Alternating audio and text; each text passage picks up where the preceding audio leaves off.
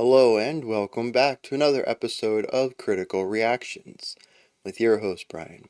We're going to do an album review today, and I'll be honest, I'm really nervous about this one. First of all, it's almost 100 minutes long. It is a massive album.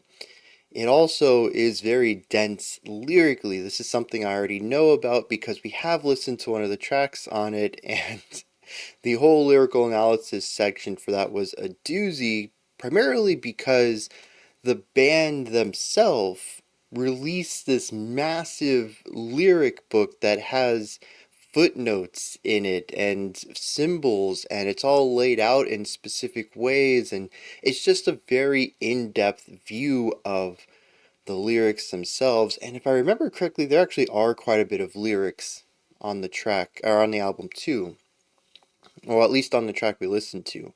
So yeah, I mean, this is just gonna be a long video. This is a very long. I was gonna say, like, it kind of is a work day. This is my job, but like, I don't want to think of this as work, 'cause I'm just listening to music, right? That's like a fun thing. But I do know that this is going to be a massive undertaking. Now, despite being 97 minutes long, there's really only 6 tracks on this album, though the third track is 50 minutes long. Well, I guess technically they're songs. There's 6 songs on here, 15 tracks. And song 3, Where June Meets July, is 50 minutes broken up into 9 movements.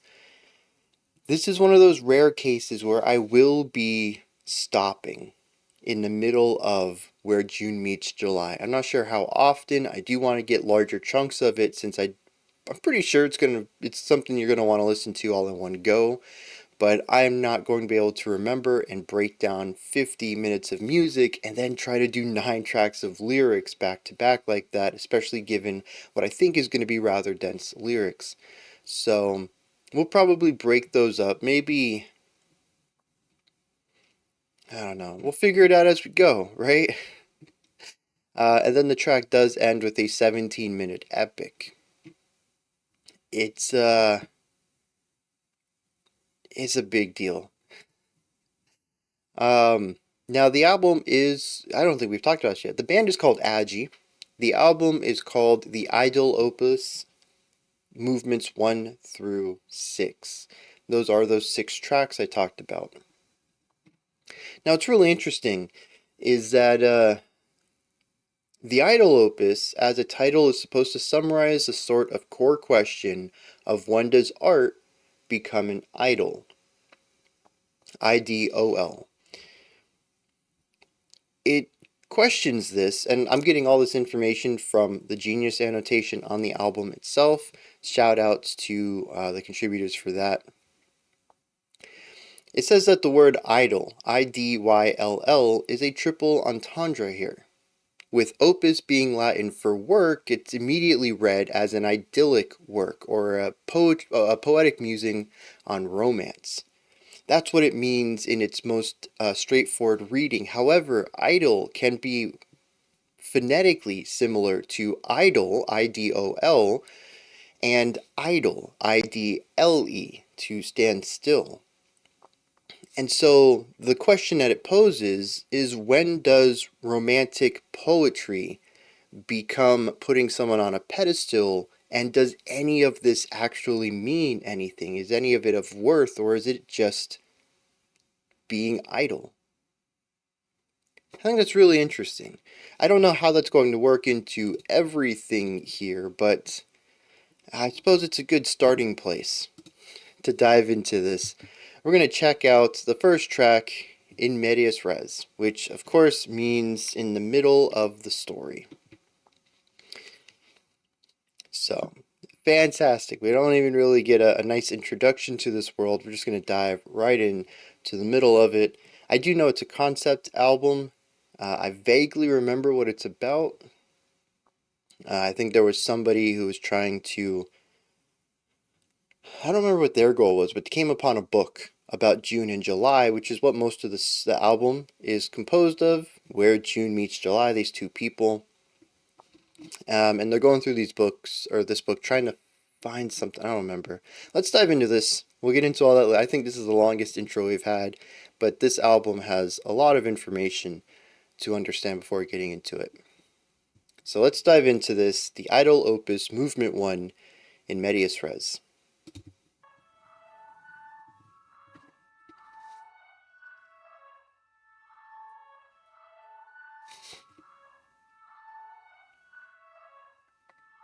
Wait, hold, wait, tighter, eyes closed, era, hour, week, wait, shy, moment, quick, hold it, wait, hold, wait, runner, don't go, cold, summer, day, week, hour, era, quick, hold it, hold, wait, tighter, in between.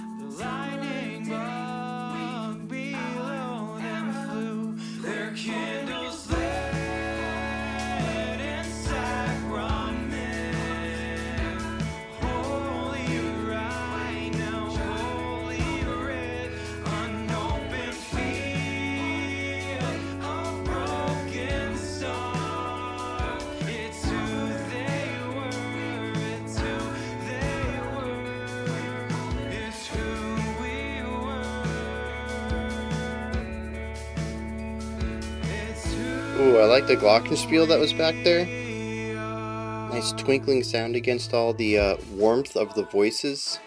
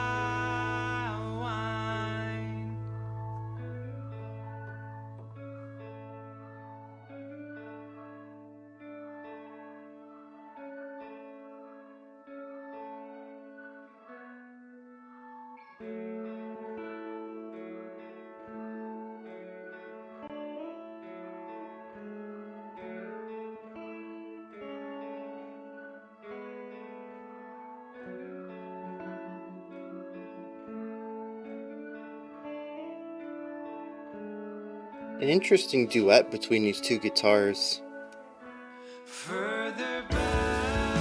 The ideas themselves are separated just a little bit, almost as if they were out of phase with each other. It's like if one had been shifted just 2 beats earlier, they would have lined up really well.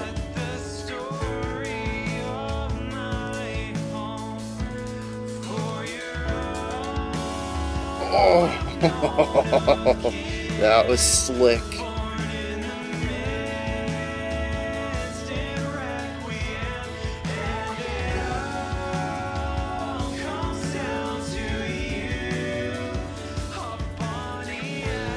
do like all the flourishes the drummer throws into things.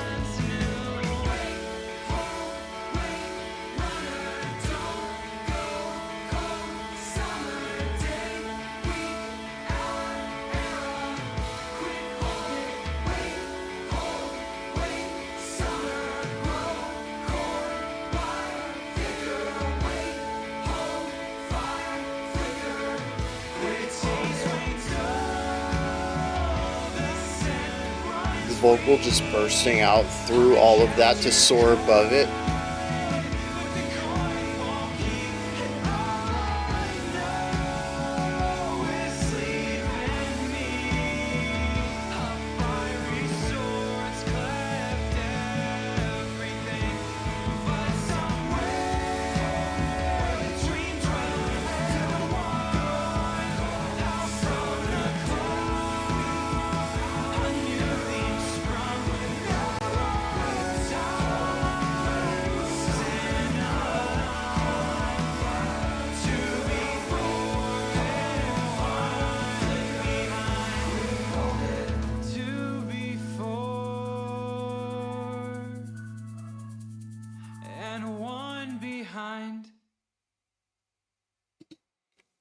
Alright, there's still 10 seconds left on the track, but I figure it is a hard stop here, and I'm thinking that the next 10 seconds may introduce something that leads us into the next track, and we really need to take a moment here just to kind of chat about what's going on.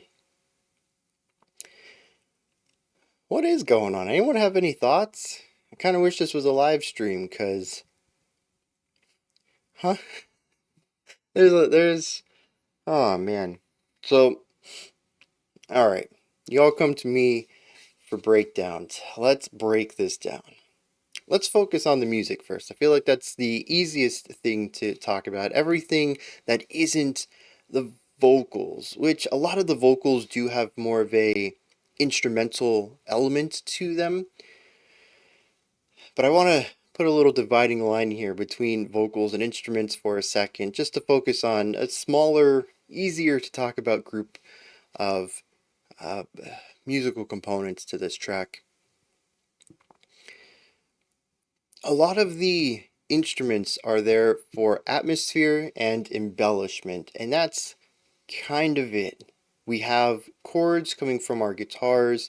We do have a 3-note movement, giving us some triplet stuff towards the end of the track. Again, laying out chords, but instead of playing the full chord, just kind of bounce between 3 notes over and over and over. You shape out the chord rather than play it directly.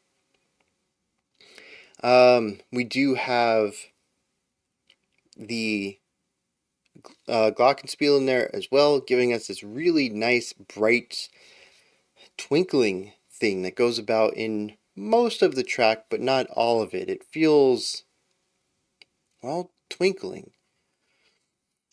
That can mean a lot of different things in this case because of the epic vibe of it, because of the heavy vocal harmonies that we have throughout all of it, because of the chanting. It feels magical to me. It has a very Disney-esque vibe to it. In fact, this whole track kind of does. And I think the glockenspiel is really the thing that ties it all together. It's not necessarily the notes, it's the timbre of it. As long as it's playing those higher notes, it really doesn't matter what note they are. It creates this bright shimmering effect around everything that gives it this heightened element to it. And then there's the drums. Absolutely love the drum work. As I mentioned, there's a lot of really cool melodic elements to it. The drum fills are really nice. We had that phenomenal metric modulation thing pushing into, I think it was triplets, for like 2 bars worth of it. And that was just a beautiful transition into the next section. Absolutely love that. But the drummer consistently has cool ways of spicing up a rather standard backbeat. The drummer keeps that metronome style drumming in the snare, But aside from that, we have some really cool ideas with the toms, the bass kick, the cymbals. There's little flourishy ideas everywhere that add on to it and turn the drum pattern into something beyond simply keeping the time. There might be a couple other instruments in there. My brain tells me there are, but honestly, I can't hear them. I can't remember them because so much of my focus on this track was given to the vocals. There are a lot of words in here. It's 6.5 minutes long. Was there a single moment without words? I think there were a couple of bars here and there. It wasn't 100% all the way through, but a majority of the time, a vast majority of the time, there is somebody singing something.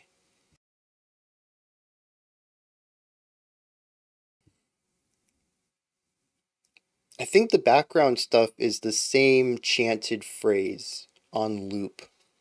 What I love about it, though, is that it starts out singular, and then we get a dyad, and then we get a full chord. I don't know if it was 3 or 4, maybe even 5 people singing. It just feels like this big choir at one point, singing these notes, these words over and over, just chanting it. But what I think is best about it is that it is simultaneously singular and in vision, and it's willing to grow and evolve for a long time. I think it's the first 3 minutes. I'm pretty sure that the notes that are played are all the same. It is a tight lick, an ostinato repeated over and over and over and over. But in the back half of the track, we heard some experimentation on it. Different note intervals, different chords being created, different pitches or the pitch range for some of the vocalists on this chord. It evolves throughout the track. But it always creates this, well, at times I think it's supposed to be a sound floor. It's a very foundational concept. It's an ostinato repeated several times for a melody to be sung on top of. But it isn't quite like that in production. It feels like it's in generally the same place as the lead vocal line. And so there's some muddiness that happens, some intertwining of ideas there that sort of makes it difficult to listen to some sections as it gets kind of messy. The sounds, the ranges, the production, the placement, it's all real close together, but these two ideas, the chanting and the lead line, have different melody flows, they have different rhythmic ideas. Sometimes that works really well, where one line will come in during the break of another, and we get this nice way of filling in some of the pauses in the other person's idea, but other times they just clash and clutter and make it messy and dirty. I wonder if this isn't purposeful. At first, I thought it might have just been a production thing. Maybe this could have been produced in a way that gave the two groups a little bit more space. Maybe the chanted vocals could have been brought down in the mix a little bit, given less prominence. Maybe the lead vocals could have been brought up. I'm not a producer though, and these seem very obvious to me, so the fact that they didn't go that way lends it towards intentionality. This is what they wanted it to sound like. So you come at that question, why? What is the point of merging these two ideas? And that's when something clicked with me. 2. Something I've purposefully been omitting so far is the guitar duet where there are no vocals. This is a beautiful duet. Really cool ways that the two guitars interact with each other, but to me the interactions, as I mentioned, feel out of phase. If maybe one of the instruments were just 2 beats earlier than the other, I think these two lines would have lined up really well. It would have just been this beautiful duet. Instead, we got a great one. It still has its moments, but it also feels just a little bit off at most times. There is a distinct separation temporally between these two, and that they're separated by, as I mentioned, maybe just a couple of beats, maybe an entire bar. This division is not seen in the vocals and the choir. those are this muddy mess. They're too close together. This idea of duality and spaciousness between two forms, I think, is really interesting, especially when you realize that when we're talking about the choir and the lead vocals, that's all vocal work. It's a duality of this one sound. The guitar duet is two guitars. I don't ever talk about this style of duality with differing instruments. It's always with similar instruments. I find that to be an interesting pattern as well. What does all of it mean? Honestly, I don't know. I'm seeing patterns right here, and that's about as far as I've gone with it. But the idea of two being close, two being far, I picked up on those two situations. Maybe there's more. It was my first time listen. I think it's my second time listening to it. It sounds a bit familiar, but it's also been years since we listened to it last. So it wasn't until we got a little bit into it, and I was like, yeah, I kind of remember parts of this. Um, But yeah, so I don't know what to read into that yet, but I do know that there's a lot of duality going on in here. And putting space between or removing space between two instruments. The last thing I want to talk about is a really nice element of growth that we see in the back half of this track. I had mentioned that the vocals, all of them, sort of get cluttered up and muddied a little bit in the middle here. There is a moment towards the end where the lead vocal does escalate above the noise of the chanting. And I really love this. To me, it was like a scene where a superhero or just a really powerful fictional character jumps through a cloud and they come out the other side, and there's like a stream of like the cloud kind of chasing them as it kind of scoops out, and they pull some of that cloud out of itself, and they just like take off, right? And there's like a little trail behind them and all that. That's what that moment felt like to me. The lead vocals finally escaped all the muddiness of this chanting choir and elevated themselves above everything in the track. It was a big moment. Part of it was production, part of it was vocal delivery, though, just having more volume. Part of it, again, might be production, but I do feel like there was more projection coming from the vocalist as well. I also believe the vocalist jumped up in pitch, not an entire octave, maybe half an octave up to create maybe a fifth above to create some new harmony there, which made the ending feel a bit more revelatory. I was going to say triumphant, but I don't necessarily think that's the correct description of what the end of the track felt like to me. But revelatory, I think, works. Again, I don't know what all of this means, though. It's just things that I'm hearing in the music. It's stuff that I'm sure makes sense on a second or third or fourth listen as you. I mean, like any good story, any good film. Once you know the ending, you have context for all the decisions that come before it. And when you have context, you can understand things better. I don't have the context for any of this, and I haven't hit the lyrics yet either, which I guess we should get to that. I'm a little worried about it. Like I said, I know there's a lot of lyrics on this album, and I just heard a lot of lyrics in this track. But there's no point in procrastinating any further.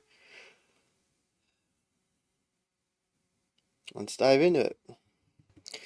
Alright, so it appears that the character, like I said, this is a concept album.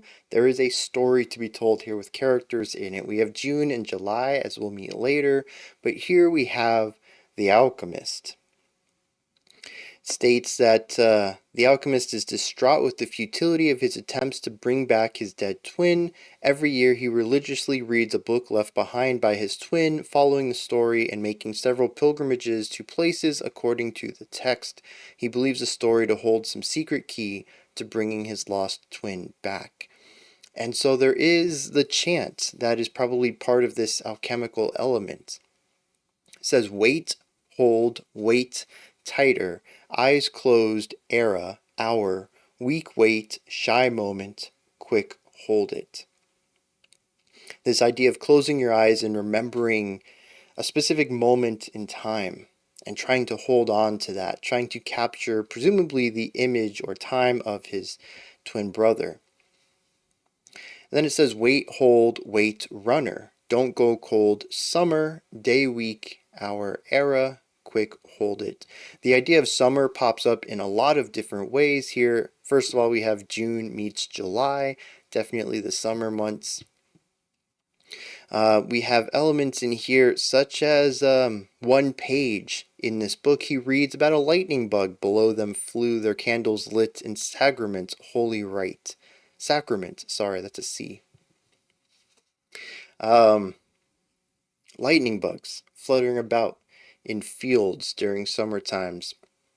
We have ideas of dandelions that we'll see in this track as well. There's just a lot of concepts of summer, and according to some of the annotations, they're going to pop up more and more frequently. It's a recurring theme and motif lyrically in this album. Now, there are some things that I find interesting about this. Particularly, there's one section that says, somewhere in between what it was and was to me, there's a line I cannot find, for it's ever drawn behind. I really like that idea. Somewhere between what it was, the truth of it, and what it was to me, my truth of it. Somewhere between the two of those, what actually happened and my experiences of it. There is a line I cannot find, for it's ever drawn behind. This final piece of the puzzle to help him bring his twin back, and he can't find it. It's in this pocket that honestly shouldn't exist. There are just two truths to any event: what actually happened and how you experienced it. What could be in the middle of those? And yet that is where he believes this last piece to be. There's also a section here. It says, after talking about this book a little bit, he says it's who they were. It's who we were. It's who we are. This references a bit of cyclicality that's going to be going on in this entire album. Again, I got this information from an annotation. I don't have all of this context, so it's a double-edged sword, I think. I'm not able, or I guess I could, go through this album track by track, going only based off of the lyrics themselves, but I feel like it would just not be a really great analysis because I would just be confused a lot. So I am kind of ruining the first time experience of myself by having all this extra context that most people wouldn't have. But I do feel like it's going to make for a better video. But there is a cyclicality of time here, where June and July are people from the past, but there's also an element of them in The Alchemist and his brother. It's who we were, but it's also who we are. Everyone is everything. What might seem like a unique occasion in your life has been reflected elsewhere in time with someone else before. Events are cyclical if you want to look at it in the larger frame of things. Is there anything else in here?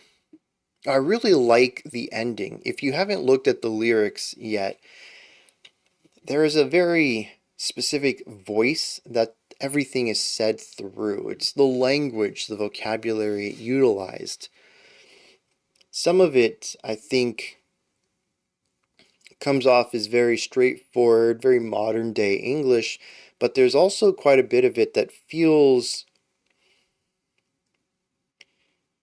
anachronistic, maybe? Just words, phrases, stanzas even at times that feel divorced from more of that casual modern English that we have in some of it. But yet it also feels like it fits. I'm not quite sure how I feel about all of this yet. It's just, it's interesting to me at this point that so far, just one track in, I can listen to this, read these lyrics, and think, this is very Adjy. I can't think of anybody else who has written lyrics like this. And I think, especially after coming off of the chant, which is very clearly casual English, we come to this final stanza.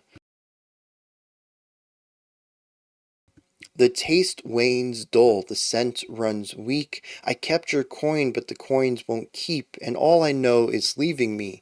That fiery swords cleft everything, though somewhere between 12 and 1, out from the clock a new theme sprung. For now our time moves in a line, 2 before and 1 behind. It's a very interesting voice. And I find that it makes reading this interesting because there are a lot of lyrics to this, and I didn't touch on most of the stanzas here, as I think we really need to keep the video moving as we have a lot of stuff to cover. But it's like reading a good book. It's not just about the story, it's also about how that story is told, the vocabulary used, the pacing of ideas. I find a lot of what keeps me interested in stories is reflected here in the writing as well.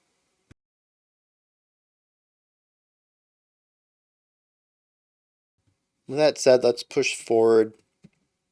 We're going to listen to track 2 and 3 together. They are movements 1 and 2 of a song called A Boy Called June. This is going to put us at about 9 minutes, 9.5 minutes. Oh, just shy of 10. Jeez. I promise I can add.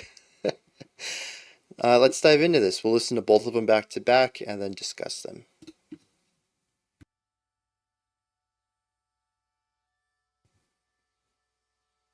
Oh, the last 10 seconds was literally silence. I figured it was going to go somewhere.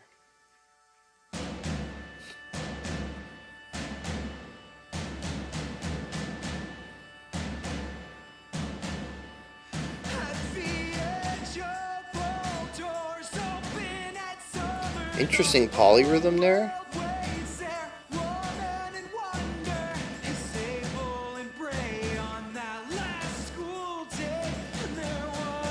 It's creating a bit of a hemiola, a 3 against 2 rhythm.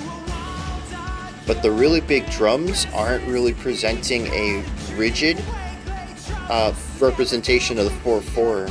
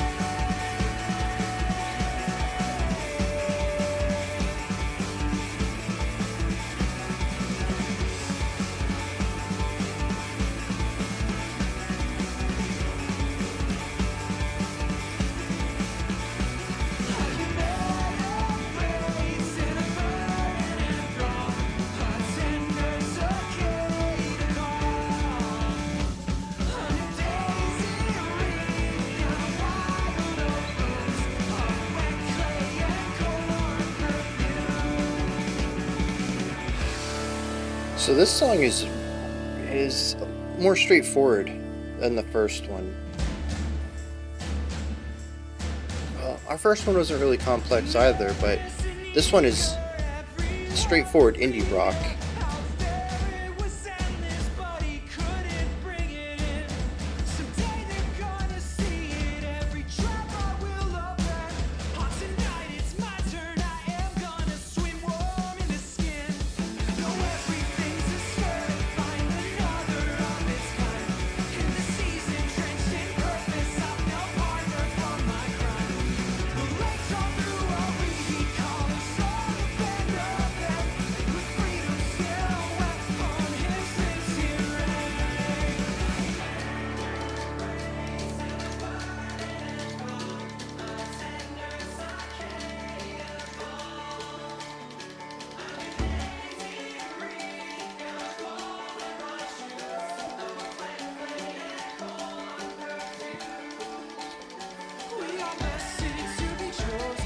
Another vocal harmony repetition underneath the lead.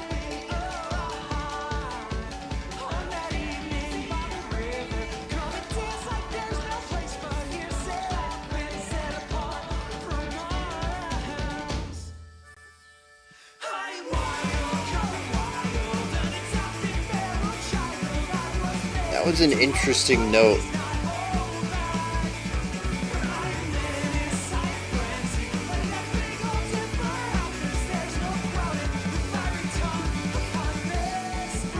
Drummer just popping off again.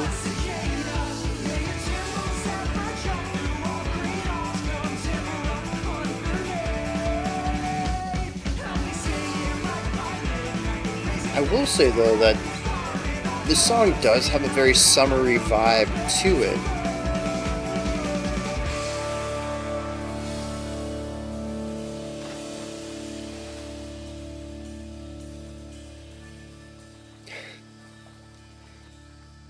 Oh, dang. So the shimmering of the cymbals started to turn into a rhythmic idea. I thought that was going to take us into the next section, and then it didn't.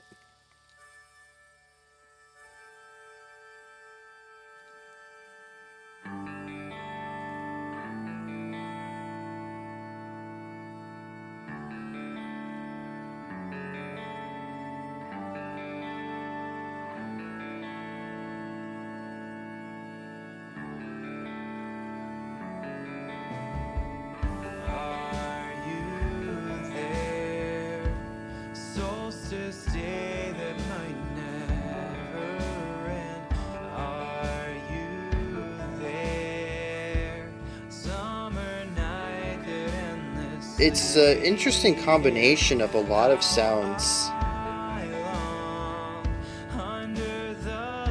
There's definitely indie rock in here, but some Midwest emo vibes.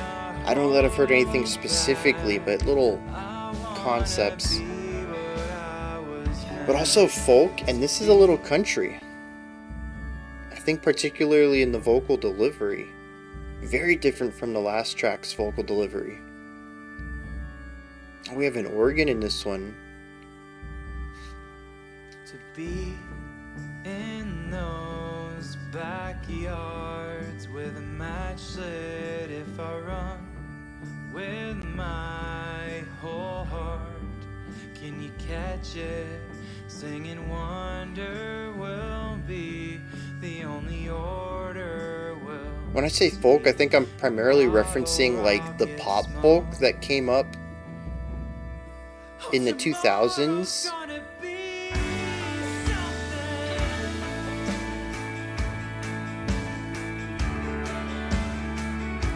Yeah.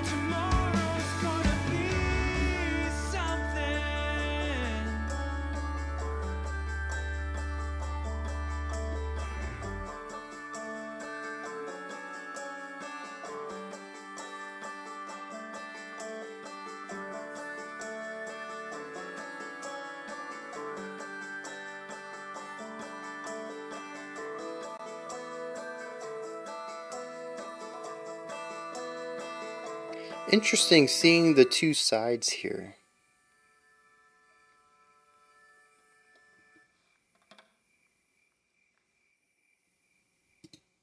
Alright, there's still a few more seconds on that. Like I said, it's interesting seeing the two sides here. This is based on the title, two songs that should introduce us to June. And yet the two songs are wildly different. One has a bit more of an energetic rock feel to it, the other one is a laid back country feel. Similar instrumentation, but very different approaches to it. I can't wait to get into the lyrics and kind of explore how they're going to be describing and introducing this character, because the music does a lot to characterize him already. But, I don't really know much about the person yet, other than the fact that they seem to be very laid back and very emotionally present, and that we already saw two sides of this character in such a short amount of time musically. I wanted to bring this up real quick, more about the story of the album than the music. It's a frame story, though. I can't think of very many albums that would do this. A frame story is when you have a story that sits on the outside of the main story. It frames it. It sits around the outside of it. If you ever watched Invader Zim, the most horrible Xmas ever, where we have the robot snowman or something telling the kids about this story about Invader Zim, and then it does the flashback into it. The Graybles from Adventure Time, or even Are You Afraid of the Dark? Kids sitting down at a campfire to tell the scary story, which is the meat of the episode, and then at the end, we come back out to the campfire. They sit outside of the core story, and that's what happens here. There are at least 11 of the 15 tracks on this album devoted to June and July. It obviously makes up a vast majority of not just the tracks, but also the runtime. Of the 93 minutes, there are at least 60, maybe more, because I'm not sure if tracks 13, 14, or 15 have to do with June and July or The Alchemist, but at least 60 of those 97 minutes are devoted to the story of these two people. The rest of the runtime is The Alchemist. The Alchemist starts the tale, talks about this book. We read the book with him, getting this main story here, and then we come back out to The Alchemist to do whatever they're going to do. It is wild. Frame stories are common in books, TV shows, movies. But music? I'm honestly trying to think of a single album I've listened to that does this. It's such an unusual idea. It makes me wonder almost if the band or whoever writes the music, sometimes it's a group project, sometimes, there's one central figure that does all of the music creation. However this came about, did the idea of June and July come up first? They wrote this 60-minute thing and then decided to do a frame around it, or if the entire project was always conceived as this frame story. And I have to ask, because like in film, again, it would be like, oh, the frame story makes sense. It adds context to everything else. It adds context outside of the story and gives us a second layer to it. That all makes sense here too. It's just so irregularly used. It makes me wonder if it was always conceived in this direction, because it's just not something music does.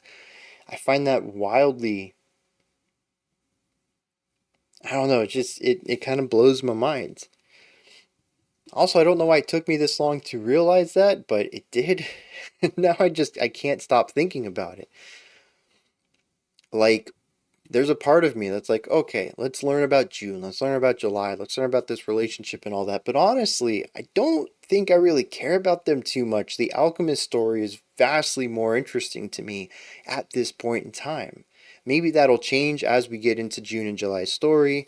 Maybe just hearing lyrics will get me invested into the story as well. Because right now I don't know the story. I have some emotional elements dictated to me from the music, but I don't really have a story from the music because both songs are singular in vision. They do one thing very well. It's not like a prog epic where the music can tell me a story alongside the lyrics. Both of these songs stuck, they stayed in their lane. There wasn't much of a story to tell as much as an emotional vibe to go along with the lyrics, which also lines up with track 1 in Medias Res, which didn't really change much in its progression either.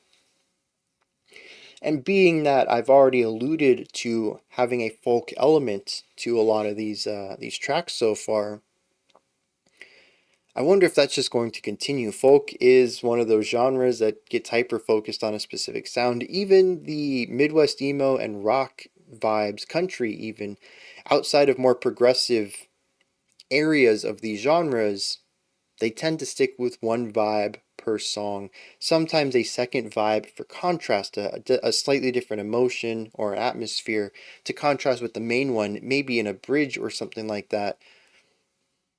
But these aren't genres that are well known for vast musical storytelling in each track. So I'm thinking many of these songs, especially being on the shorter side, we do have that 17-minute epic at the end. There is one 7-minute song, one 9, and one 6, but most of them are in the 4.5 to 5.5 minute range.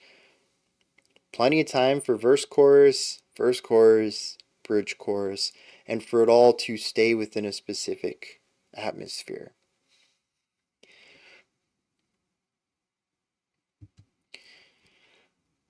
Now, speaking of that atmosphere, that general sound, the first track in Medias Res, I have a real tough time pinning down. Folk is probably the closest genre for it. The second track, though, gave us more of a rockier vibe, and the third one gave us more of a country vibe. I think it's interesting just how big of a difference track 1 is to track 2. And I think that's for good reason. Track 1 is a hyperfixation of a character on one thing. All they care about is, bringing back their twin. It's a fixation on ideology, on focus, and thus we get that fixation in the music as well. And it's accompanied by the chant. The chant is a type of fixation as well. It ends up being a sort of mantra even by the end of the song. All of this is contrasted really well with track 2, A Boy Called June Part 1, musically going in a wildly different direction. We've removed pretty much all the choir work to bring forth a very traditional rock sound. We have bass, we have guitar, we have drums, and we have a vocal lead on top of it, and that's pretty much it. It is a bare bones song. As far as that's concerned, there are some elements in it that provide variation or flourish, but for the most part, it is a very stripped down idea after coming off of In Medias Res. I'm going to assume too that the characterization of June is going to be different than The Alchemist. But even if it isn't, we have shifted setting. We are no longer at whatever time period the alchemist is. We are no longer wherever they live. We are no longer with them. We have a brand new story, and so musically, we have brand new music. And I think that's a great way to juxtapose these two sides, even with the two June parts being different. One being rockier, one being more country, they still are together quite distinct from In Medias Res. It's still a very different story at this point. To me, it's almost as if, going back to a film metaphor, we have a different type of lens or a different type of color grading utilized in this part of the story than the framing. It's an element of the medium, that can be used to embellish and add on to the pure writing element in the art. So I found that to be really interesting, but also just like a super smart, obvious thing to do, and I'm glad that they did it. Within the whole concept of the framing story, it makes sense to have something within the medium that can separate the two stories being told. Now, as far as song titles go, it doesn't look like we're going to be jumping back and forth. We do The Alchemist at the beginning, June and July in a big chunk in the middle, and then we return to The Alchemist for the end. We're not coming back and forth between them as we see The Alchemist's thoughts or ideas after reading a couple of chapters of this book, so to speak. So the framing here, musically, we should stay rather constant for the next song, the next 9 tracks. And then after that, I wager we're going to see a reversal of ideas and move back into something closer to in medias res as far as composition and harmonic ideas.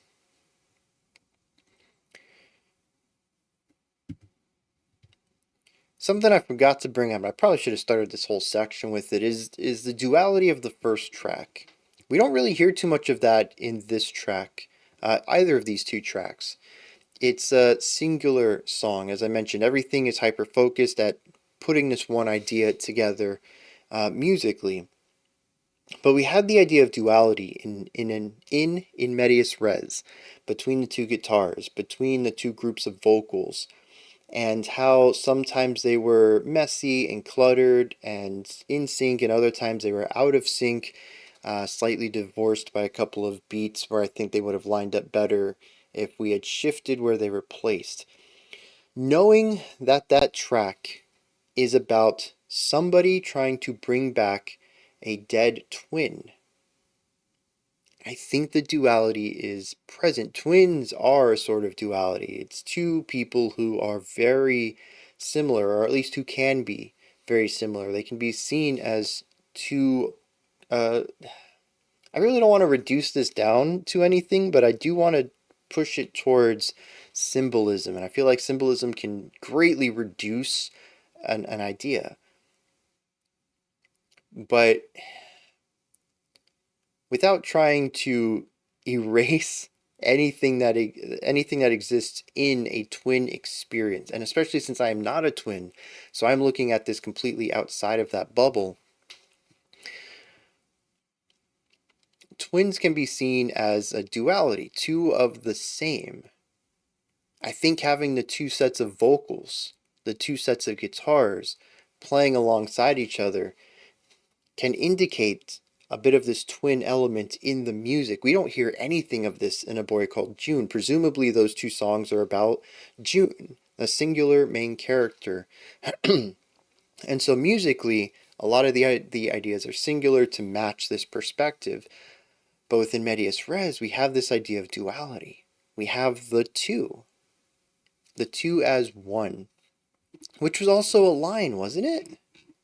The track ended with 2 before and 1 behind. Okay, that makes less sense. I thought I was onto something there, but maybe not. But also the idea of the guitars being out of phase with each other, not being in sync, not being temporally aligned.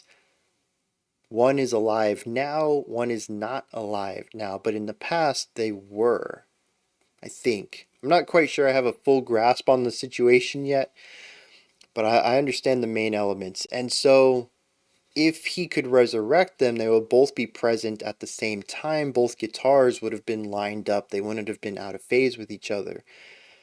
Maybe.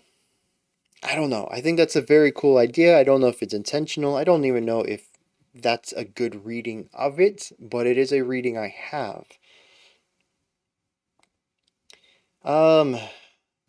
Vocal harmony. Another idea I probably should have brought up a bit more in the first track. It is present in tracks 2 and 3, but to a much lesser degree. All the vocal work on here is phenomenal. I think the voices themselves sound great.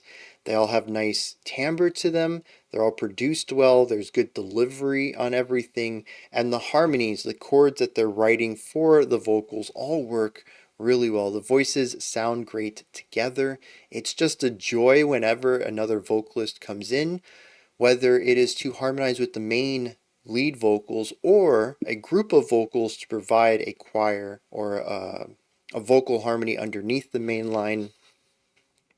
It always just sounds phenomenal. I remember it being one of the things that blew me away the first time through. I love vocal harmonies. I love multiple vocalists. This is something I've brought up many times.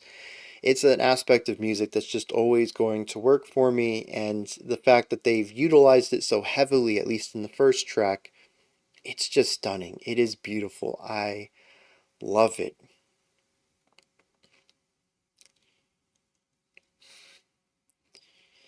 Now, as for these two tracks, just want to go over this real quick again. The first one is definitely a bit more of a rockier vibe, maybe. We have some straightforward bass work, some straightforward guitar work. We have drums on top of that who have some flourish but are a lot less energetic than we heard on In Medias Res. Though we do have a nice polyrhythmic idea going on here with the quasi-hemiola, the 3-against-2 rhythm. It builds up quite slowly. Track 2 does, part 1. But once we get into the swing of things, I feel like the track just becomes this rock thing. It does have a bit of a folkier side to it, and all of this together, to me, feels very summery. I think both of these songs do. They feel like open fields. They feel like sunny days, partly cloudy. Not super cloudy, but enough to kind of give some protection from the heat of the sun every now and then. It's large trees, apple trees, maybe providing shade and food. It's tall grass, the smell of flowers. That's what these three songs have all told me. Even the first one, although maybe to a bit of a lesser degree. I think tracks 2 and 3 certainly lean into that more. I think even if I hadn't had known that this album was going to focus on the theme of summer, I still would have picked this up. It's just a very clear, obvious sound here, and I think a lot of it does come from the folkier and more country side of both of these tracks that just always sound like that to me regardless. I don't know if this is the type of music they always play within, but it was a fantastic pick for the themes that they're exploring here.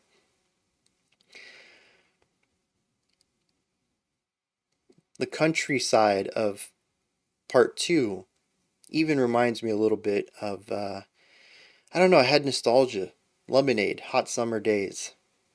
Something about the twang that he began to utilize in his voice, and the different guitars that were used. I don't know if it was specifically different strings, maybe it was completely different bodies, maybe they were just totally different instruments. He's got, an instrument that's more straightforward for some of the rockier sounds as far as the acoustic guitar work goes, and then he has one that has a bit more of a country twang to it.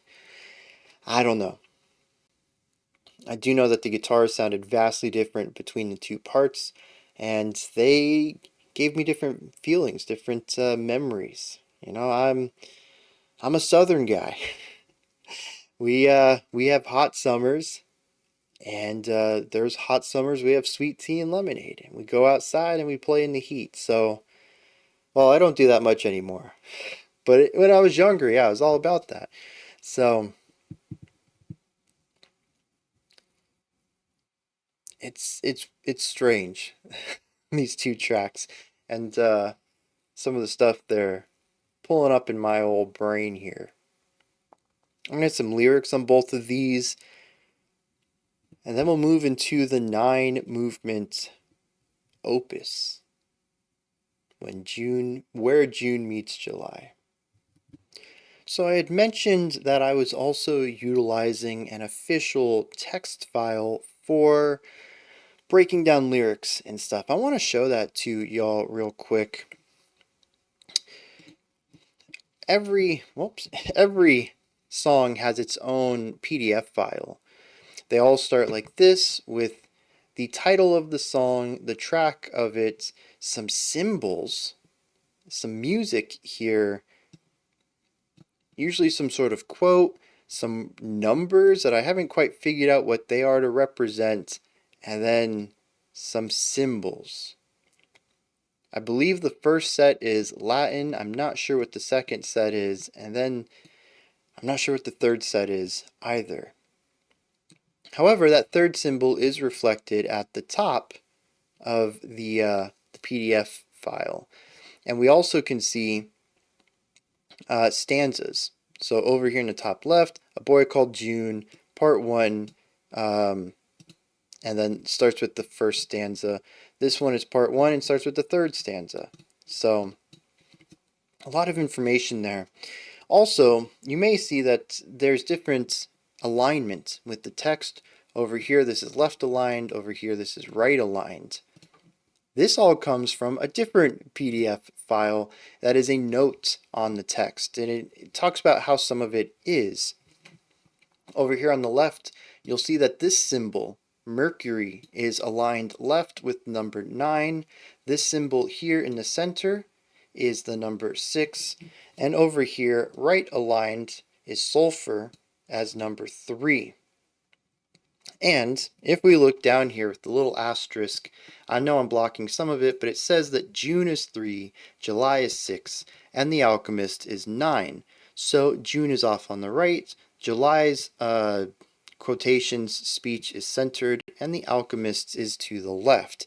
If we bring this back to in medias res, we'll see a lot of it is left aligned, as it is the Alchemist doing all of the talking. However, when we move into A Boy Named June, we do have some lines that are right aligned, which are June's lines. What I found interesting then is in medias res, there are these lines as he's reading the book that are centered. Is that supposed to be July, or is that just things that he's reading from the book? Since July isn't actually saying anything, should we read into that here? I don't know. There's a lot of information in these, and I wanted to share the work that the band or whoever did put into all of this, because it is, one, it's very pristinely done. I love everything about it, but second, it also adds another layer to everything. Again, with all the symbols that I'm not quite sure what they are. I think there is one language on here that I just don't recognize what language the symbols are, but there are just the circle with the dot in it and the little diamond with the half loop on top of it. What do all these mean? Why does every song have its own? I'm not sure. Something tells me they're alchemical symbols, as we saw with the notes on the text, where the one was mercury and the other was assault centered, and the last one was sulfur aligned. These kind of feel like alchemical terms, and it's possible that the symbols are representative of those for some sort of shorthand, possibly in alchemical texts. So it makes sense also going along with the idea that the frame story is of an alchemist. But beyond that idea there, I don't understand how they are presented within the story. What is the purpose of them? They have dual meaning. One is to tie it to the alchemist, the other would be to inform us about something within the story. And I don't have that second layer. And it's not something that any of the annotations are covering on Genius, since those symbols aren't on Genius. You can only find them in the official texts. But yeah, it's just like, it's awesome. There's a lot of passion that went into this, and I am a huge fan of passion. I think everybody should be, but I'm not going to speak for everyone. I am a huge fan of passion. As for this track, A Boy Called June Part 1, we are introduced to a boy called June. And it's the last day of school, and they're kind of lamenting things, but also being a bit rebellious. It is both an I am and an I want song. We get to see who they are and how they approach things. There is a lake that they go to and they read something that says, basically to the effect of no skinny dipping, but it states that there's a naked reflection on the lake when he arrives. So he disobeys the rules of this area. At one point, though, it says, though everything's astir to find an other of its kind, in this season drenched in purpose, I've no partner for my crimes. June wants somebody to spend his time with. Throughout this track, we see that they have friends, they have a band, they're musicians, but they don't have that the other side of the coin, the yang to their yin kind of thing. They're basically looking for a girlfriend, which I assume is what July is going to be, the love interest in this story. And as mentioned, he does have a band, and that's where the song ends. There is a big party since it's the last day of school, and everybody who's anybody is going to be there. He decides he's going to play at this party. And that's about where we end this track. Part 2 is a continuation of the night. Presumably the party is over and him and his friends are walking down the street, chit-chatting about stuff. It says, it's interesting because it kind of works in a strange order chronologically. In the fourth stanza, it states, this neighborhood, we own it all, singing we don't care at all as we break into a record number, and on 101, oh, the sirens cheered us on. So they broke into something and were doing something, hitting a new record for whatever they were doing, and then the police showed up. Just prior to this, though, it tells us what they were doing, which seems to be in the inverse order. It says the grass was green, our skin was still wet with chlorine. That sweet smell lingers on as the night breathes. I'll always be the child who fell in love, will swear and sway as the streetlights guide us. So they broke into a pool.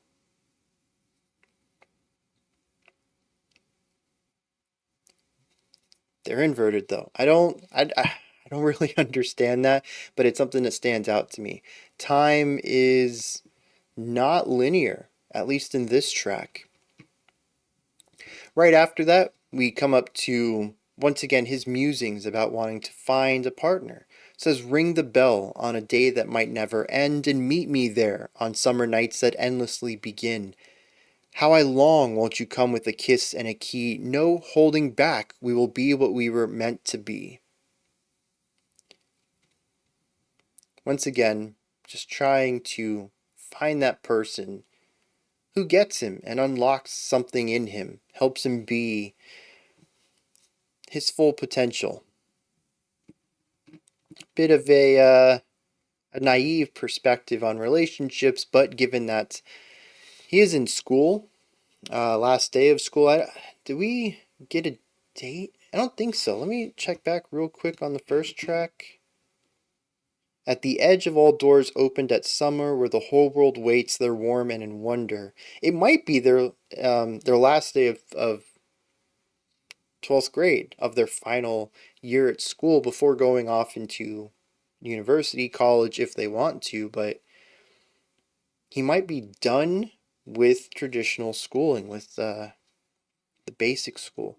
So yeah, definitely on the younger side though, teenager of some sort, whether it's an early teen or a late teen. So the naivety of how relationships work and what they mean and all that, I think lines up with him still being a child.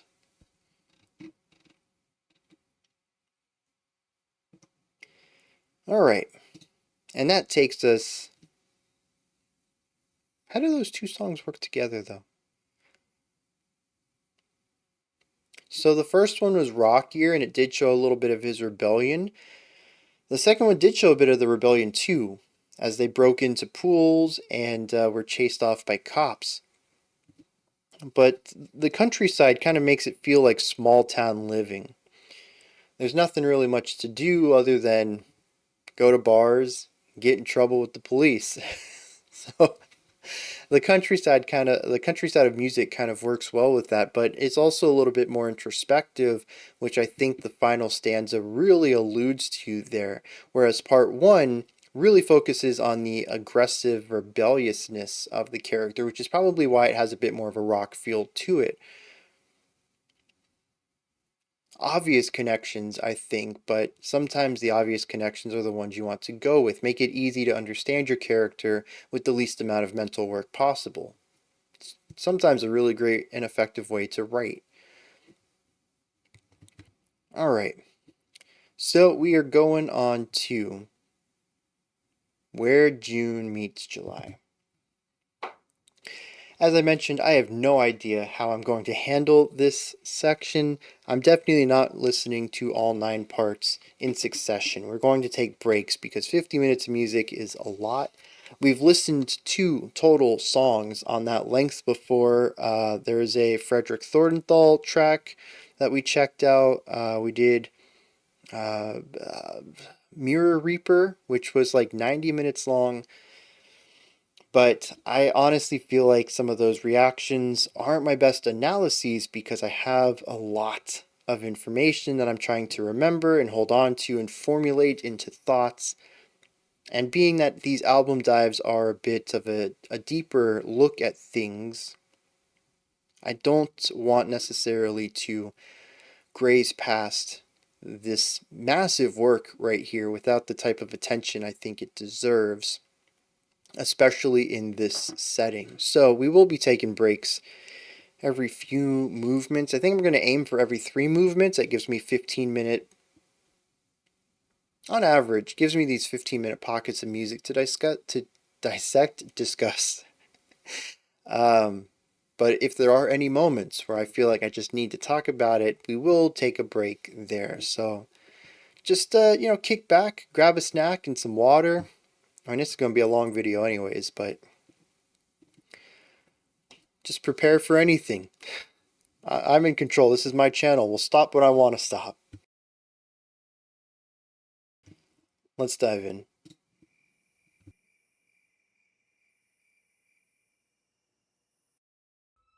Oh, so there was a hard stop between those two. I figured with the crickets, it was just going to move into the next one.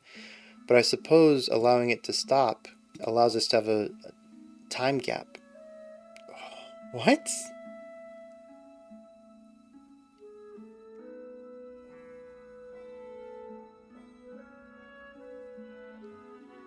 Not where I thought this was going instrumentally.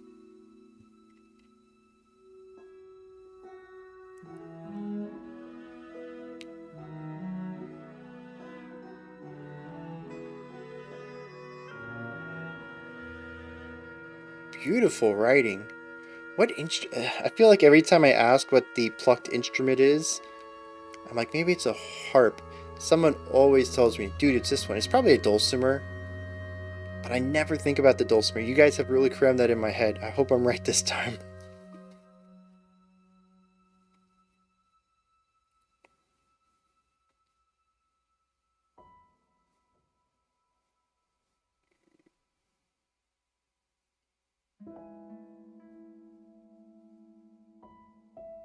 Also, I am now realizing that barely has room for this one-word title of Overture. Some of these titles are rather long. I don't know how much is actually going to get displayed over there. I may have to do some hand editing during one of these pauses to give it a third line.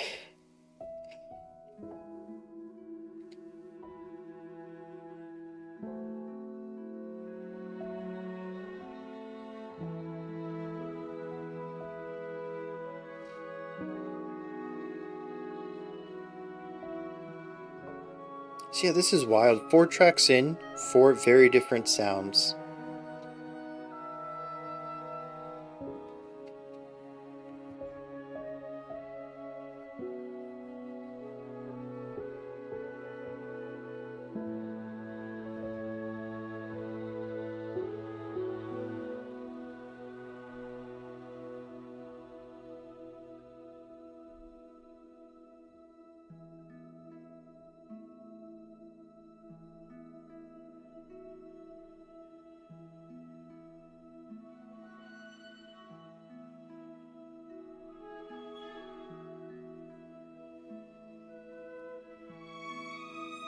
It's also very cool to hear something with forward momentum, exploring different sounds. We've had 3 tracks that were all very focused on a singular concept.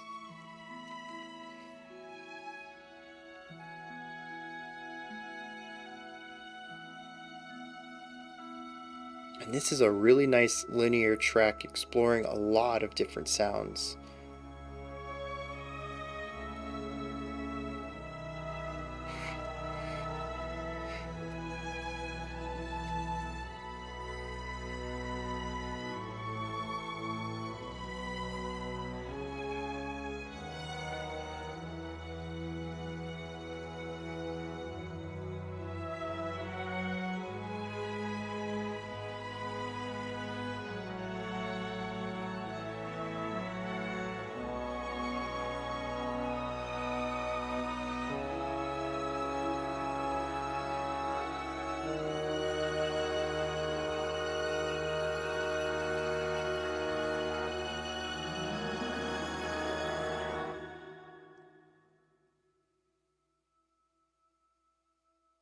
A strange place to stop.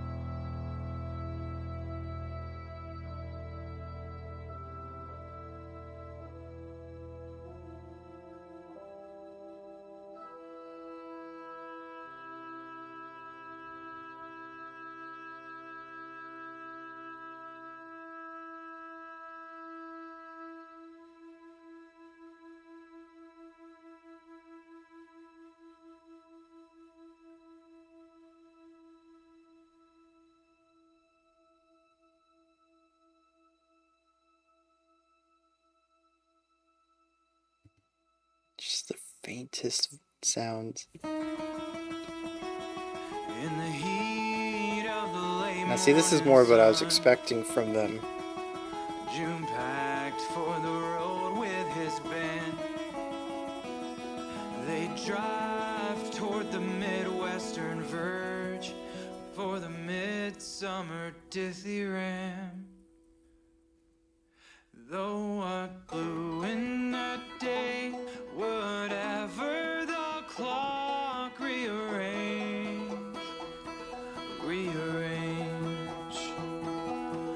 As the hour came to fleet the road, June knew there came from behind an echo calling cuckoo.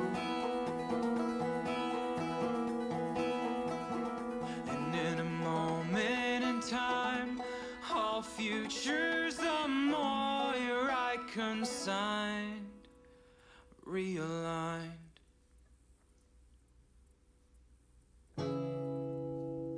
Room for me. Who is she? Low Gemini.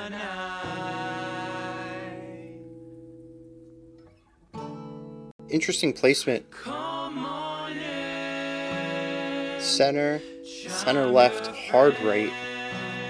June meet July.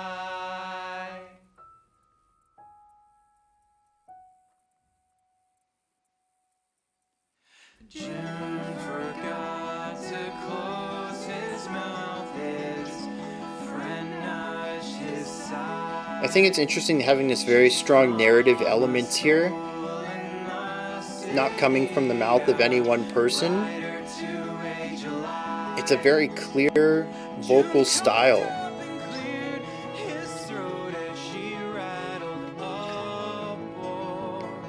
The violin vocal harmony. Won't you come pitch a tent and we'll talk in the present tense. Sprightly and Pecan double the clock. He was nervous sharp like a pen through letters she draw, knowing every green thing by a name, like Appalachia high and low. She kept up as they ran for Georgia, where the fireflies drive Gloria, and they fly on ahead. Really strong bass guitar presence. Fills out the low end really nice.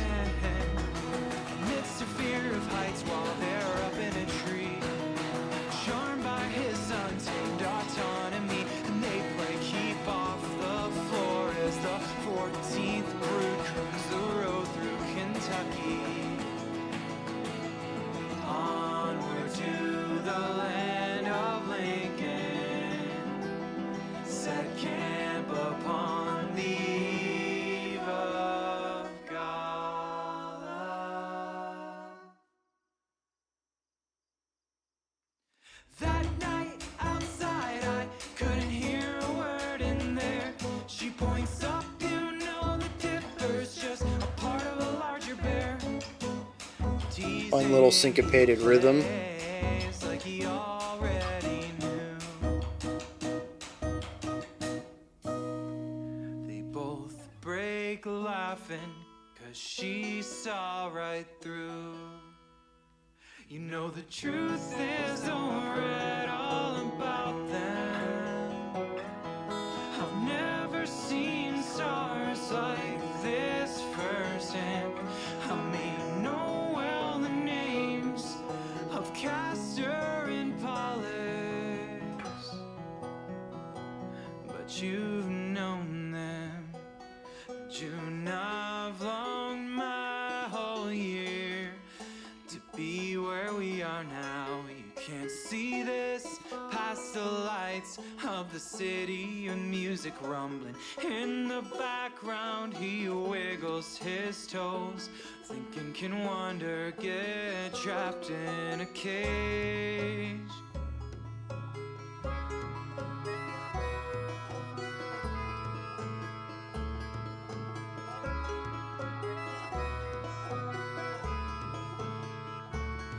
You ever think we are the movements in some grander wheel?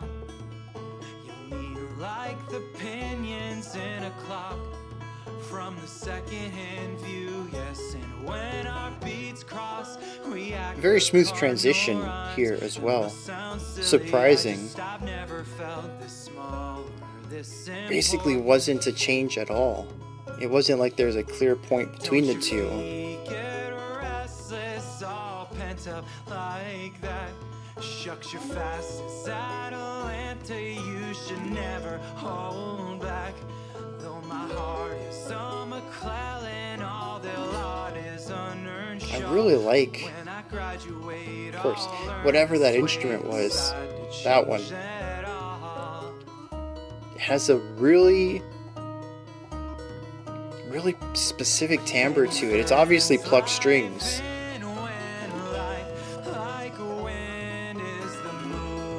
But it's a very bright, open tone. I love it. I don't think the wind will publish me. No, I'm stuck there till then. Well, tonight all I see's a gypsy who broke free of her pen.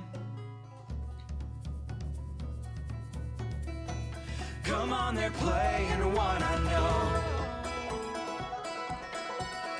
Yeah, what's very cool about this is that we're hearing a lot of syncopated rhythmic ideas in tandem. It's just joyous. All to the backbeat of the bass kick.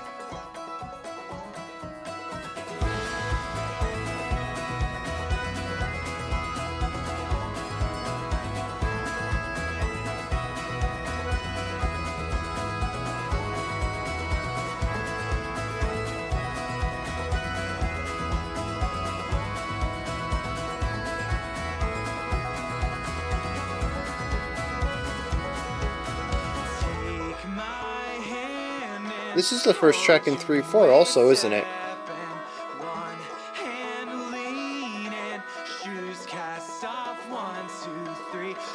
Oh, he even counted 1, 2, 3 for me. Well, thank you.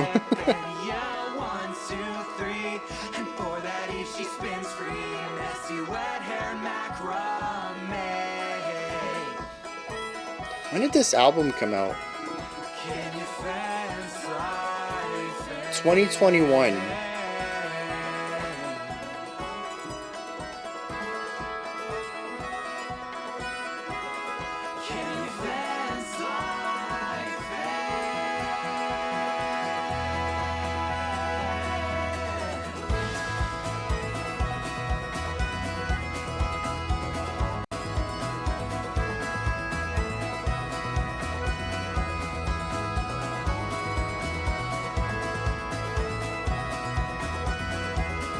The evolution of these three movements has been very cool.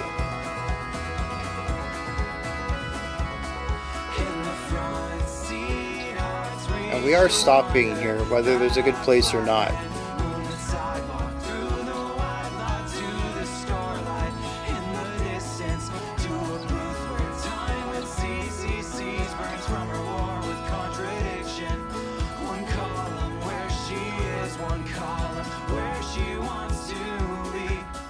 Those harmonies are so good.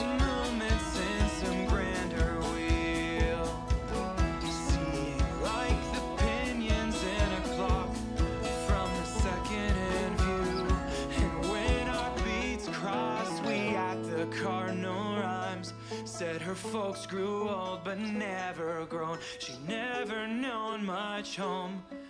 Later, among booksack rows of friends on the bus, they'd pick neighbor bunks to AC hum and silent smirk coquettishly with everyone asleep. He throws a very note cyclical into here, her bed, very tight loop. lying eagerly awake, still as a deer with a knot in his gut.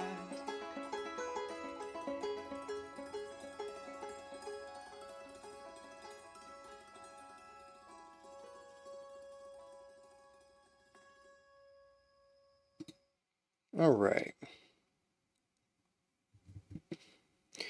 Yeah, so this is very cool. We start off the album in medias res. Oh, that comes off way too slick. All right. And it is hyper focused on harmony and bringing things together while showing a little bit of division within them. We go to A Boy Called June, and it's simple.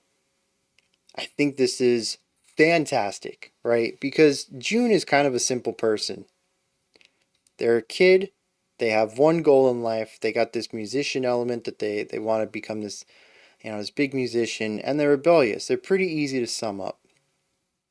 In medias res is a bit more difficult to understand. We have this alchemist, and they're trying to bring a twin back, and I don't think this is something that everybody can relate to, at least not as easily as it is to relate to June in those two tracks. There's also multiple levels and layers of ideas going on narratively and characteristically as we attempt to define this alchemist, which is bizarre because you get this slice of who they are, and then they're immediately tossed aside for the next hour as you learn about June and July. If you don't catch on the fact that the alchemist is reading this book and the book is now what we're exploring in the songs, you might be very lost at this point. This is definitely an album that, now that I'm thinking about it, would have frustrated me in a lot of ways, not too dissimilar to some of the other concept albums we've checked out in the past that are just incredibly dense, and if you miss anything at the beginning, you're going to be totally lost for a while.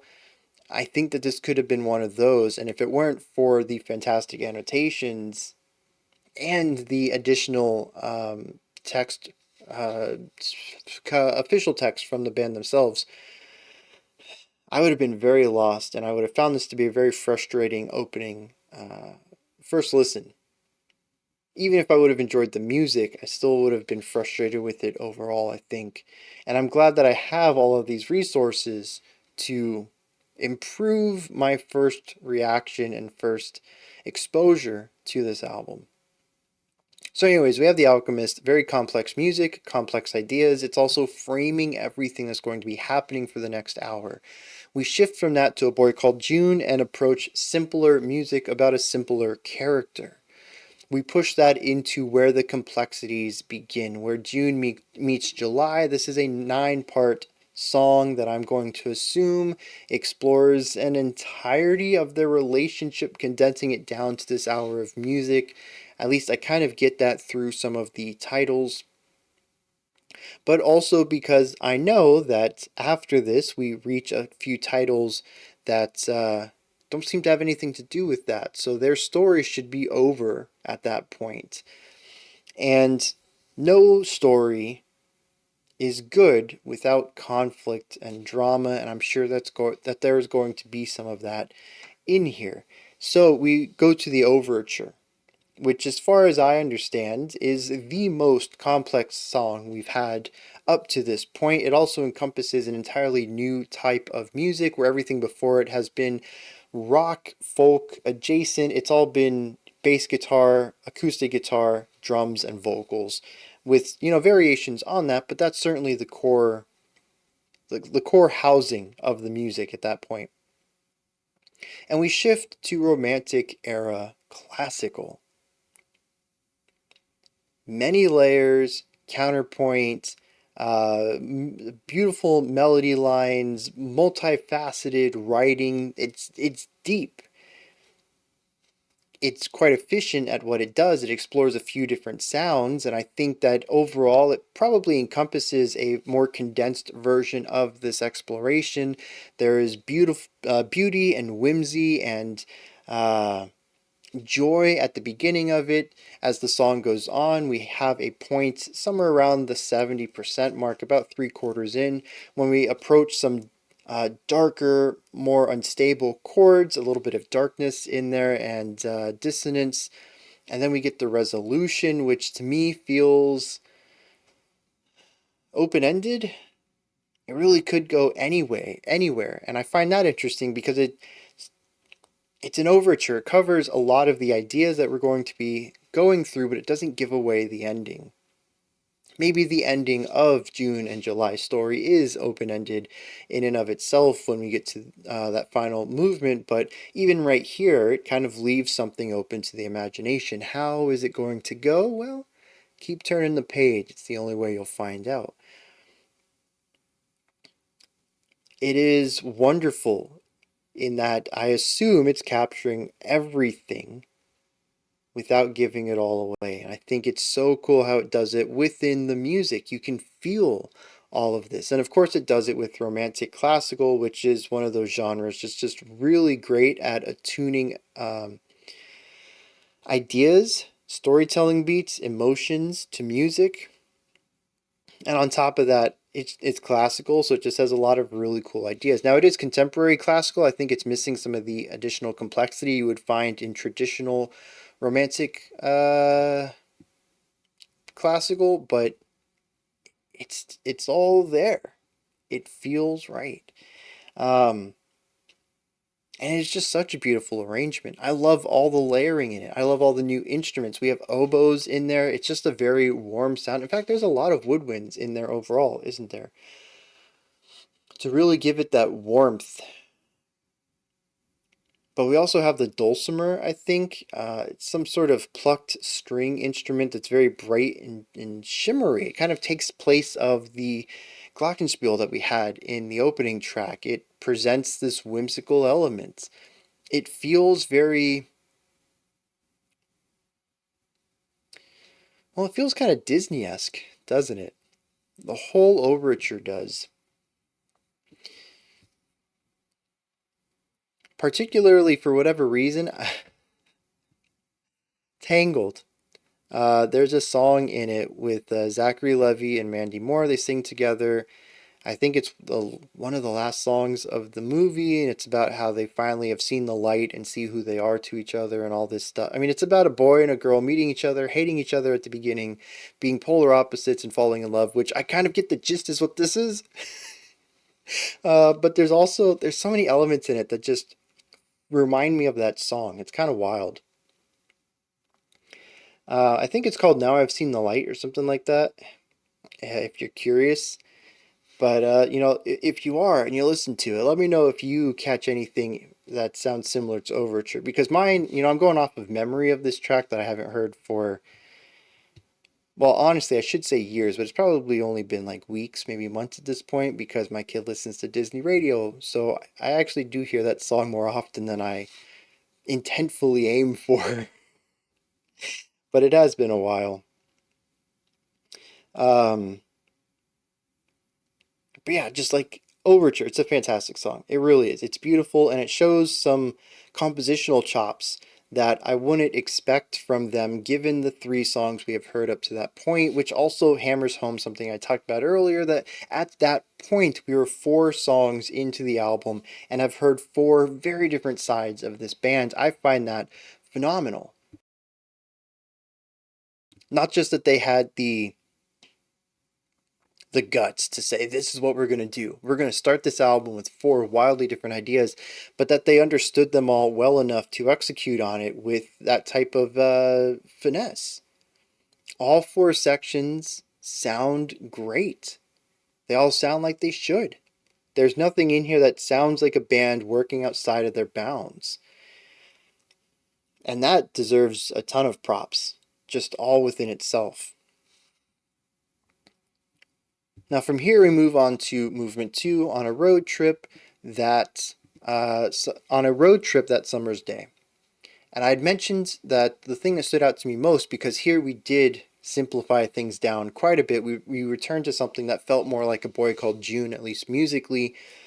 But the thing that stood out to me was the narration. A lot of the text here, or many of the lines that I picked up on, were rather simple as far as voicing and speech and characteristic of the narrator.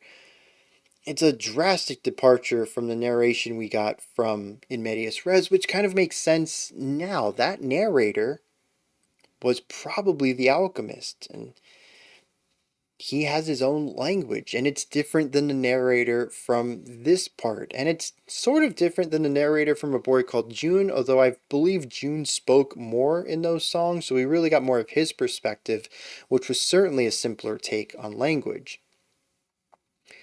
So it's really cool how it's not just that there's this global narrator, but that even when people aren't outwardly speaking, there's an understanding of who is doing the narration and how the song should be written to better fit that person.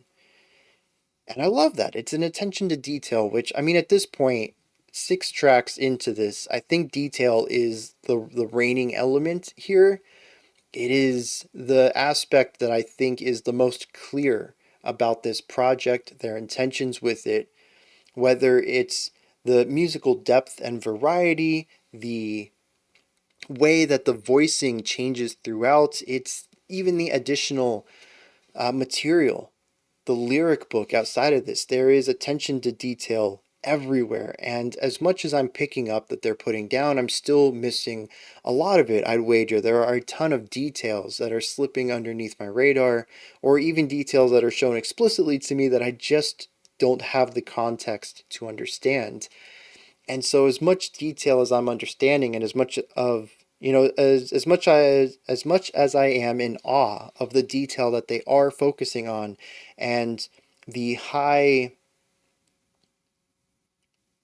the high level of near perfectionism that I can tell that they're aiming for with all of this, there's still so much that I'm not seeing that I'm sure is there as well.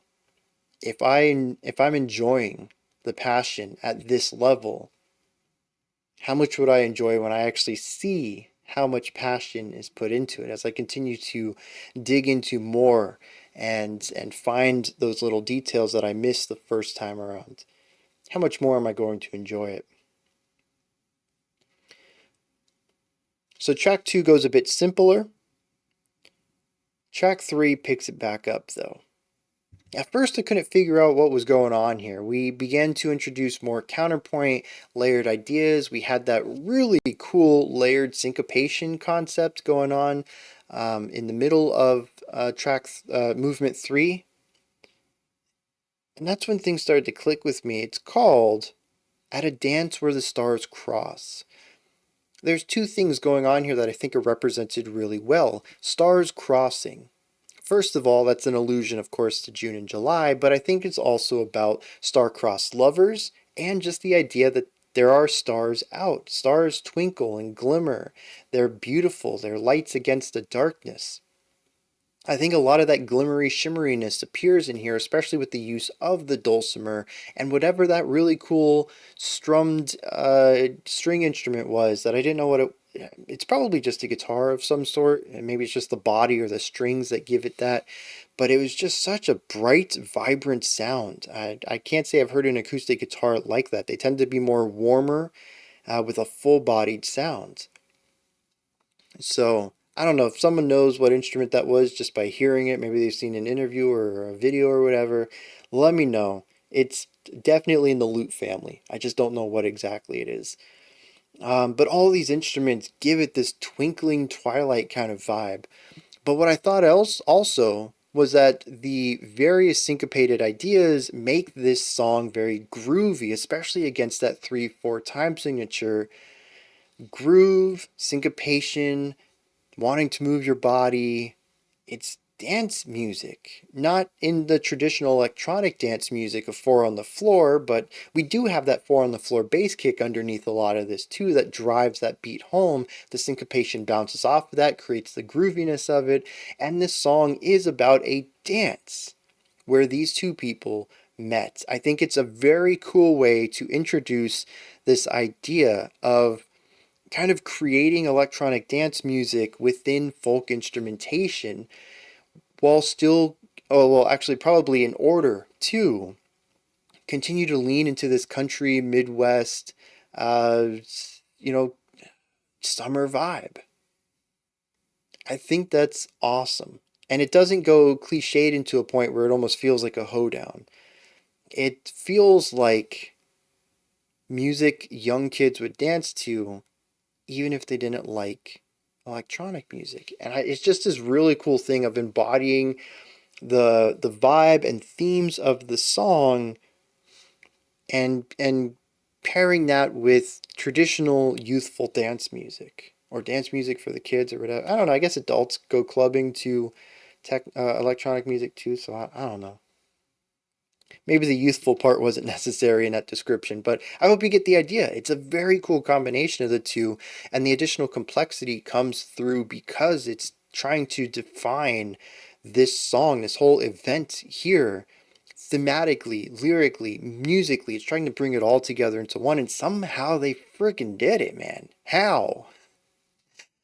Man, just like I said prior to this, the intention is one thing. This is wild. The execution is a totally different thing, and it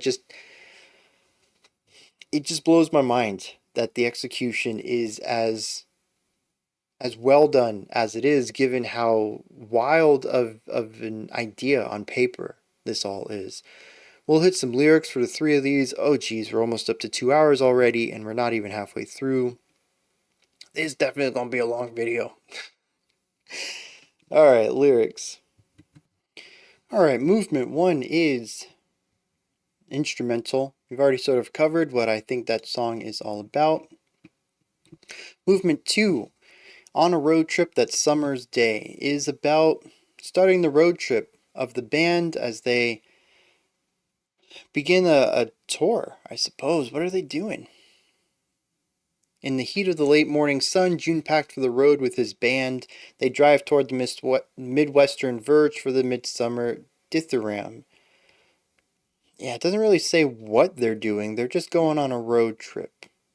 Oh, it even says on a road trip that summer's day. Maybe that's all it is. I kind of figured since it was with the band that it was for the band, but it's also quite possible that maybe the band is June's only friends. Anyway, something that happens really quickly. It says in a moment in time, all futures the Morai consigned realigned. Room for me? It was July speaking. And June replies, "Who is she?" "Come on in," chimed a friend. "June meet July." June forgot to close his mouth. His friend nudged his side. "She's from a school in the city. A writer too, eh, July?" June cocked up and cleared his throat as she rattled aboard. It's wild because as it's written here, and we'll actually see this a lot in the next track, it's conversational prose. Little bits of narration to tell you what somebody is doing, how they say something, but for the most part, especially in movement 3, it's just a series of back and forth quotes of these two characters. It's almost impossible to follow on Genius, given the way that it's segmented out simply as stanzas, but in the official text, it is really nice how they're segmented, whether center aligned or right aligned or left aligned for the narration bits. And you can read it as a story. There is occasionally a rhyme, there is occasionally a rhythm to it all, but for the most part, I think it works rather well just reading it. And so, as you kind of heard, June was a little choked up. He wasn't expecting this other person, and this other person sort of surprised him in, well, I guess just the mere fact it wasn't one of the guys. I think that is one of the things that really got him. But he also, line 4, June forgot to close his mouth, so his friend nudged his side. I'm going to assume that he was physically attracted to her as well. But we quickly see in line 6 that July is an intellectual equal for June. It says, sprightly and piquant with double the claw, he was nervous in awe. Her wit, sharp like a pen, through letters she draw, knowing every green thing by a name. Like Aplectrum hyamel. She kept up as they ran through Georgia, where the fireflies jive in Gloria, and they'd fly on ahead where the acres of corn never end. Admits her fear of heights while they're up in a tree, charmed by his untamed autonomy, and they play keep off the floor as the 14th brood groons the road through Kentucky. That night, they're both laying down on the floor, on the ground, looking up at the stars. She says, you know, the Dipper's just part of a larger bear. Teasing, he plays like he already knew. They both break laughing, 'cause she saw right through. You know, the truth is, though I've read all about them, I've never seen stars like this firsthand. I may know well the names of Castor and Pollux, but you've known them. The idea that she comes from the city and thus has a lot of light pollution doesn't get to see the stars that she's so knowledgeable about. He gets to see the stars every night, but lacks the academic knowledge about them, setting them up as equals, but different.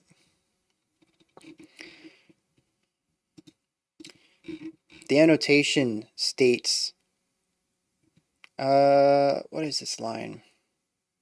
Oh, just as July is a witty, sarcastic writer from the city, the intellectual equal to June, though structured and composed, she's alchemically his opposite.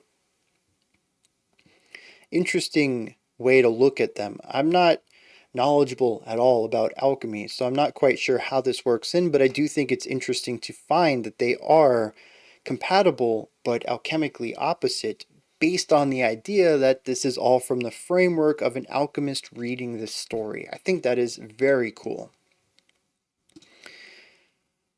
Moving on from here, we have the track At a Dance Where the Stars Cross, and this is very much about a dance.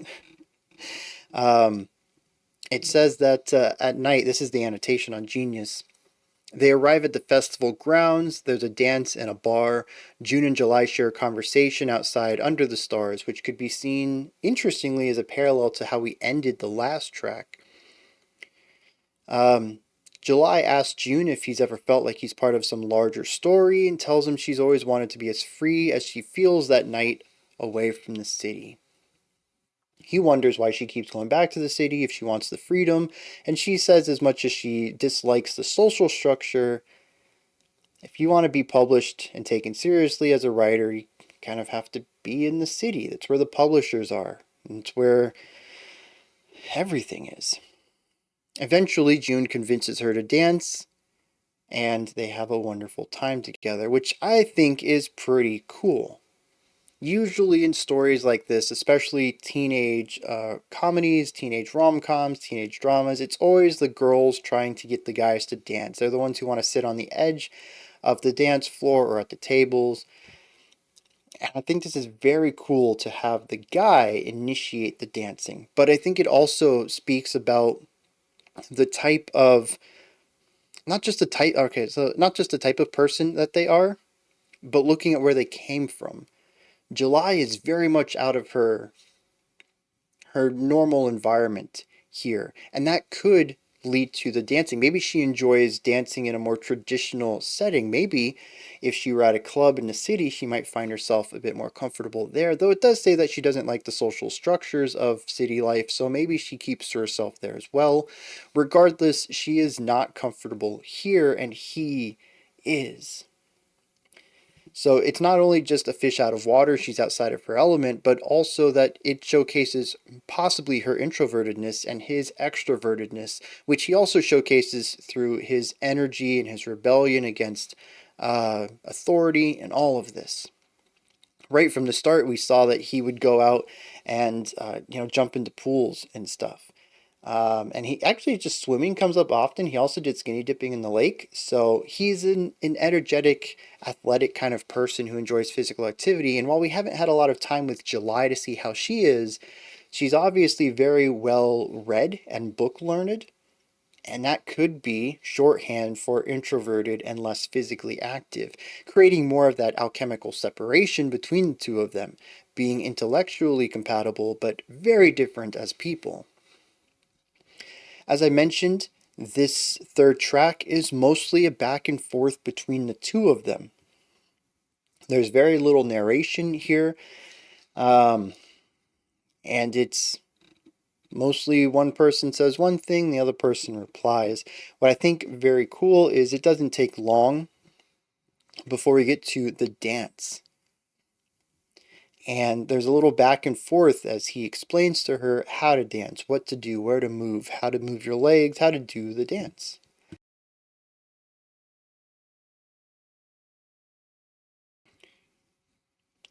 What I did not find quite enjoyable about this is a missed opportunity, I think.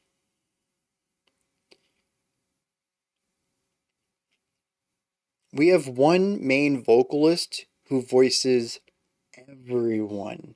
And while I kind of try to let this go with most bands because this is just a hang up for me.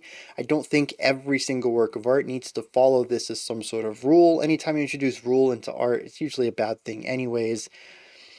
But we have three characters and at least two vocalists. One of the characters is a young woman. We do have a female vocalist in the band. She shows up quite often through most of the tracks, always to provide harmony. I think with especially this track right here, third part of Where June Meets July, the conversationality of it all, the back and forth between the two people, would really be sold by having a back and forth with the vocalists as well. I think it's kind of strange that one person voices both characters when we have multiple vocalists in the band. And so the song ends up feeling very linear to me when it should feel like a back and forth, and that's because we don't have any timbre shifting alongside the viewpoint shifting. And so from that perspective, I end up enjoying reading the lyrics as a novel, basically, a poem, more so than listening to the lyrics in the song. It feels like an obvious decision to me, too, which, again, much like earlier, it makes me feel like this was intentional for some reason. Maybe it was something that just wasn't ever thought of in the creation. Maybe it just seems obvious because I tend to fixate on this anyways, anytime that we have conceptual albums with multiple characters in them. I just find it a lot easier to follow along with that when there's timbre shifts. And here we just don't, despite having the resources to do that in a way that's very simple and effective. And both of the vocalists that we've heard, actually all the vocalists, because there's multiple male vocals I hear in some of the larger harmonies, all the vocalists sound amazing. They all have nice vocal deliveries and projections. They can hold a note well. There's some good vibrato going on. Everybody is accomplished enough as a vocalist to contribute to this in that manner. Like I said, they must have not done that for a reason. I don't know. That's really my only complaint about this album so far. And unfortunately, I think it's going to be a recurring one, though I'm going to try to not bring it up again, since I doubt I'll have anything to add to it. It'll simply just be a rehash of what I've already said. With that said, let's move on. Movements at least 4 and probably 5, maybe 6. We'll see how this goes. This track is called Oh Tonight. I think we ended on silence here, so I'm just going to hit play and we'll wrap up the last 10 seconds of this one. Oh yeah, it was the crickets.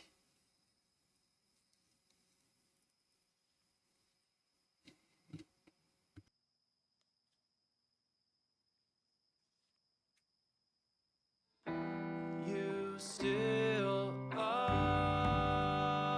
awake? Yeah, I'm too wired to sleep. Wanna talk a while? Meet me outside. I'll sneak out the window. The summer streets in Katy did quiet. You're not like the crowd I know. They praise a match over the fire. You know my mom used to say stuff like that. Boy, folks will feel on filigree when their words are starved for meaning. And if something's true, it don't need fancy frames. Like you soaked in pool glow in the grass up in the gate. Oh, tonight we burn every fetter. I like how the drumsticks kind of clacked together, like they were done playing and put them together in one hand, and they left that sound in. I think it helps that it was on beat. A very cool little addition though.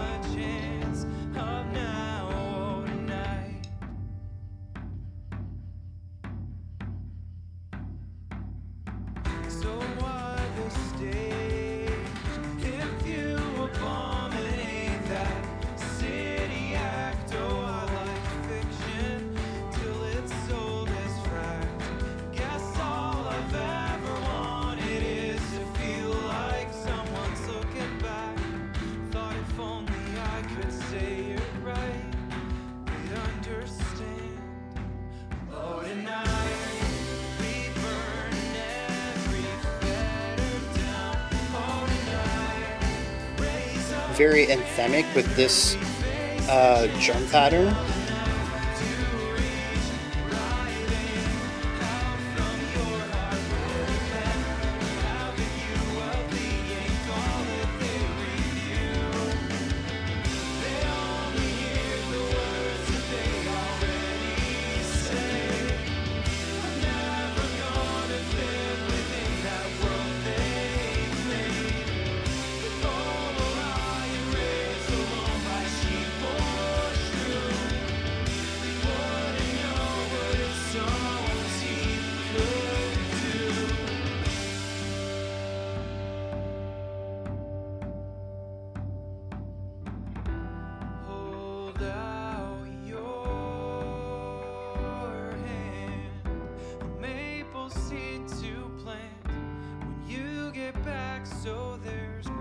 See, like that line right there, a maple seed is an isolated question from July, and June replies, to plant when you get back. But it sounded like it ran over, which is kind of neat. It sounded like he said, hold out your hand, here's a maple seed to plant, but it was actually a back and forth.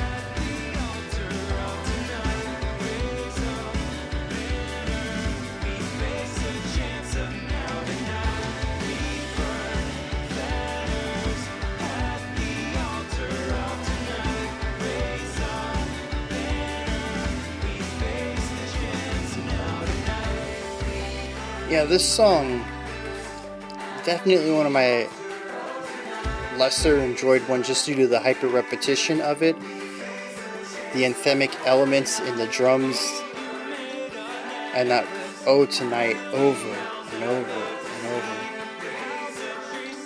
It definitely feels more like a single than anything else. That's not to say it's all bad. I do like some of the instrumental elements in here, some cool rhythms and stuff, but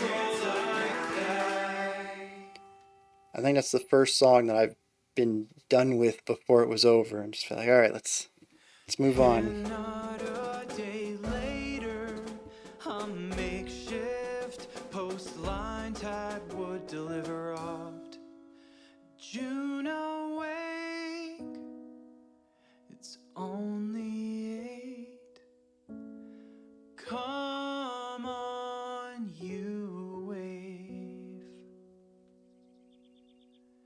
And that morning, they'd crawl from their bunks to a campsite among an ocean of sun-baked rows of corn.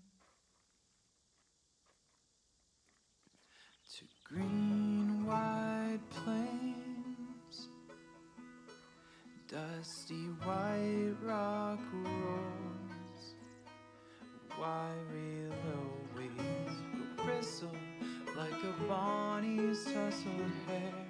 Her salt skin. I'll try to remember to let y'all know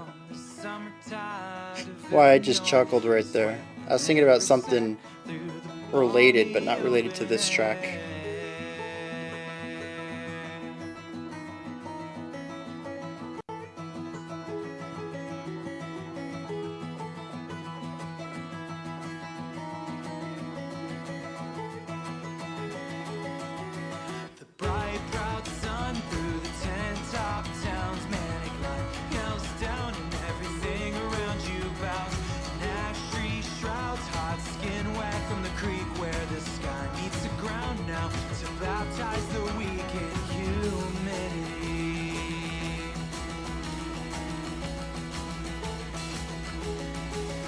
Such a humble place for the birth of the world, a supply store, church, a congregation of corn, a dandelion song among clover and chicory, grazing hands while they stand, a secret tongue, a creek, numb in Mount Cahokia, finger to the wind, a shadow in its wake is the line behind the pen, the contrast on the paper rightly needs our when and where, go now, carry boy the compass.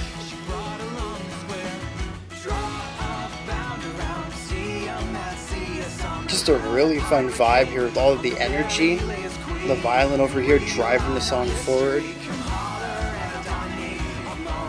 The vocals never really taken a moment to breathe, just constant forward momentum.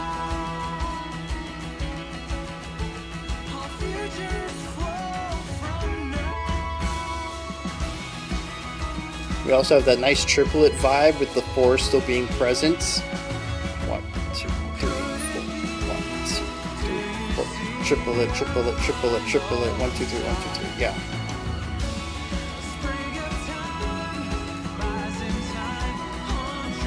Gives it a nice steady backbeat, but a lot of driving energy on top of it.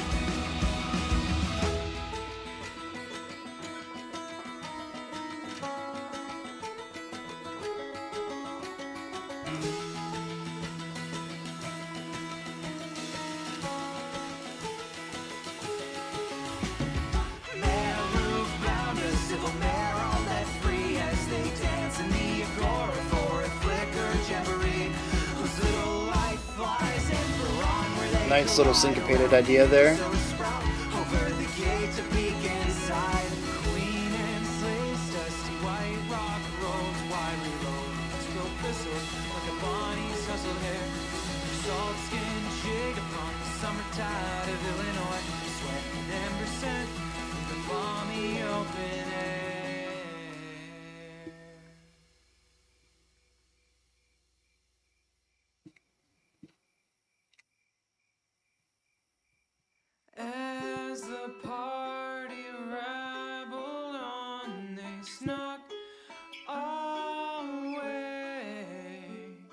They continue to catch me off guard. That evening, somewhere behind it all, an original line was tied.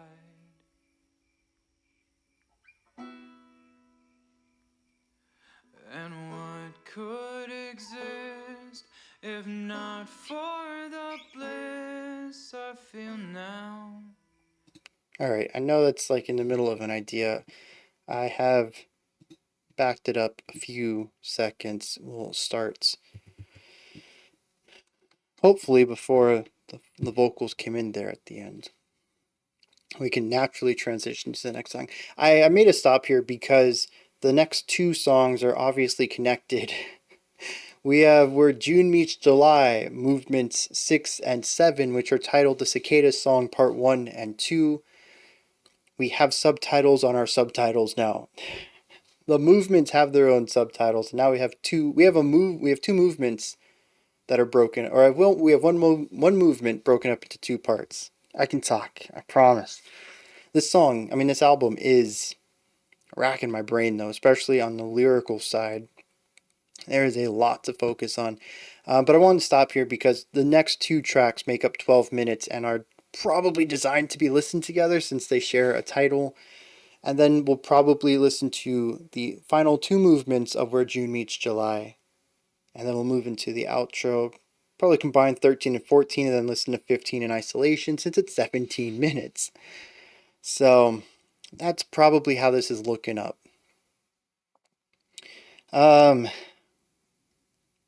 So I chuckled a little bit because, we just got done talking about my discontent for the fact that there are multiple vocalists and multiple characters, and yet everybody's voiced by the same person. It was even more apparent when I was following along with the official text, and I can see where it's written that we have a new person speaking, and yet we don't have a new voice coming out of them.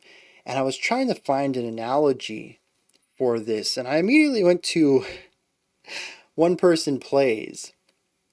But like to fit the idea of having the resources to voice all these characters and then choosing not to, it'd be like a one person play where this single person is telling this whole story for like, an hour long play, changing all of their costumes and all this. But then I imagined like a full cast sitting just outside of view on stage left and right that could have been utilized as characters, and they were just so focused on this being a one person play that they're just excluded, except for maybe little bit ideas like trying to find a metaphor for the vocal harmonies in here. And that made me chuckle, just these people waiting in the wings like I really could have been a part of this.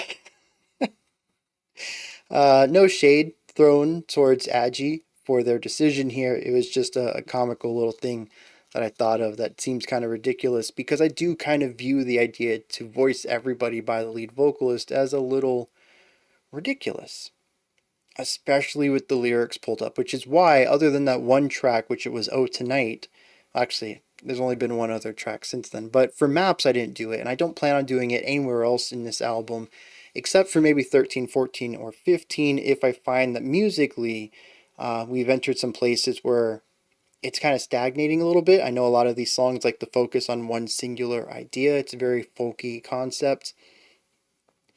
And I might pull up the lyrics just to follow along for a little bit and get a jump start on that. But I'm definitely not doing it for any of the remaining Where June Meets July movements simply because I find it very irritating.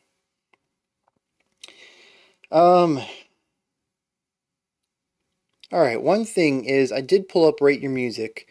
I wanted to see what genres this album would be listed as.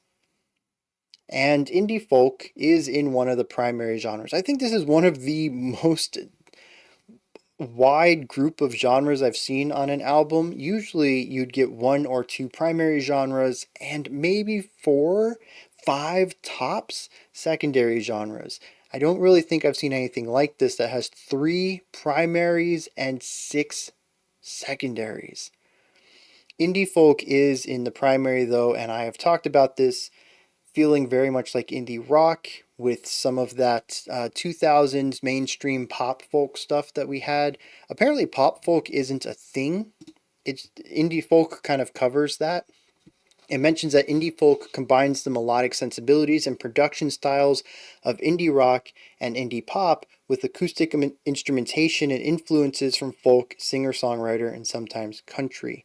So what I've been calling pop folk for a long time is just indie folk. Um, Neutral Milk Hotel falls under this. Mount Erie falls under this. Trying to think, man. There's a couple of bands that I really think of from the 2000s.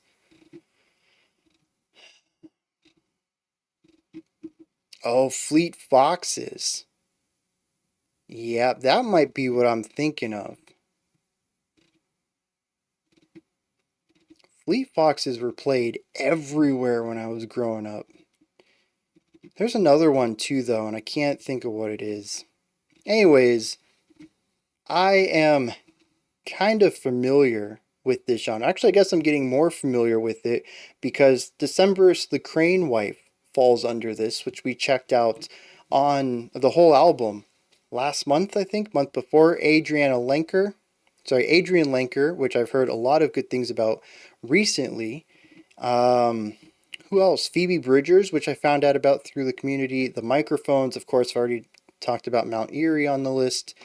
Somebody I found out through the doing this channel. Sufjan Stevens is in here quite a few times.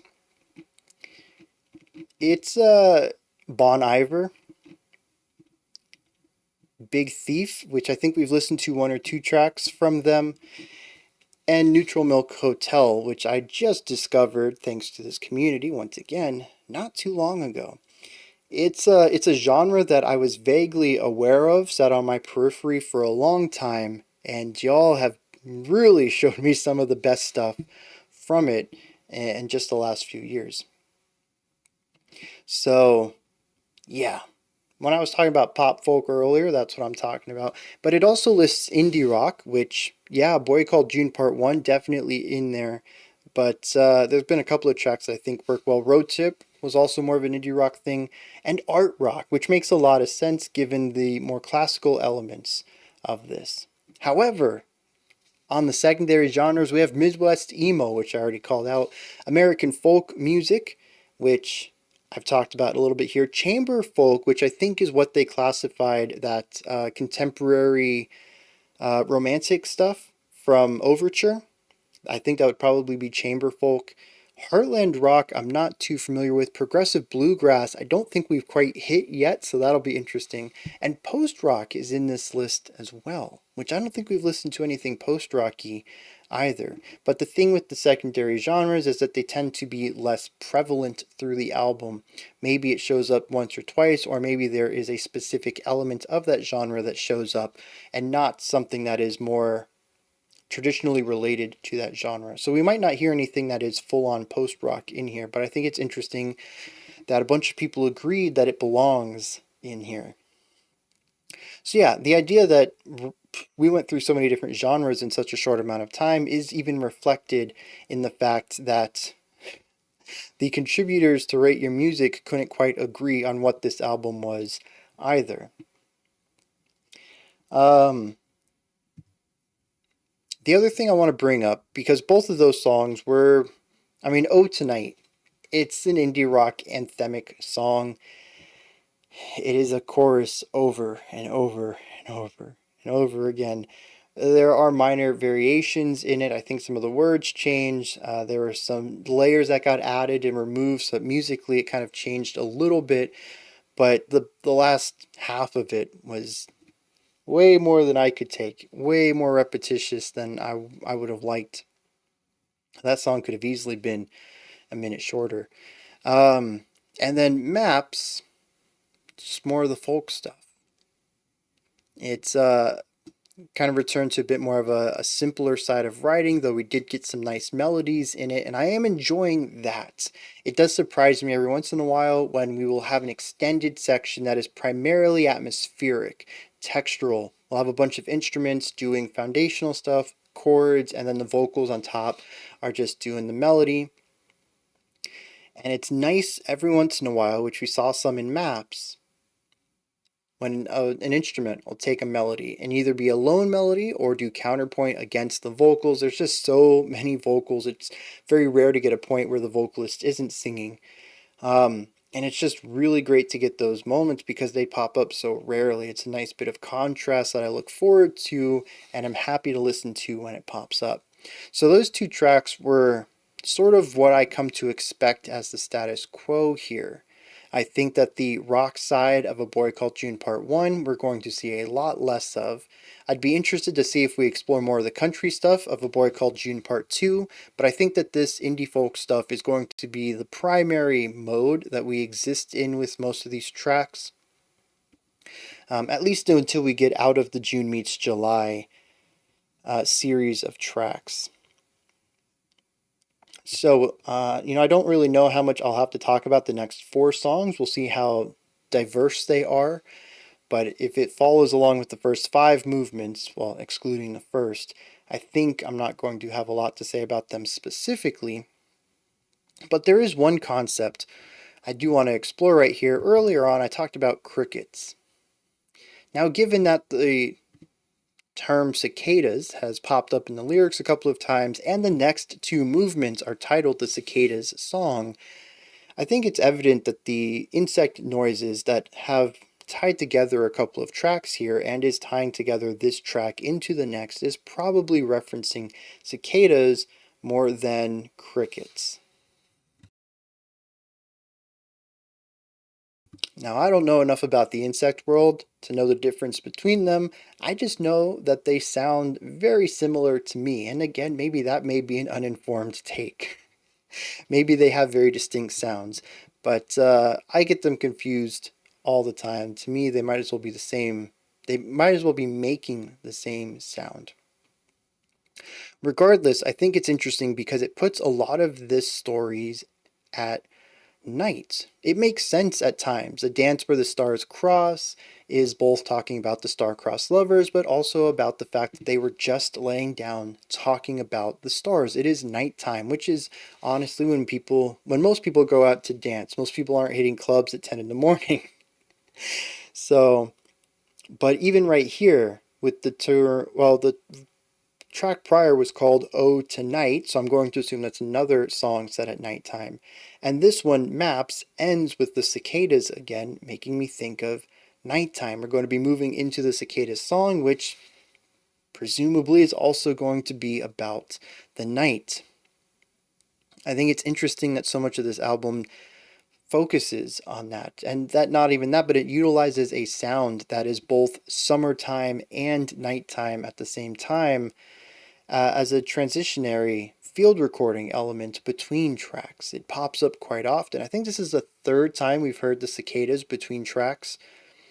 And this is the 2nd time, at least, where a song has ended completely several seconds, this time 40 seconds before the track is over, in order to incorporate silence and cicada chirping.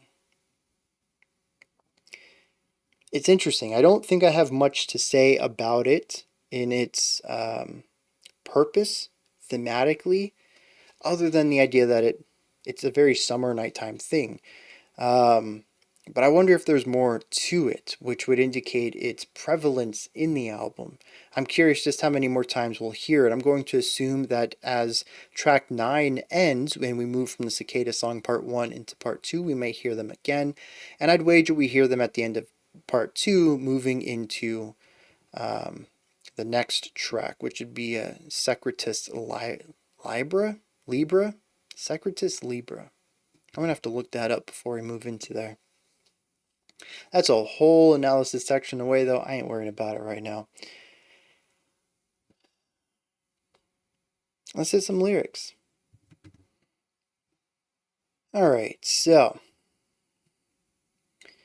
Oh Tonight is about June and July sneaking out in the middle of a night as neither one of them can sleep, and they go out and they talk about stuff. July states, "You're not like the crowd I know. They praise the match over the fire. So everything is symbolic. The fire is not as important as the match is because the match represents potential and stuff like that. Whereas June is very direct, very surface level. And he replies that his mom used to say something similar to him, stuff that, if something's true, it doesn't need fancy frames. That kind of idea. And she says, well, why do you go for the stage? If you hate the city so much, why try to be a musician? And he says, well, I like fiction until it's sold as fact. All he ever wanted was to feel like someone's looking back, and maybe if he just said things the right way, they'd understand him. She replies, to reach, writhing out from your heart with a pen, he finishes the sentence, and have the hue of the ink all that they review. So to pour your entire self out and to realize that the review is only about how it was made and not what it represents. Which, I feel a little called out there as I criticize, my only criticism so far, about how they made this, about the choice that they had to not utilize different vocalists instead of focusing on the story itself. Not the first time I'll have a criticism about a song and it'll call me out directly about it in an ironic fashion, but it certainly won't be the last either, I suppose. It says that they only hear words that they've already said.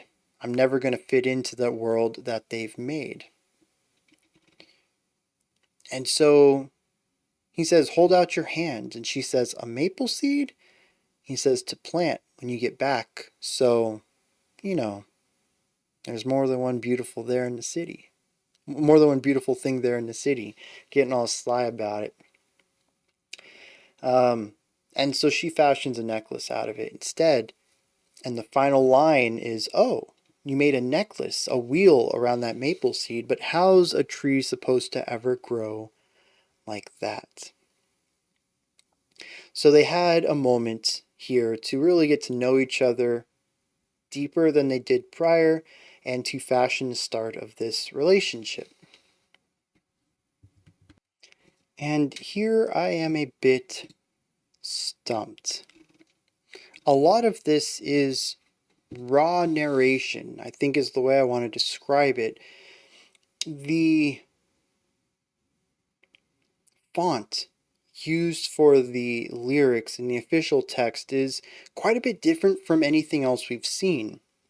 It is left aligned, but I think simply because text in the English language is left aligned, not because it is coming from the alchemist, because we do see left aligned text in the traditional font that does seem to be about the alchemist and his thoughts while he reads this story. It's interesting to have an intertwining of these three characters, knowing only two of them are interacting with each other. There is one part where the alchemist says, Anaman mound chauk cahokia finger to the wind.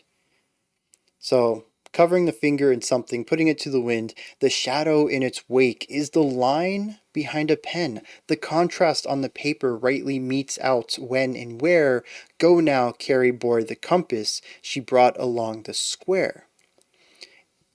Talking about some of the things he's understanding from the story, parts of the alchemical process that he is enacting at the moment, and telling the story to keep going. He's interested in where it is proceeding to, although he indicates that he knows what's coming up, as was showcased in the first track, that this is a book he's read over and over and over, trying to decipher what is beyond the surface. After telling the boy to go along, he says, draw a bound around Tiamat's sea. July follows that up, a summer crown, a pirate king. June finishes it, among the berry lay his queen. The three lines all work to tell one idea, but one of those lines is completely displaced from the other two. One is of a person reading a story, the other two come from the story itself. The alchemist follows up, come realign all history, come holler anno domini, all moments lead to here, and all futures flow from now. July says, could it be? June says, do you see? The alchemist says, a line lodestar. June says, a sprig of time. The alchemist says, Byzantine. And July says, on troubadour. It is all rapid fire, jumping back and forth between all these voices, and they only make sense in conjunction of all three, but as I've stated, only two are talking to each other. But it also speaks a little bit again about this whole time thing, and I don't quite understand what's going on with this story temporally. The frame story makes it out pretty clearly that the alchemist is reading this story, which means that the story must be either fictional or from an older time. And yet some of these events happen simultaneously in a way that seems like there is interaction between all three of the characters.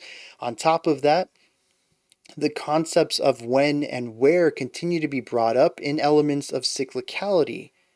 That when doesn't necessarily mean one point in time, it could be multiple points in time. Not to mention that previously in one of the songs, the story was told out of order. So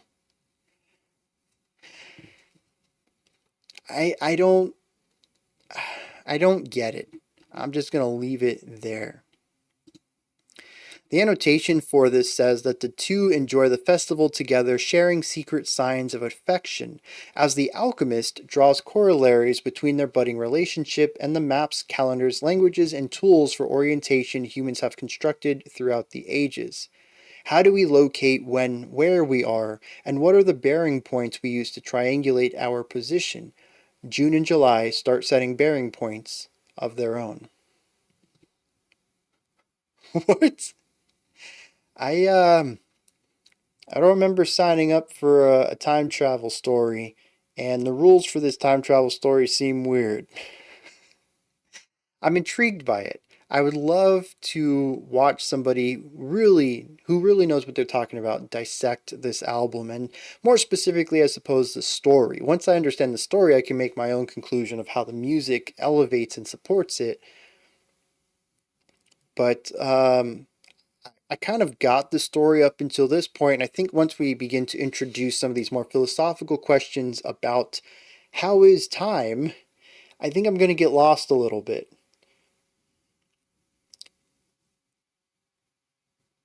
With that said, I guess it's time to move on, right? Two sets of lyrics.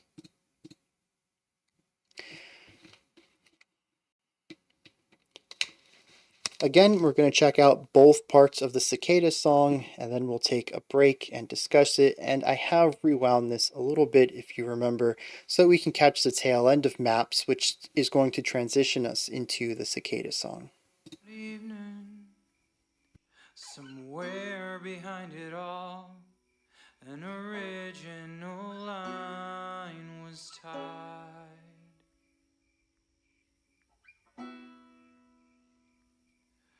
And what could exist if not for the bliss I feel now? I feel now.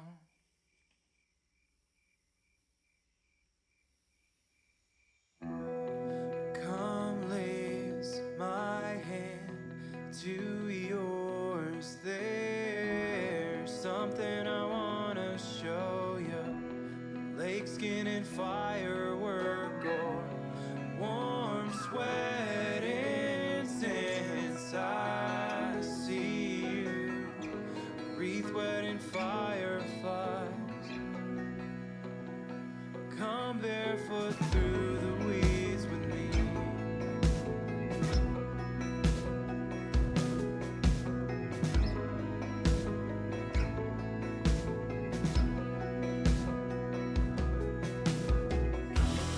I found this by the campfire light. Cicada nymph and star. I've never seen one alive before.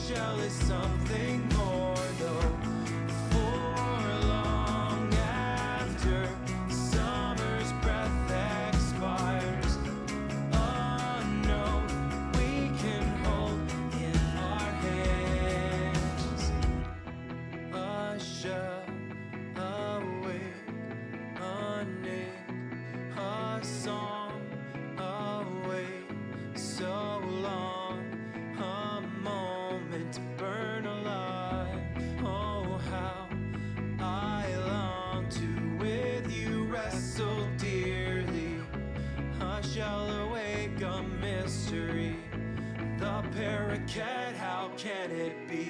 But we're breathing, are we now? Come sing, hair dripping, lay down your frame.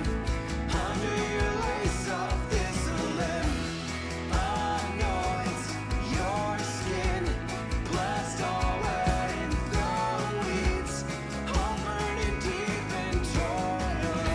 Setting fire to everything, a green that feels no shame, no need for covering. Shouting out rouse 'cause you're here. Everything now bends round here. Oh, come, I long to with you wrestle dearly. Blessed all wet in the weeds, setting fire to everything. A shell, awake, a name, a song, awake, so long, a moment burn alive. Oh, how I long to with you wrestle dearly. A shell, awake, a flame, arise. Yeah, I like the removing of layers. They're stripping it down to a functional center.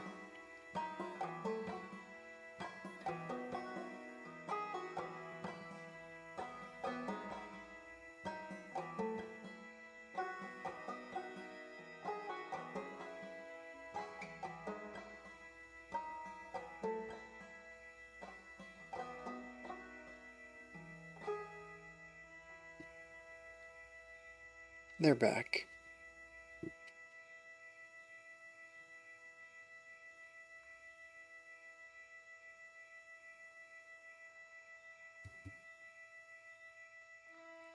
Oh, come, I long to with you wrestle dearly. A flame, a rise, bound in these fleeting lines. Awake, a time thrashing wildly. To shake and climb, for a moment burn alive. Oh, come, I long to with you wrestle dearly. A flame, a rise, bound in these fleeting lines. So this is interesting, using one of the core motifs from the chorus of part 1 here, slowed down quite a bit, maybe with different lyrics. And climb, and for a moment burn alive. Oh, come, you flame, in the fiery name of life. Come, set a seal on my heart, wrapped in the fervid bliss of strife. Oh, come, quick, look, there The organ is an interesting touch on all this. where for the first time in all of history, there is something else.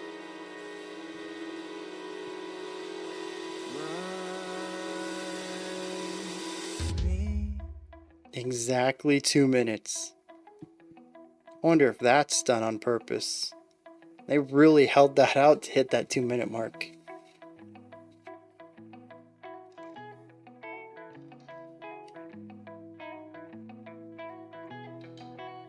I shall awake, awake, a song, await so long for this moment to come. A flame, So a nice 7/8 time signature here. I'll climb on to find an echo back.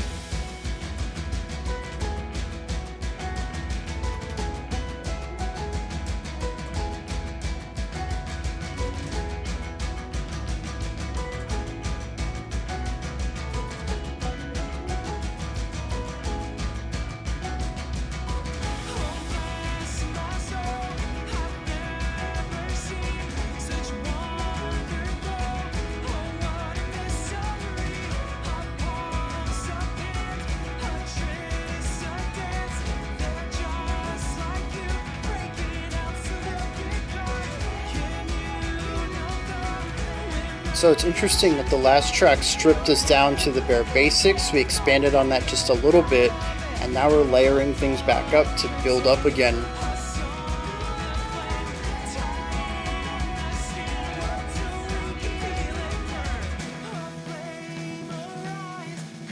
Dude, that is a clean snare roll.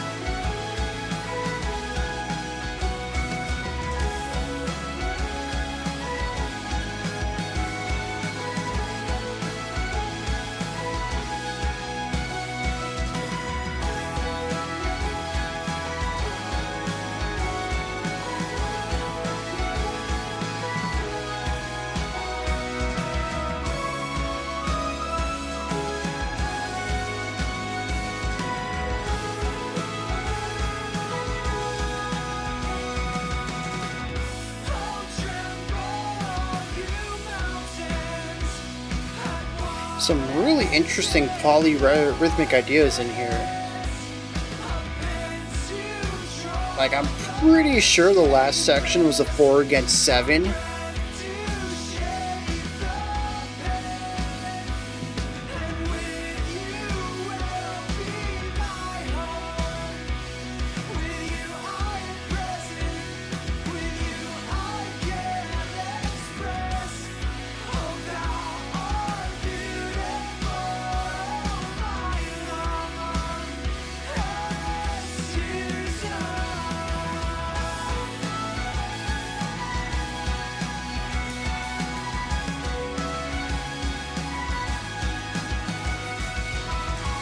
Two, three, four, 1, 2, 3, 4, 1, 2, 3, 4, 1, 2, 3, 1, 2, 3, 4, 1, 2, 3. 4 against 7.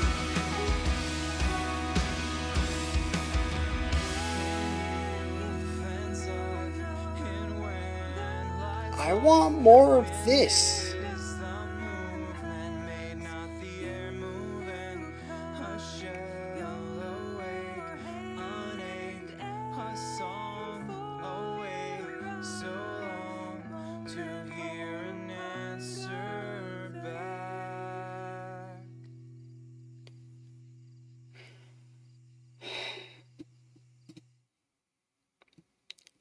That's easily my favorite part of the album so far.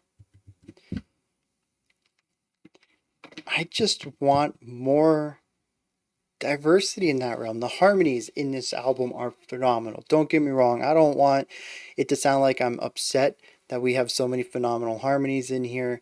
I think all of the voices work well together. But dang, I want more of that.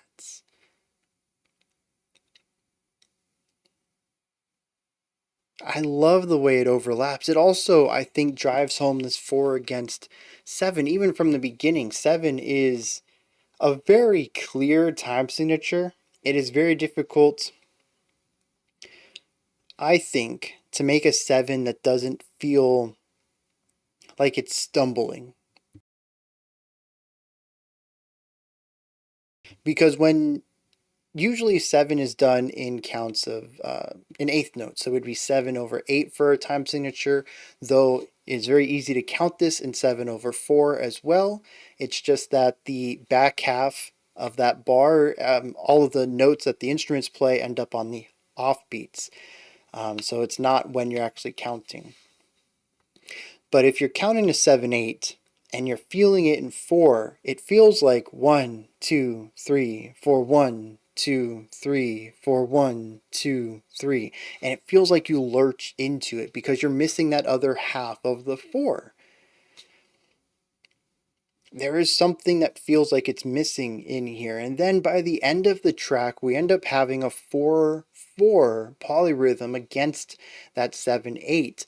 There is this dissection where one half of the song is constantly lurching and the other one has perfect stability. I think it's interesting then by the end of the track that the two vocalists, who I really hope in this singular case at least are embodying the two different characters, are just on two different wavelengths. This would be a fantastic way to showcase that in the music that then lends itself into the vocal delivery as a way of personifying or having the music show the performance showcase an element of the story. It would just be wonderful. And given all of the detail that they've been attentive to over the course of this album so far, I really think that this is how it's going to be. We'll see when we get to the lyrics, I suppose. But I really love that. I think it's beautiful. It's a fantastic way to bring everything together from a compositional standpoint, a performance standpoint, and a lyrical one, just to have everything working on the same wavelength and work together so seamlessly and beautifully. On top of that, just from a sonic element, just gorgeous. I love vocal counterpoint. I just want more of it. I love hearing the two vocalists in tandem, but not in harmony. I think it sounds fantastic. And they've shown both here and on Overture that they can do this. And there's been a few tracks here and there where we have counterpoint from an instrument against the main melody in the vocals. So it's not like counterpoint is something that they're allergic to, that they just don't know how to do well. They've showcased several times that it works exceptionally well and that they know how to do it and how it can be used to elevate a song. I find it such a shame that this is the first time it's been done with the vocals. And now that I know they can do it, it kind of makes it sting a bit more that they haven't, which sort of was something I've been talking about this whole time of just wanting more vocal diversity on the album. So, the other thing I want to bring up, I think I did write one note, but that's sort of something about something later. We'll touch on that in a bit. One thing I really liked was the transition between these two songs. I thought it was beautiful how the end of Cicadas song part 1 began to strip back this highly produced track, removing layer after layer after layer until we come down to this foundational center, just what's necessary to get the song across musically. And we focus on that for a little bit, and then we get the cicada chirping, and then the ideas come back in slower, more heartfelt, I think. It's easier to hear the passion, the emotion, all of that of the vocal delivery without all of the flourish going on around it. It's also slower, which allows us to focus on each individual syllable, which I thought was very cool as well. And from here, we built the song back up. I don't know what this is supposed to represent within the larger story of June and July, but I think it's just very cool how we have this gradual growth and breaking down to regrow, maybe to set a better foundation a second time around kind of concept. I don't know. This whole narrative of growth and regrowth built into this little two-piece song right here. I thought it was a very cool way to do it. It allowed the beginning of part 2 to have tiebacks, bringing in specific themes and motifs into it, so it has a connective tissue to part 1, but allowing it to evolve in a completely different way. And the end of this track was just absolutely gorgeous. And again, just the outro is so good. Beautiful way to wrap this track up. Real quick before we move into the lyrics, Mumford and Sons was the other indie folk band that I just really associate with the 2000s. And yeah, that's who I was thinking of. Although I guess looking at this, they were more late 2000s, mostly 2010s, which I think checks out a little bit better with where I was and where I remember hearing them. It was certainly after the 2000s. But yeah, indie folk kind of popped off. I don't know if y'all remember that. It was impossible to not listen to indie folk. It was everywhere for a while. Um, Even my sister, who primarily listened to pop music and emo music. We shared a lot of music in that realm. She was more pop, and I kind of had a little bit more of a rock, semi-metal thing going on. But we both came together for emo music. All right, we went and saw the Used together.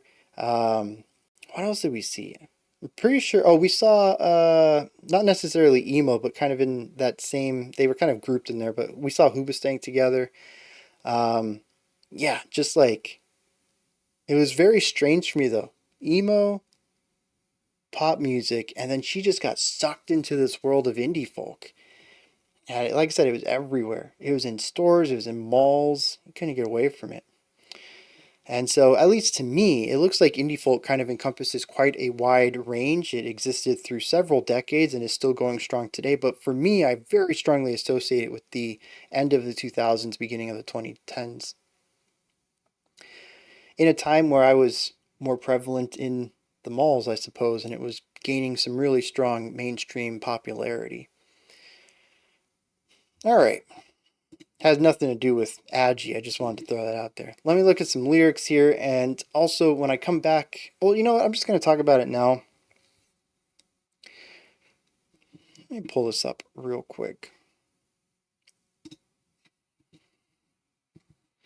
See right here, there be numbers. Those numbers are continuing to get stranger. If we check out the beginning of this, oh, of course, put it on that side now. We have a couple. I don't really see a pattern there. Here's a different one.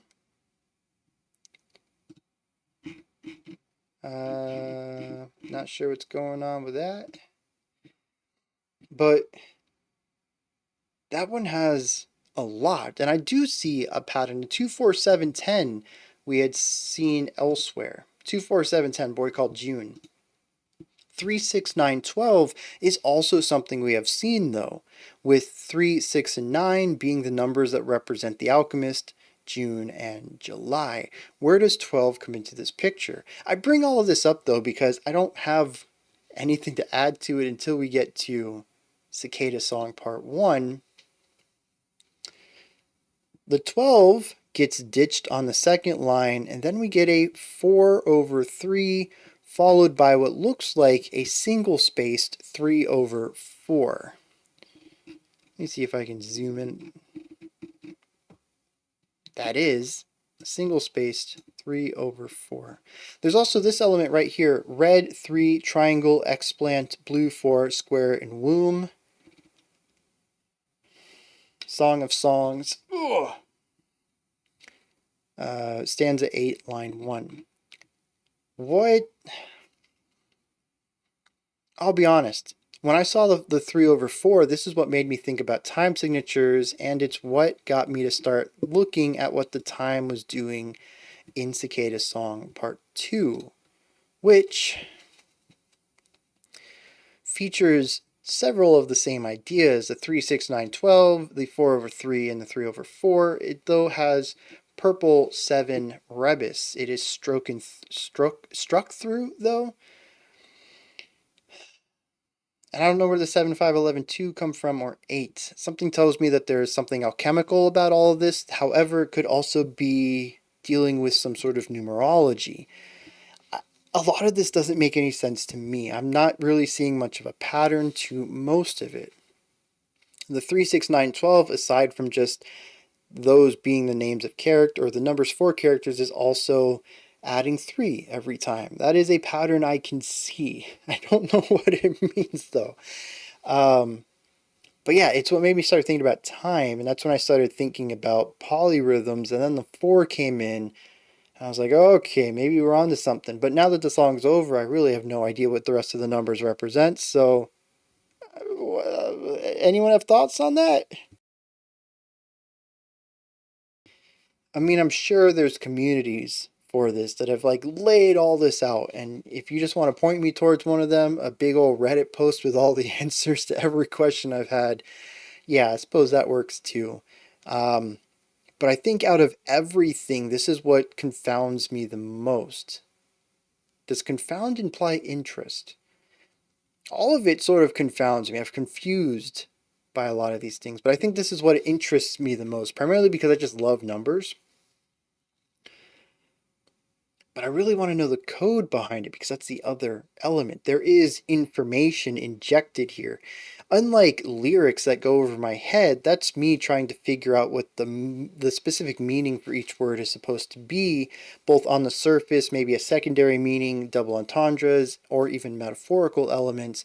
But the words I get, those don't feel like code breaking, but when it comes to numbers representing ideas, that does feel like a puzzle in a way that lyrics don't always. And so when I look at this and I see these series of numbers and colors and alchemical properties all put together in something that's supposed to be read as a legend of some sort, my brain turns into freaking Indiana Jones. I'm like, all of this could only represent one thing. Except, Indy usually has the answer for that. Some sort of archaeological information about historical figures and where they hid stuff, and that this is actually latitude and longitude, and we got to go there next. Um, but, like, it's a puzzle. These are all hints. There is a solution, I think. And if there's a solution to the puzzle, I want to solve it. So that's where I'm at with all these numbers. Let's say some lyrics. The Cicada song is about June asking July to come out into the woods and see the cicadas. He says, I found this by the campfire light. She replies, Cicada nymphal instar. I've never seen one alive before. He goes, well, this is one of their shells, but follow me. They only sing here once every 17 years. Then there's this really interesting thing that nobody's really talked about in any of the annotations. June says, what are you? With an exclamation mark and excitement in here. And she goes, me? What could you be? Then he says, I guess I never really met anyone before. You're the first. And I remember the song just sort of hangs here for a moment. It made me wonder if hovering over this shell, the cicada shell, that they began to drift towards each other for a kiss, and they caught themselves. What are you trying to do? Well, me, what are you trying to do? And then just kind of awkwardly sit about it for a second. From here, though, June jumps in. It's like they're throwing off their soaked clothes so what's real can fly and be known, talking about the cicadas discarding their shell. And July replies, but this shell is something more. For long after summer's breath expires, it's a note we can hold in our hands. They're on opposite sides of the spectrum here.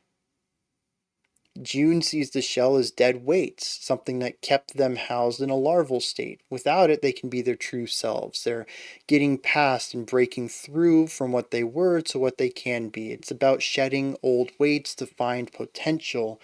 And she sees it as an example of existence. I was this state before. It's about permanence of past. It's about setting a mark. It's not about getting rid of who you were, it's about remembering it. Through the constantly recurring chorus, a shell, awake, an ache, a song, a wait so long, a moment to burn alive. Oh, how I long to wrestle dearly with you. A shell awake, a flame arise. They find out that they're kind of falling for each other. That, particularly pertaining to the cicadas, they're both kind of right. The cicadas need to shed their shell so that they can fly. reach their new potential, but that doesn't mean that what they were is discarded. That is a waste of the past. It is a part of them that they have shed off, but still was them at one point in time, bringing again time into the equation. That is the whole song right there, but it is continued a little bit. You see, Cicada Song Part 2 kicks off with pretty much the exact same chorus.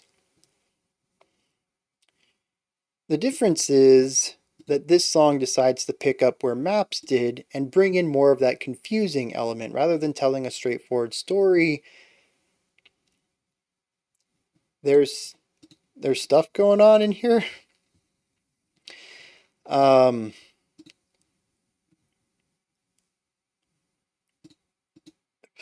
don't even know how to begin with this.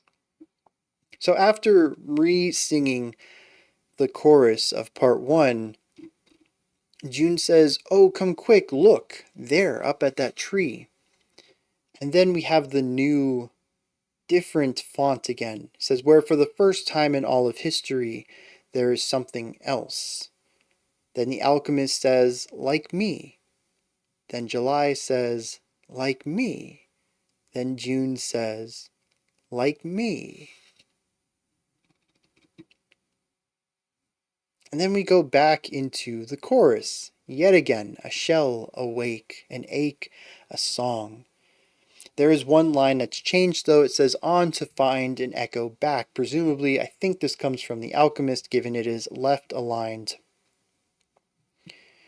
The new font, which is some sort of narration, says a pulse, a pant, a tryst, a dance, alluding to some sort of, I'm going to assume some sort of sexual activity between the two of them.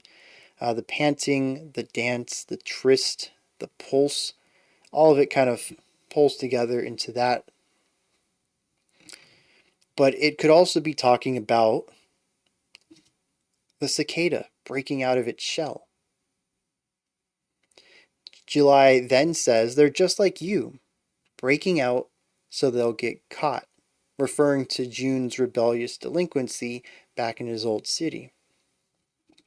He replies, "Can you fence life in? When life like wind is the movement made, it's not the air moving."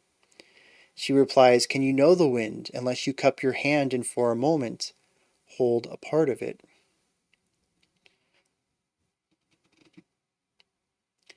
They return back to the first part's chorus, and from here things get odd. Not necessarily because of the lyrics themselves, but I have to show you. And it's gonna suck because it's on both pages. So right here, we see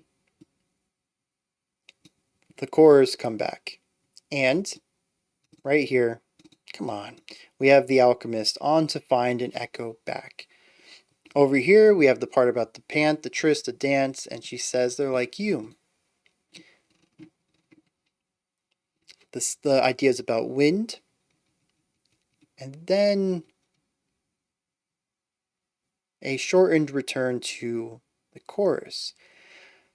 The alchemist says a climb on to find an answer, and there is a lot of white space here. I also found it interesting that this is line 7 and this is line 7. And this is line 77, line 777, 7,777. These all have slashes through them. I'm curious then if this isn't some sort of notes taken by, who knows? Maybe this is behind the scenes stuff. The band themselves, these are lines that would have been said for line 7 and were chosen not to be.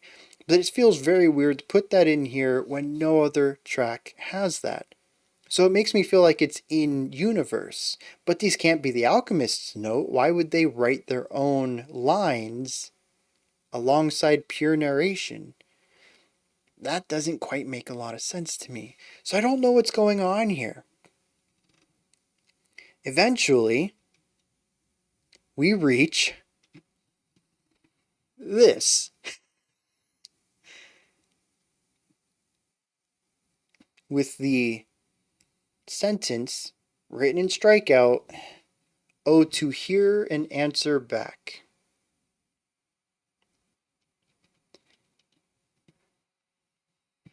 And from here, a totally blank page, followed by the ending,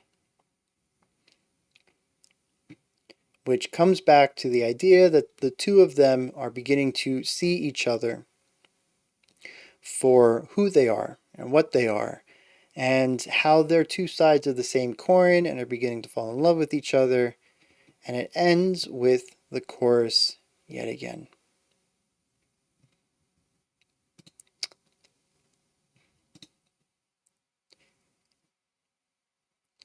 Numbers and code.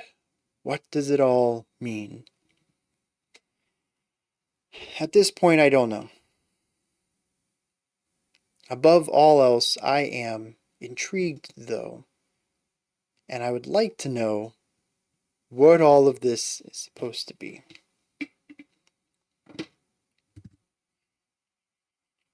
With that said, let's finish up the last two tracks of Where June Meets July and see how the story between our two star-crossed lovers ends.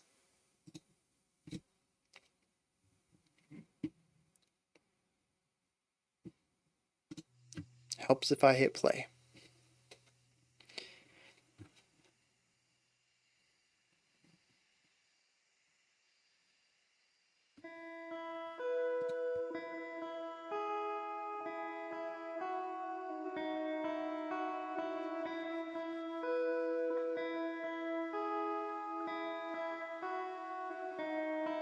Can I stay here? The full subtitle of this is Beneath the Fireworks That Fell in Mystique Participation. If this is life, may it never cease. Stay here, just stay in this moment. I like how both Cicada Song Part 2 and this one have started off with these very isolated, vulnerable introductions. As these two characters are becoming more emotionally available to each other and emotionally open, I think the songs are also increasing in their emotional resonance of the characters themselves through the vocal performance and the music around them.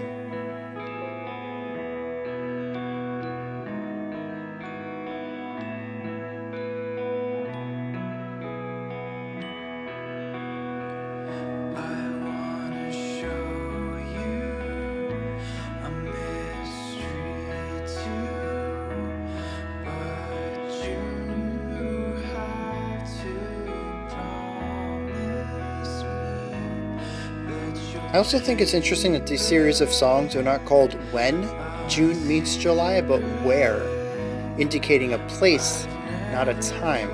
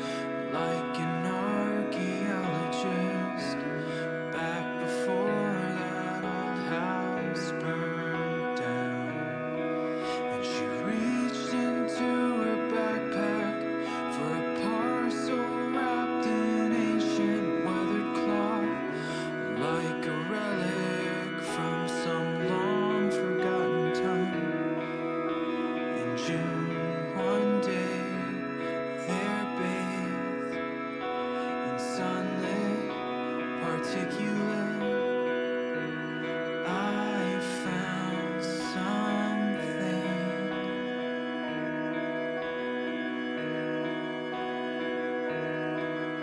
incredible. It's really hung on that before landing on incredible. No title and no author's name.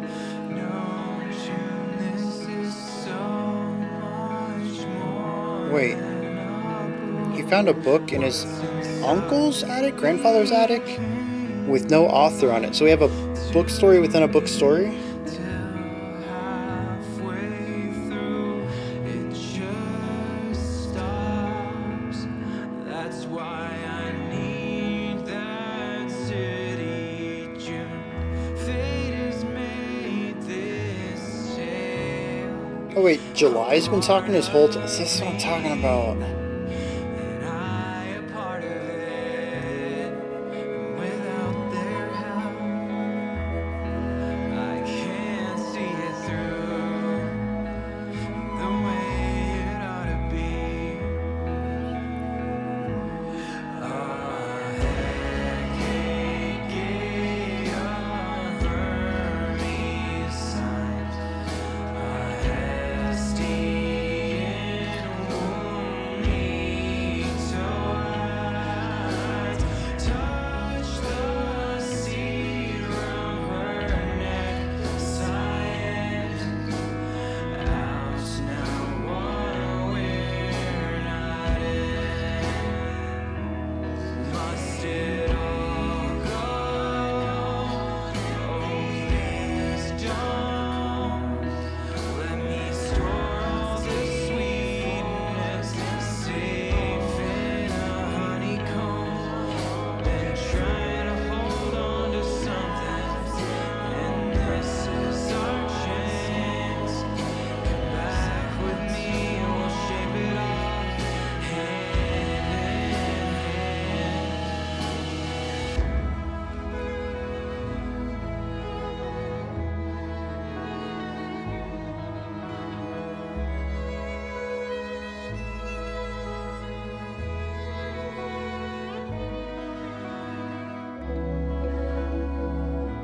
I'm trying to figure out if this is simply introspective or also somber.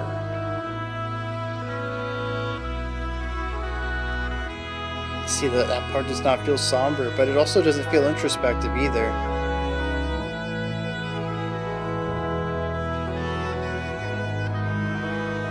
Maybe this section is just supposed to feel as if there's a weight put down upon somebody.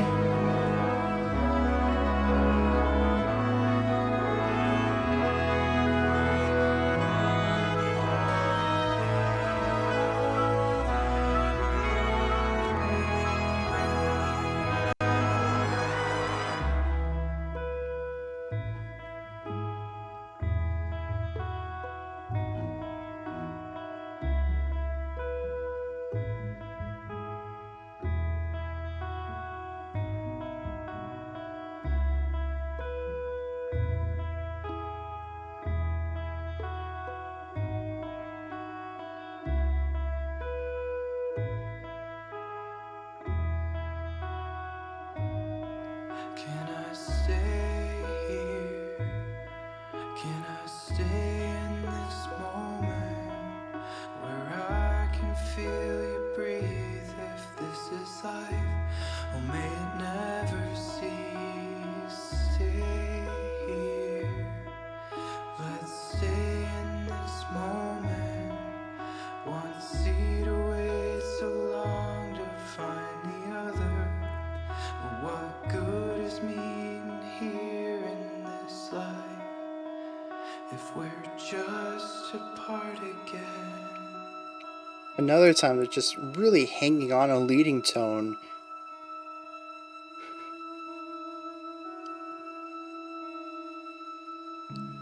In Delphic yachts, love lit our pylons under starlight.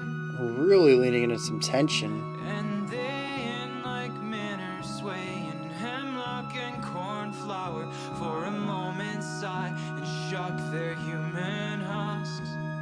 Heads cocked back in a daze, nearly tripping into the ever ocean overhead.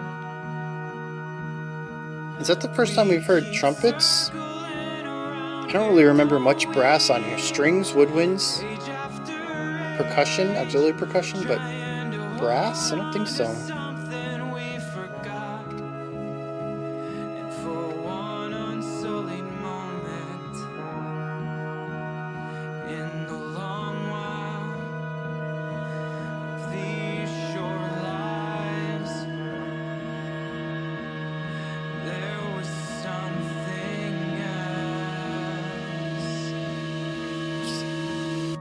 It's like 2 minutes of tension. We'll circle till we get it right.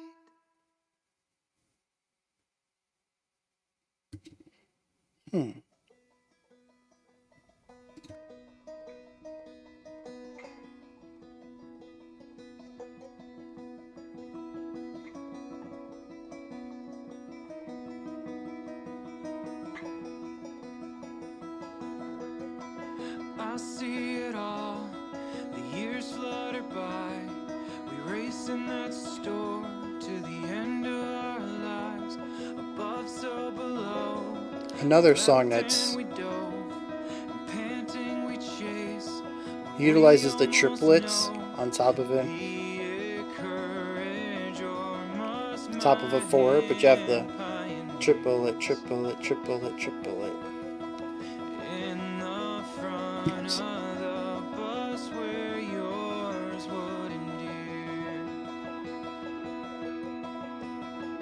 The instrument over here, it has a weird W kind of sound as it's the way that it attacks. Now they only emerge every 17 years. For Eden they dirge for what used to be here. And everything's aroused a few months a year. Awoke in the night for a lover thought near. Will a summer like this ever come again? Oh, I've spent years trying to find my way back in.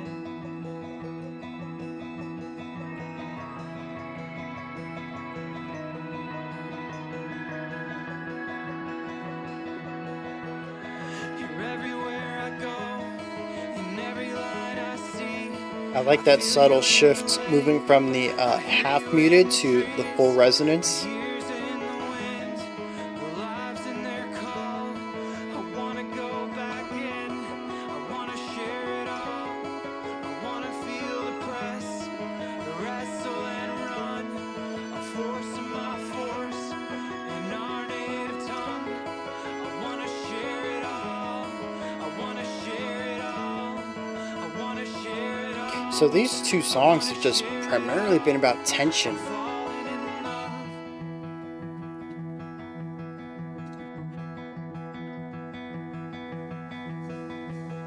I'm falling away, stuck in the lead. Finally, some release after like the past 5 minutes of focusing on tension building.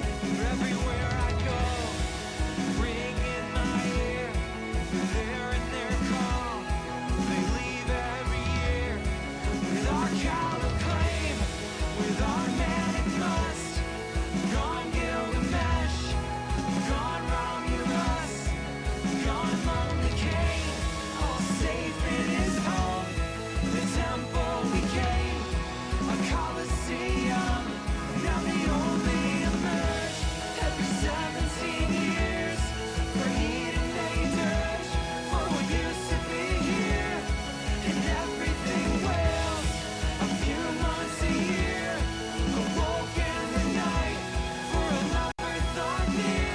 love the snare idea here.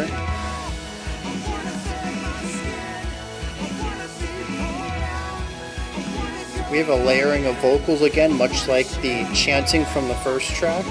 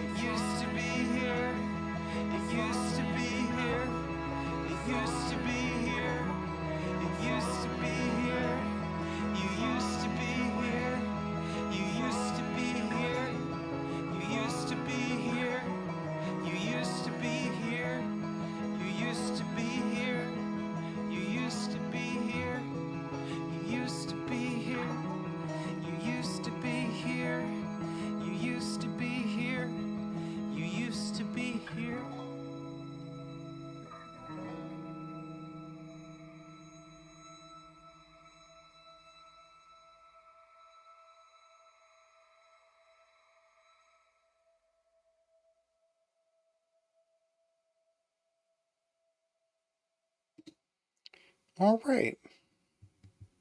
So I don't know what happens in chapter 8, but chapter 9,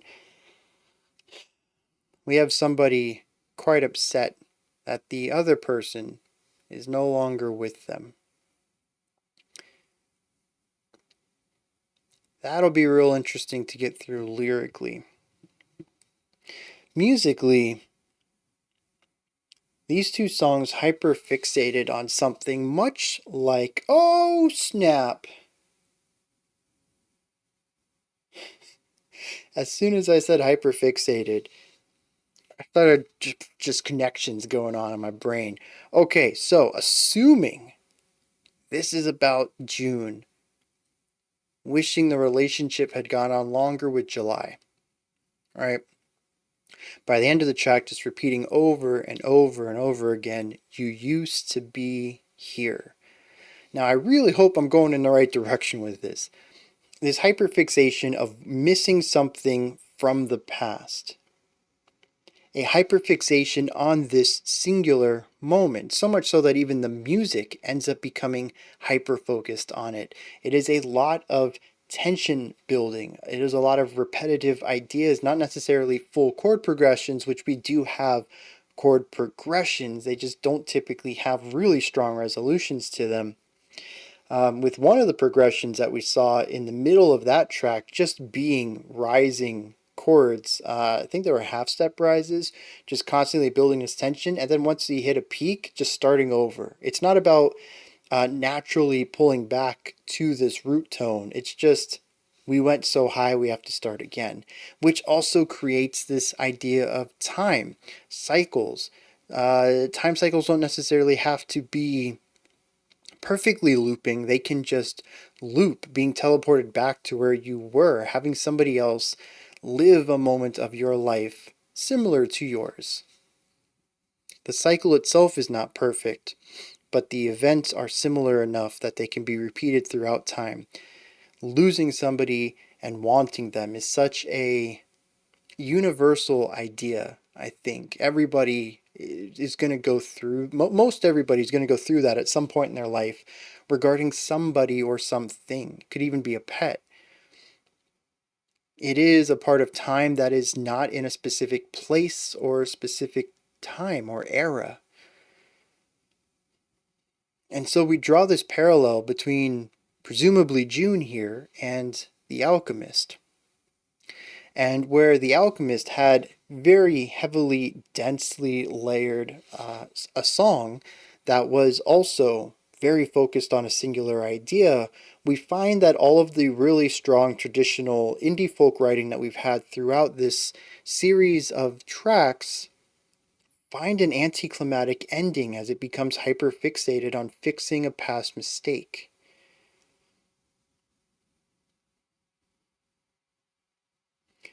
I did find this to be a bit irritating to listen to, but artistically I really don't think I could be more impressed. It is phenomenal, and it explains why The Alchemist continues to read this. Initially, with the title Where June Met July, and the fact that 7 out of the 9 movements in, it was all about the beginnings of their relationship and how it flourished. I really didn't think the final 14 minutes were going to destroy it.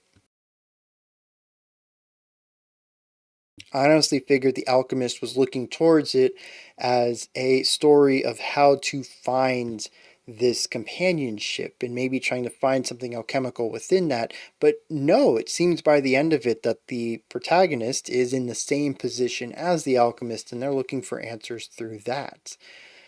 There is a shared type of pain, a shared focus on a singular goal. I'll dive into this more when I hit the lyrics because I feel like even right here I might be extrapolating just a little bit based on information that might not be correct. But yeah, there's just a lot of parallels I'm beginning to see here, and it wouldn't surprise me if that's the direction the lyrics went. But yeah, musically, it's all about tension. We have a pretty interesting first 5 minutes to movement 8. It starts out rather somber and introspective. I really loved that. I mentioned that I was a fan of how, as the story was progressing on and the characters were becoming more open to each other, that musically we were beginning to see more of the vocals without as many musical layers surrounding them. The walls are being taken down. I can hear their voices and all the colorings to them. The back half of movement 8, though, fixated on holding out tension, really leaning into it. And I was like, okay, that's an interesting direction for that. But that concept then got carried into the final movement of this suite.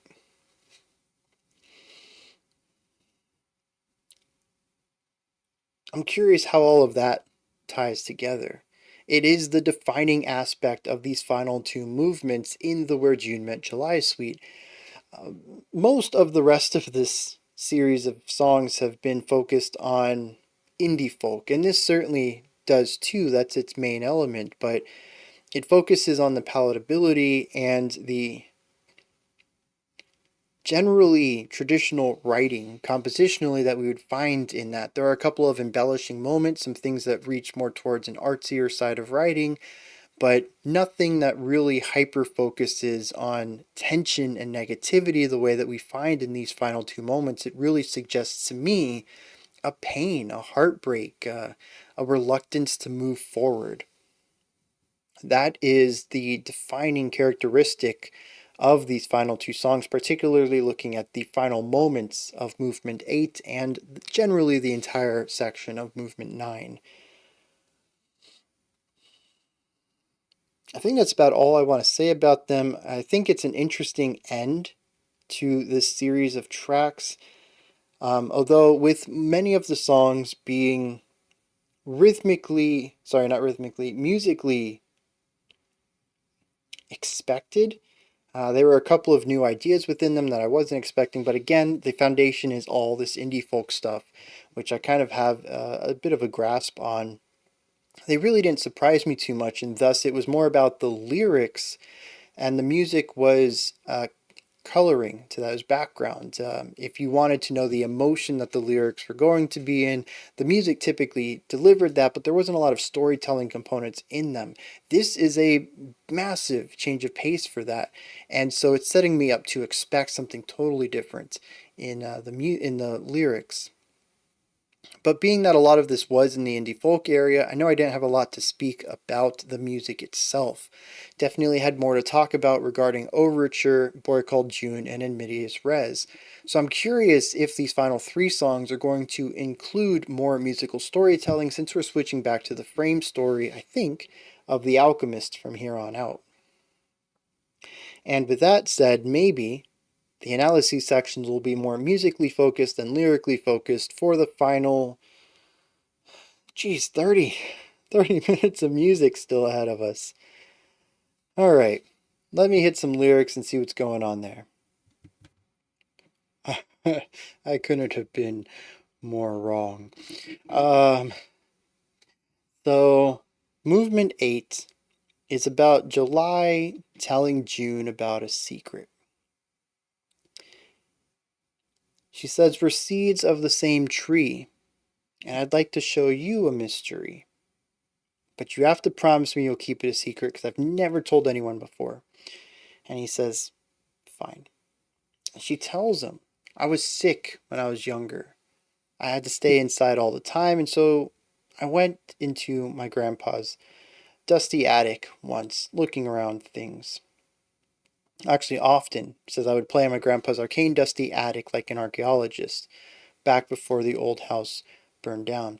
But one day she found a book with no title, no author's name, and the story inside gripped her. She just absolutely loved everything about it, and then found out it was only half written. While still engrossed in the tale, there was no ending, just blank pages in the back half. And so she views it as fate that she both wants to be a writer and found this book. She wants to go to the city so that she can finish writing it and get it published. But she doesn't want to let go of June. The two have grown close over this summer and says, "Hey, would you like to come back to the city with me?" And he says, "Sure." And I think that's pretty awesome. Then we hit movement 9. Despite being the finale of Where June Meets July, it is not about June and July. Well, not entirely. There are a few lines in here from June. He says, "We race in that store to the end of our lives. We leapt and we dove, and panting we chase. Be it courage or must, my hand pioneers in front of the bus where yours would endear. I want to share it all. I'm falling in love. I want to share it all. I want to bare my skin. I want to be poured out. I'm falling in love." That's the only lines that June has, but as you probably heard, there's a lot of lyrics in this track. That was the secondary male vocalist that appeared in the track, the one who sang under "It used to be here, it used to be here, it used to be here" over and over and over again. All of that is actually the alchemist. He talks about being haunted by his twin. "I see it all, the years flutter by. Now they only emerge every 17 years. For Eden they dirge for what used to be here. Now everything's roused a few months a year, awoke in the night for a lover thought near. I've spent years trying to find my way back in. You're everywhere I go, in every line I see. I feel you in the lake, I hear you in the trees. The years in the wind, the lives in their call. I want to go back in." Goes on and on and on about still seeing and hearing and feeling his twin everywhere. Eventually saying, "It used to be here," over and over and over before that gets twisted into "you used to be here." It actually has nothing to do with any of the parallelism I thought we were going to find. So maybe these final 3 tracks are going to open some answers for me. But at the moment, I can find absolutely no reason why this alchemist is looking towards this story for answers to bring back a dead twin when the song is, well, the story in lore is about everything just working. It's about a relationship that is a chance meeting that flourishes and blooms naturally, and as far as the end of the story is concerned with, ends in a happily ever after moment. Now, I do suppose that the last 3 tracks here can allude to June and July. In fact, the last track is "Eve Beneath the Maple Tree." But my understanding is that they would have continued to bear this title of June and July. Maybe not. Maybe we'll continue to see this. But yeah, I don't really know. I can't say that I have a strong grasp of where we are going with this story. And as I mentioned at the beginning of it, I enjoyed this tale of June and July, but I'm still infinitely more interested in this alchemist. Maybe that's just me. Maybe if I were younger, The Alchemist would be a good frame story for a good teen romance story, and that would have appealed to me a bit more. Especially with the whole chance meeting your perfect other and falling in love with this very romantic, whimsical thing about fireflies and cicadas and stars, and just finding this perfect partner. Like, it's all very fantastical and fairy tale. Like, it doesn't happen in real life, rarely ever. I'm not going to say that this type of thing never happens. Reality tends to be a bit stranger than fiction, after all. But it is a very rare story, we'll put it that way. And it does seem like it sits more in the realm of fantasy or dream than reality. And from that perspective, it's, again, a neat story I enjoyed, but I really want to know about this alchemist.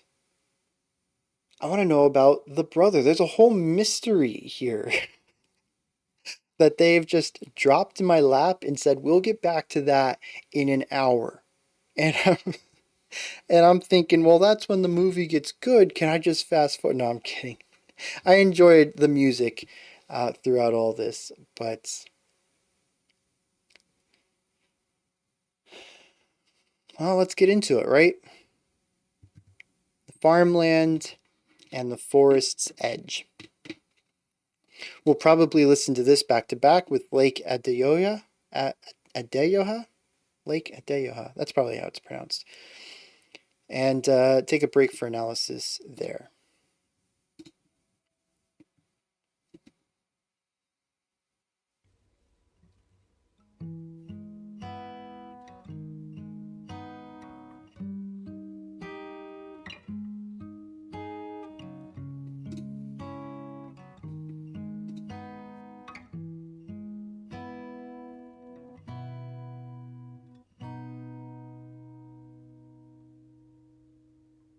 There are two pillars piled that hiked a trail. Drastically different vocal delivery here. One on the grass and one on the tarmac. Come let us sow our downward soil. Draw our old audience. They crowd only by force of vote. And force is violence. They just want shelter. Some have never known a home. But to even learn, you must endanger what you already know. When I'm inside those withered highs, I must play the part. But when you hear me speak as them, don't lose heart. Just so I. It's an interesting shift up.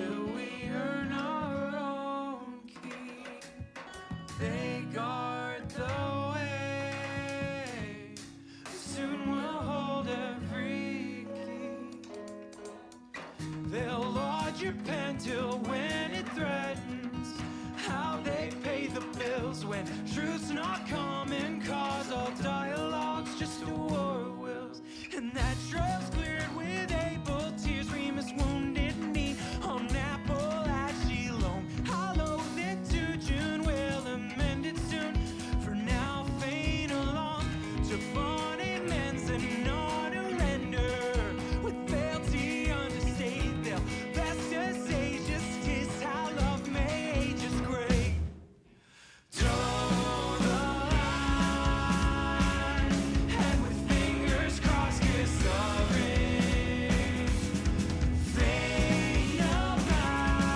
Dude, this drummer is still... Yeah.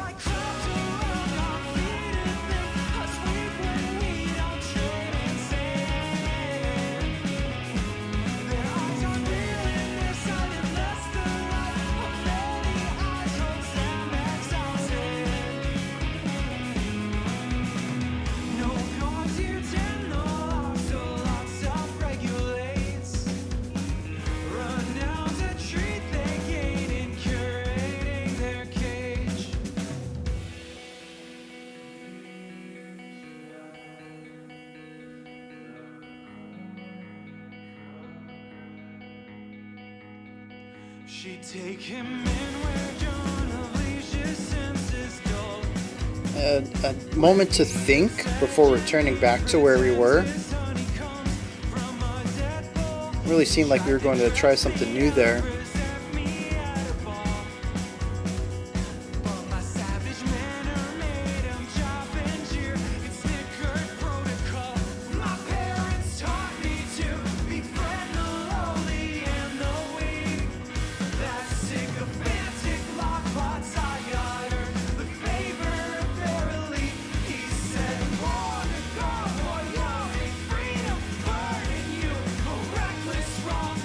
I like that semi-yelling. It works really well at the top of the vocal stack. I don't think it would do too well by itself, but in harmony with everything else, it's a really great timbre shift from a lot of the sounds that the vocals we have had for the album so far.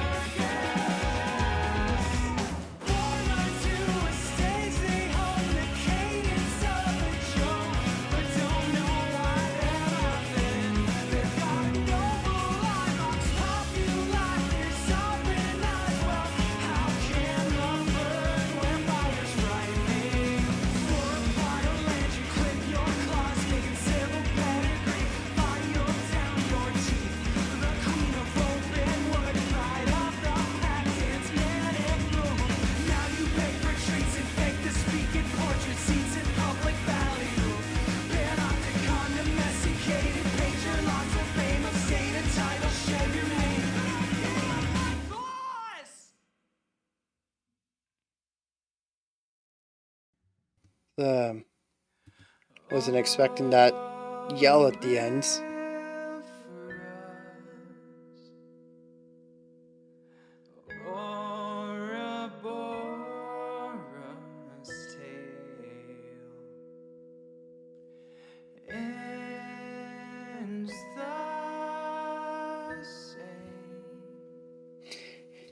I like how we have the glockenspiel back, which I used as an embellishing shimmer, glistening. It's no longer that. Alone, July late,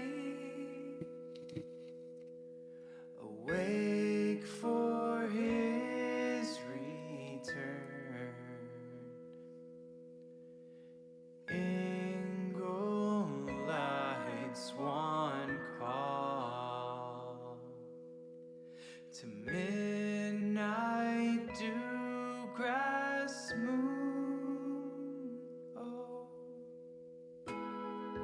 follow, follow. Why couldn't they just sow this time? This is the first ballad on the album, isn't it? He'll go, and the story will have her stay behind. Yet bound, they vow that every year on nights like these, from May to fall, they'll meet and show the love that neither. Back to a 3 as well. It always stands out to me when the time signature isn't 4/4, because that is the standard time signature, not just for all music, but for this album included. Anything outside of that is a deviation. I wonder if, based on all the number stuff they have, if their time signatures mean anything as well. And we like cypress knees who singly breach, yet beneath weave to one mirror their tale. One who lingers, one is sunk beyond. Shadow, shadow, I can still see you on the lawn, or low in the lake. Your reflection begs me follow down, In time will winnow what we could not hold. Will I ever feel a present tense?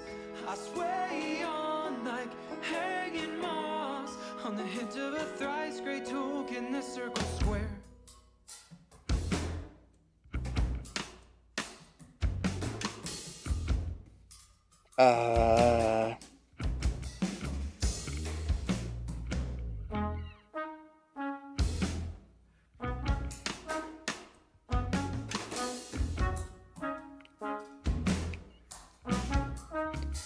It'll be interesting to see where they take this.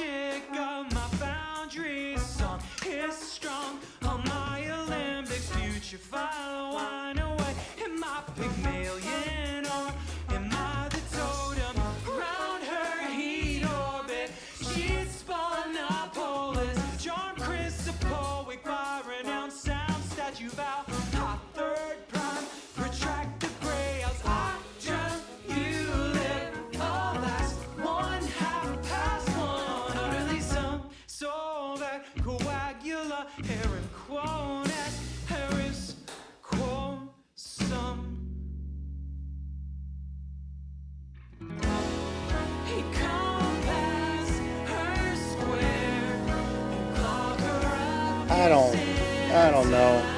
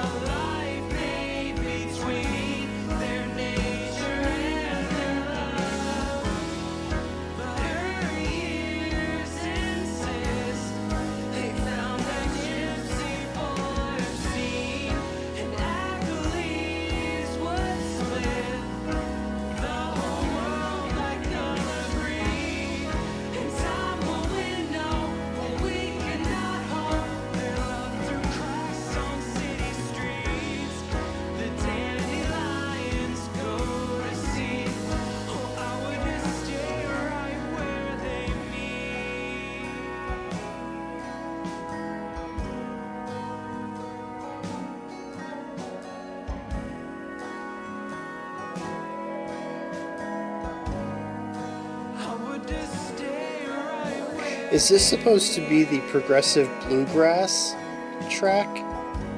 Because now that I think about it, it is following a bit of a bluegrass structure, especially harmonically, but it's way slower than I've heard any bluegrass be.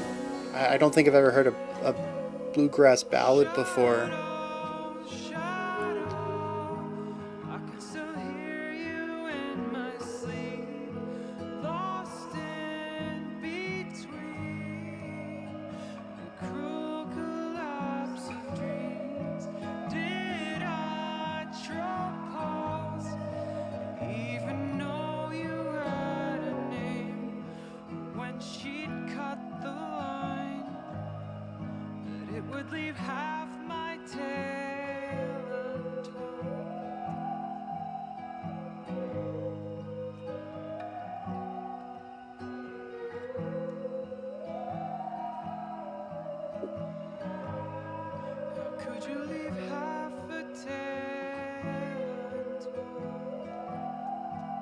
How could you leave half the tale untold? Is that regarding her book? Wait, is the book what the alchemist is after? How much of June and July's story is real?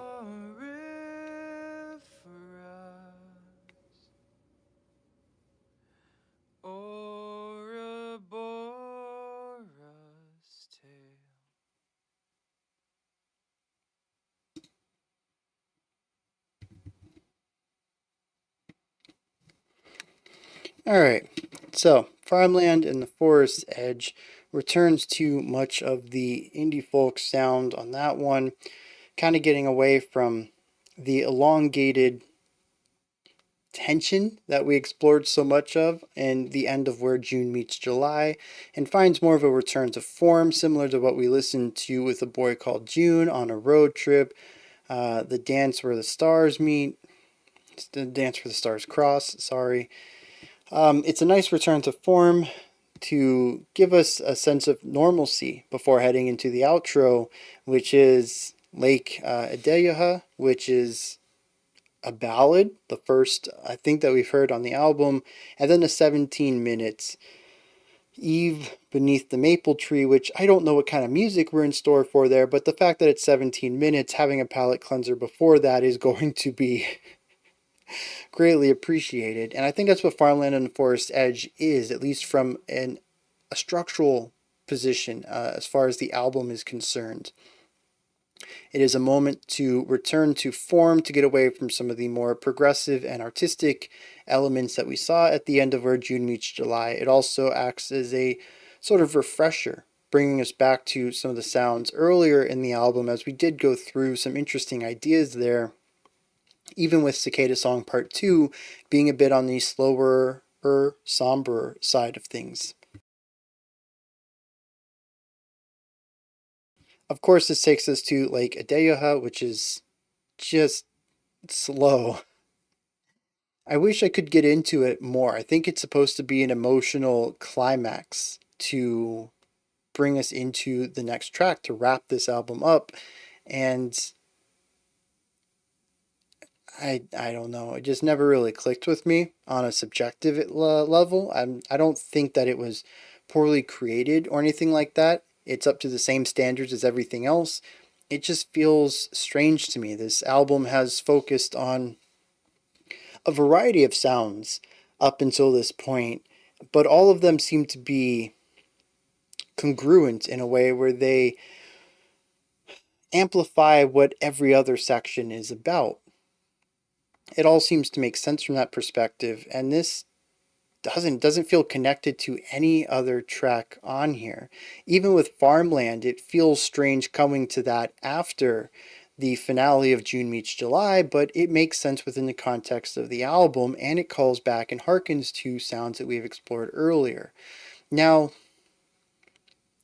the only way to call back to something is to have done it that way first, and that doing it that way has to come out with no context, right? It's not like In Medias Res started the track off with any sort of callbacks to anything else. Sometimes you can't have any connections to what's come before you.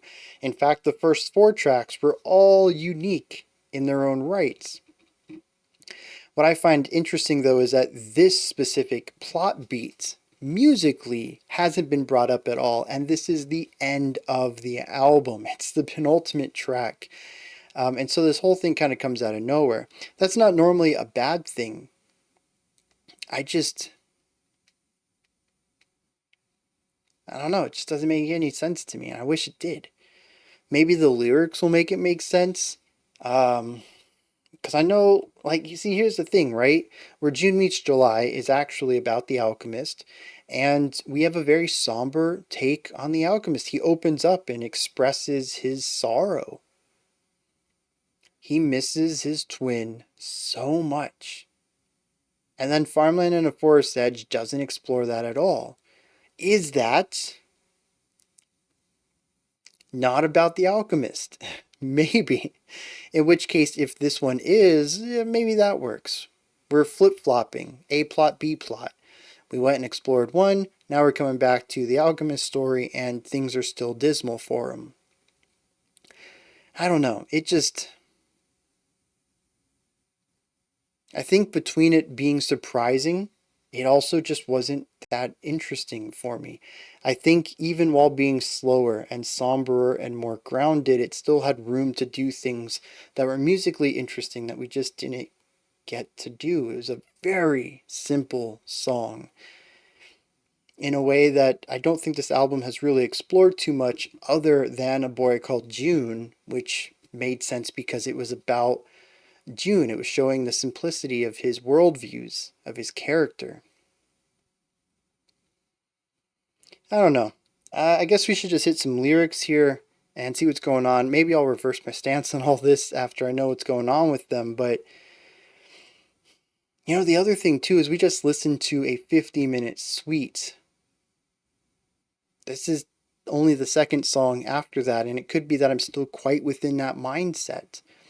Technically, In Medias Res was very different from A Boy Called June, which was very different from Where June Met July. It makes sense that as we continue to explore these new songs, even though we're on track 14, we're only on song 5, that they all continue to be different in their own right. It's just that, you know, song 3 ended up taking up two-thirds of the album. I don't know. Let's hit some lyrics, see what's going on there. All right, Farmland and the Forest's Edge is about a growing divide, a wedge between June and July, as they are now presumably in the city, I suppose, since that is where the tale last left off. And yeah, they're just not doing great. They're not seeing eye to eye on things. She says, "Come, let us sow our dowered soil, draw harrowed audience." He says, "They crowd only by force of vote, and force is violence." She says, "They just want shelter. Some have never known a home." He says, "But to even learn, you must endanger what you already know." She says, "Look, when I'm here, I have to play the part. But when you hear me speak as them, don't lose heart. Just for a while, I have to do this until we earn our keep." He says, "They guard the way." She says, "Soon we'll hold every key." She says, "And they laud your pen. They really like your art." He says, "Till it threatens just how they pay the bills." She says, "I loathe it too, June. We'll amend it soon, but for now, feign along. Just play along. Play the game of the aristocrats. That's the only way to get ahead." He's not buying it. They go back and forth over and over, and eventually he says, "They're like crabs around our feet who think us weak when we don't trade in sand. Their eyes aren't real in their sight unless the light of many eyes holds them exalted." The narration says, "That year passed. The corn, cut grass, salty smoke. She take him in where John or Liege's senses dulled, where he or siege and bee pretends his honey comes from a dead bull." At this point, we have a monologue from June. He leaves. He can't do it anymore. He doesn't understand why she plays the games. He finishes it with, "Now you beg for treats and beg to speak in portrait seats in public ballyhoo, panopticon domesticated, paint the locks, let fame of state and title shave your mane. I can't hide my claws." This makes perfect sense. I was talking about this elevated yelling that was going on in this track. It's June expressing himself. He is angry now. So angry that he decides to leave July. Now, this next one didn't make a lot of sense to me, but there is a really cool detail that I'm going to get to later. The annotation on Genius states that the alchemist arrives at Lake Adeyoha, a station along its pilgrimage path of their story. This appears to be the same lake that June ran off to after he left July. The alchemist laments the tale's fated cyclical outcome. Every year the story ends up the same place. Of course, it's a story. It's linearly written. It's not going to change, but he reads it every year, and every year it's the same. June leaves and July stays, both bound to their natures, yet bound also to one another, caught in an eternal orbit doomed to repetition. It also speaks about how June has decided that the best way to reconcile this is to return to the city and meet with July once a year, every summer from May to September. The alchemist likens this connection with his lost twin through the story. Half a life for half a year. Now, the one thing I want to show you is this. And I'm going to duck so you can see the whole thing because you really need to get a picture of both pages to fully understand this. This is the only page in this lyric book that does anything like this.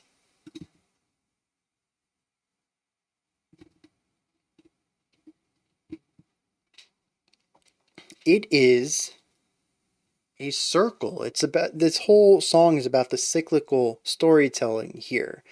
Not only just the fact that he reads the story every year and it doesn't change, but also because the two enter into a cycle every year, they meet up for a few months of it. But what I really love is this concept of circling the square.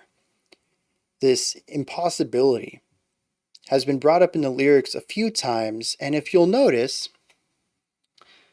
line 8 says circle. Geez, let me do it with the mouse. Circle square. And it creates a square within the circle. It's really cool. It's great typographic attention to detail here. So I just wanted to share that because as far as I know, it's the only one that does it. I haven't looked at the next set of lyrics yet, but yeah, I just thought that was a really cool detail. All right, let's wrap this up. Eve beneath the maple tree. 17 minutes. Let's finish the album.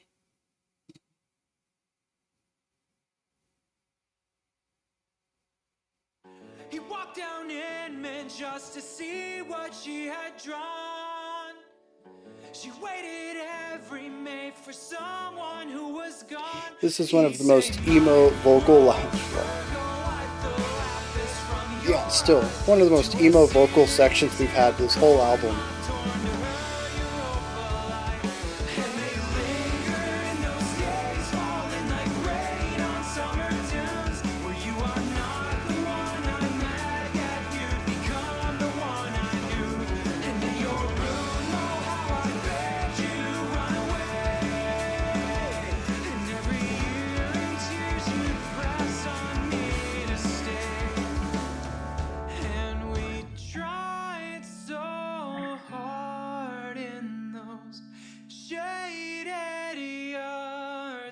Miss Emma Bell's house, or at Tinsley Park, down that muggy street nightly, wandering, laying fit a spell under greenway trees, and for a time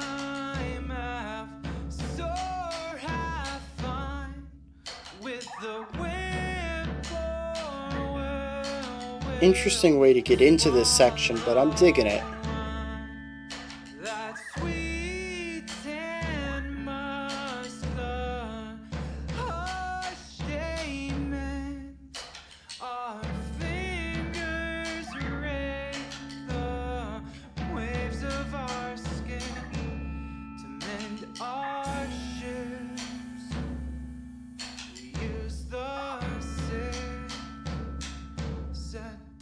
Really fun rhythms coming out of the drums too.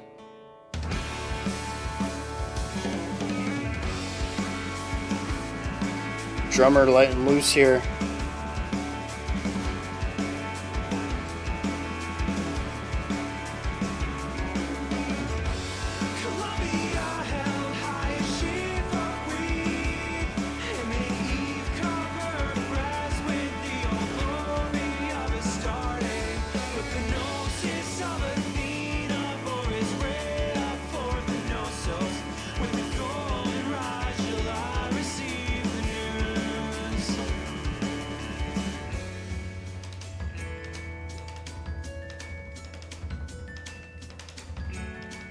Yeah, I love all of these layered percussion ideas, not just from the drum kit, but also the glockenspiel and any of the additional drums that we have. Like at the beginning, that sounded a lot like a timpani to me.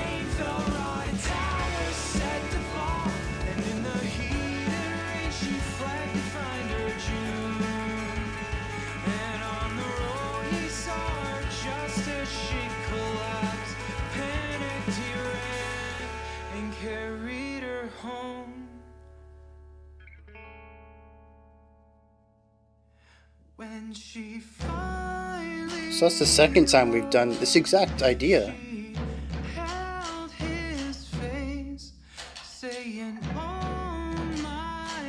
I don't think that's a timpani anymore, by the way. I think it's just a floor tom.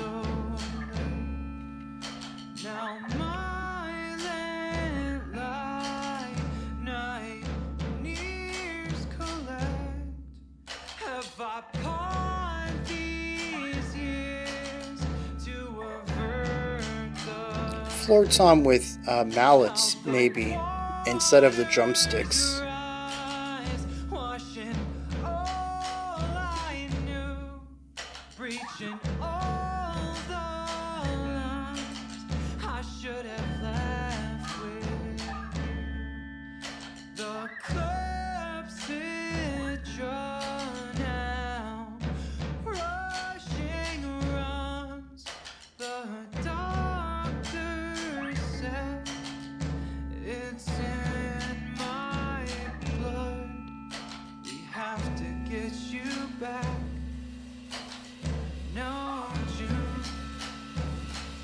Just stay with me.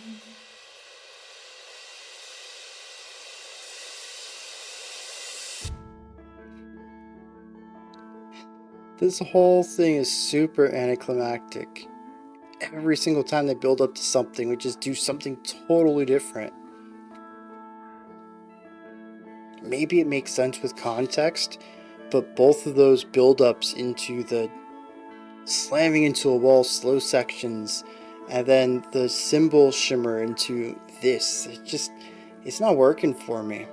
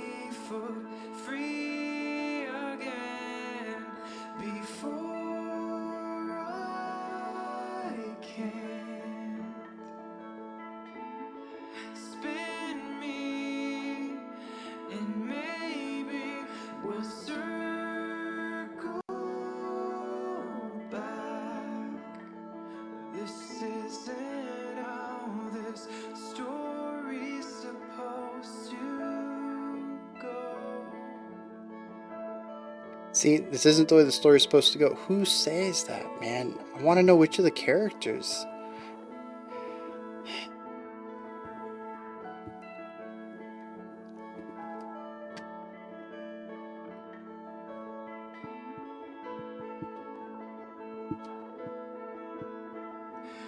Just be here now.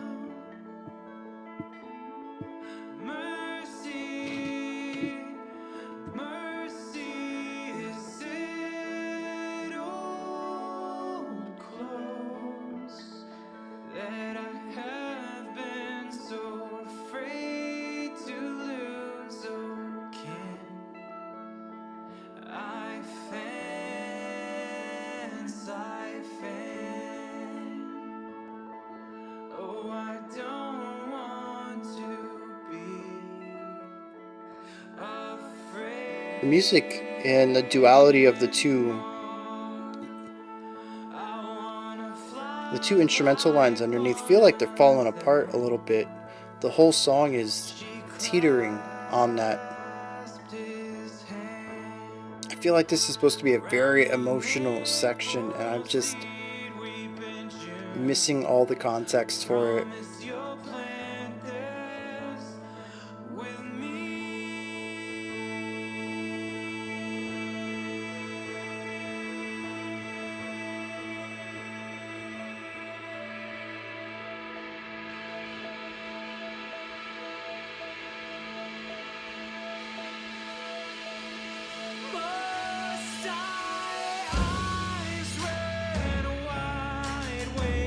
Now that was a clean transition back to this. That was pretty cool.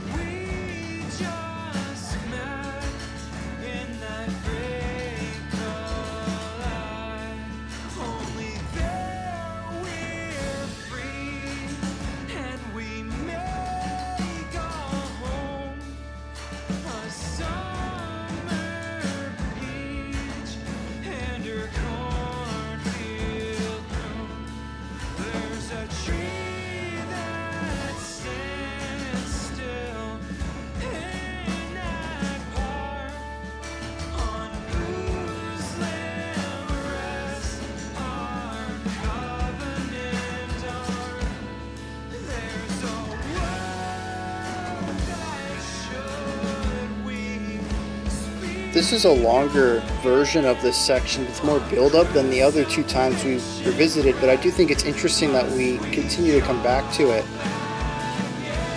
I think the structure so far has been A, B, A, B, C, B, variation on B, and then whatever this is, we could probably call this a D if you would like, but it is also another variation on the B.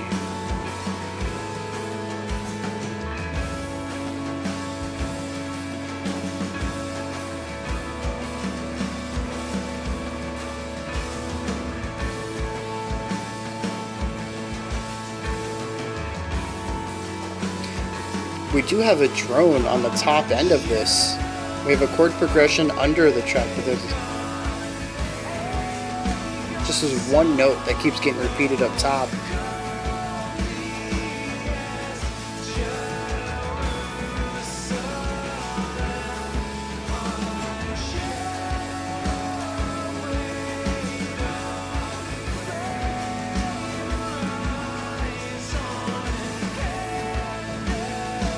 This is the post-rock track.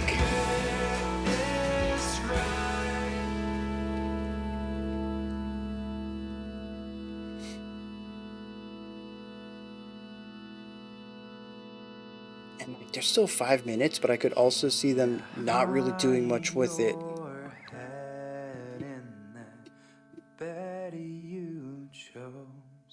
When your wild heart knocks at the door you close, lay your head on my shoulder.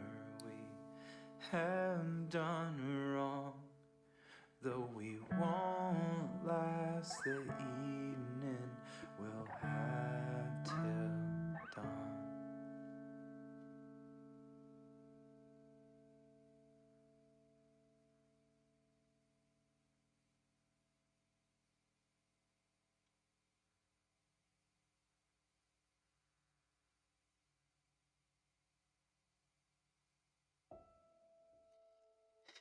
I was gonna say, y'all ears don't deceive you. There's nothing happening. It took a long time for that piano note to come in.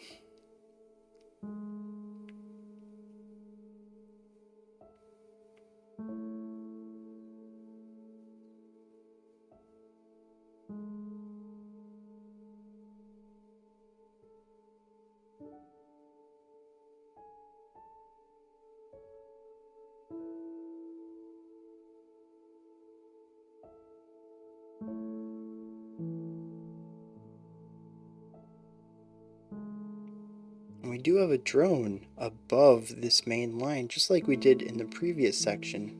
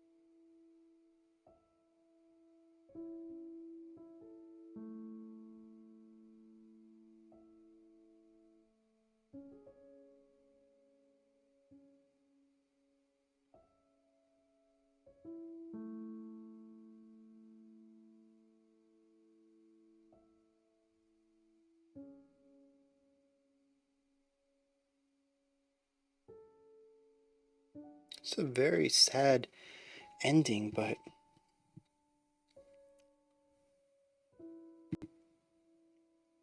there's also joy to it.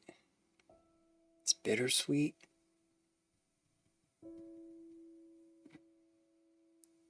Positivity for the times they had, but sorrow for the lack of time that they'll have in front of them.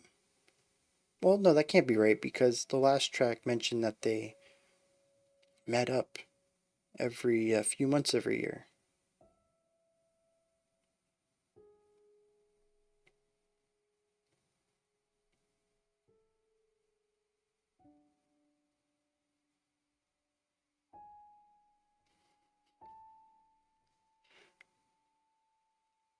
I chuckled because over there, the volume bars, if there's just the little balls at the beginning, that means it's very quiet, but there is a sound. When it's completely gone, there is no sound. You know, it's funny just watching it flicker in and out.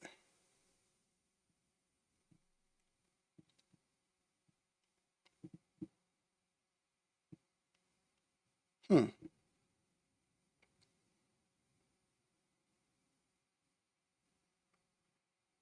A very interesting fade out there, given that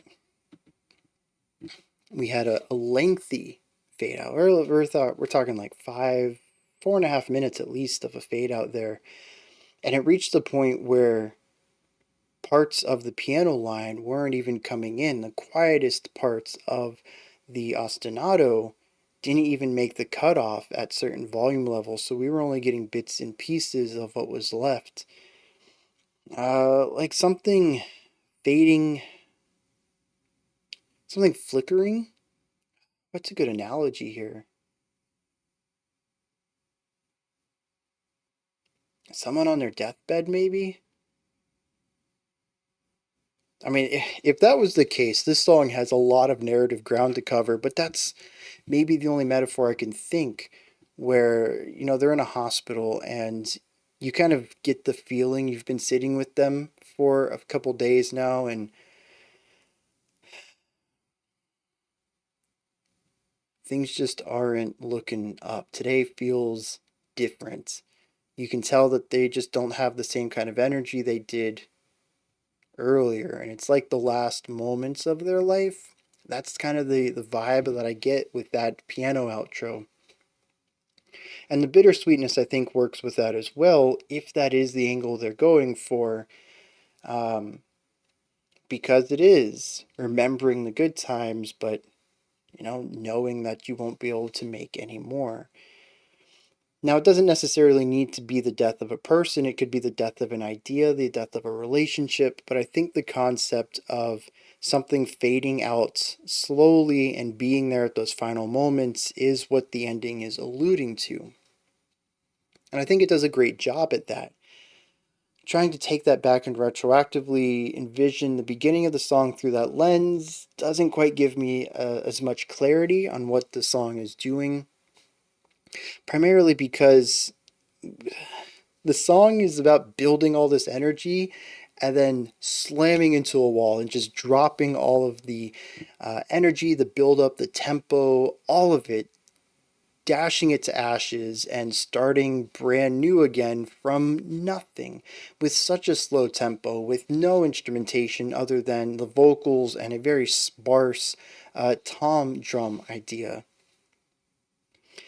It's we do that twice over. We go into a brand new section that gives us a build up again, but this one starts out slow and somber and builds into that B section where it doesn't feel like we're slamming into a wall and slowing down, but building up out of this. I thought that was fantastic. A phenomenal way of coming back to this section in a way that made more sense than it did the first two times. I don't know if that storytelling is intentional, if I'm supposed to feel that way, like, man, how did we get here? Why did we do this thing again? Oh, this makes sense now. That kind of story is what I got out of it. And of course, that escalates up to a massive peak in this track. Just a really big moment, volume wise, layering wise, just everything. It reaches this big moment, and that gives way to our piano outro. It is, I think, supposed to be the peak of not just this track, but the album in general. I think it works really well and utilizes the post-rock concept of slow burn, layering up an idea over time. But I think what's really cool is that it doesn't just do this throughout the entire song, is that it creates this juxtaposition, this almost antagonistic component to the B section. Every time it comes in, it feels anticlimactic until it comes in and it feels like resolution. I don't know what that means in the larger narrative, but I think it's a really cool story beat for this track just from a musical perspective. And for it to then build up into this really evocative moment, this massive point of stress, of anxiety, of tension to be resolved, not really resolved, released into this final piano moment, as if it's letting go of all of that and allowing it to be whatever this feeling is at the end. Allowing all that weight to be let go, and possibly, maybe even for this relationship to be let go, to naturally end how it is, and to remember the good times and deal with whatever repercussions come from that on an emotional level, the pain of the loss of this. That's kind of what I get out of this final track, and I think it works fantastically as an album closer, but also a story closer. I don't know what the lyrics are, I don't know what the narrative story is, but musically, I think it is a fantastic punctuation for this, a final bit of closure for the entire album.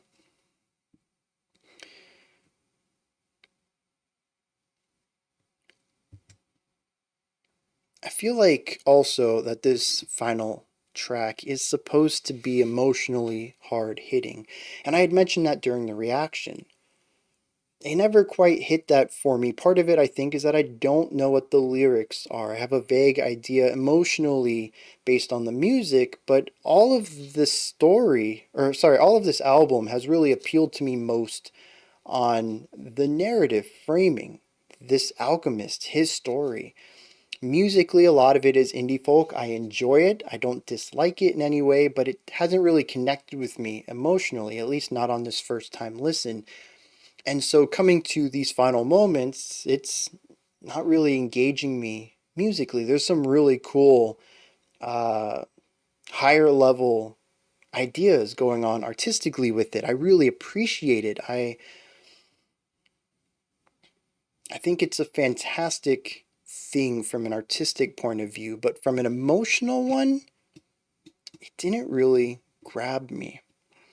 And so I kind of felt this final 17 minutes of the song to be like the ending to Mulholland Drive, in that it subverts a lot of my expectations based on what I had seen previously in this work of art.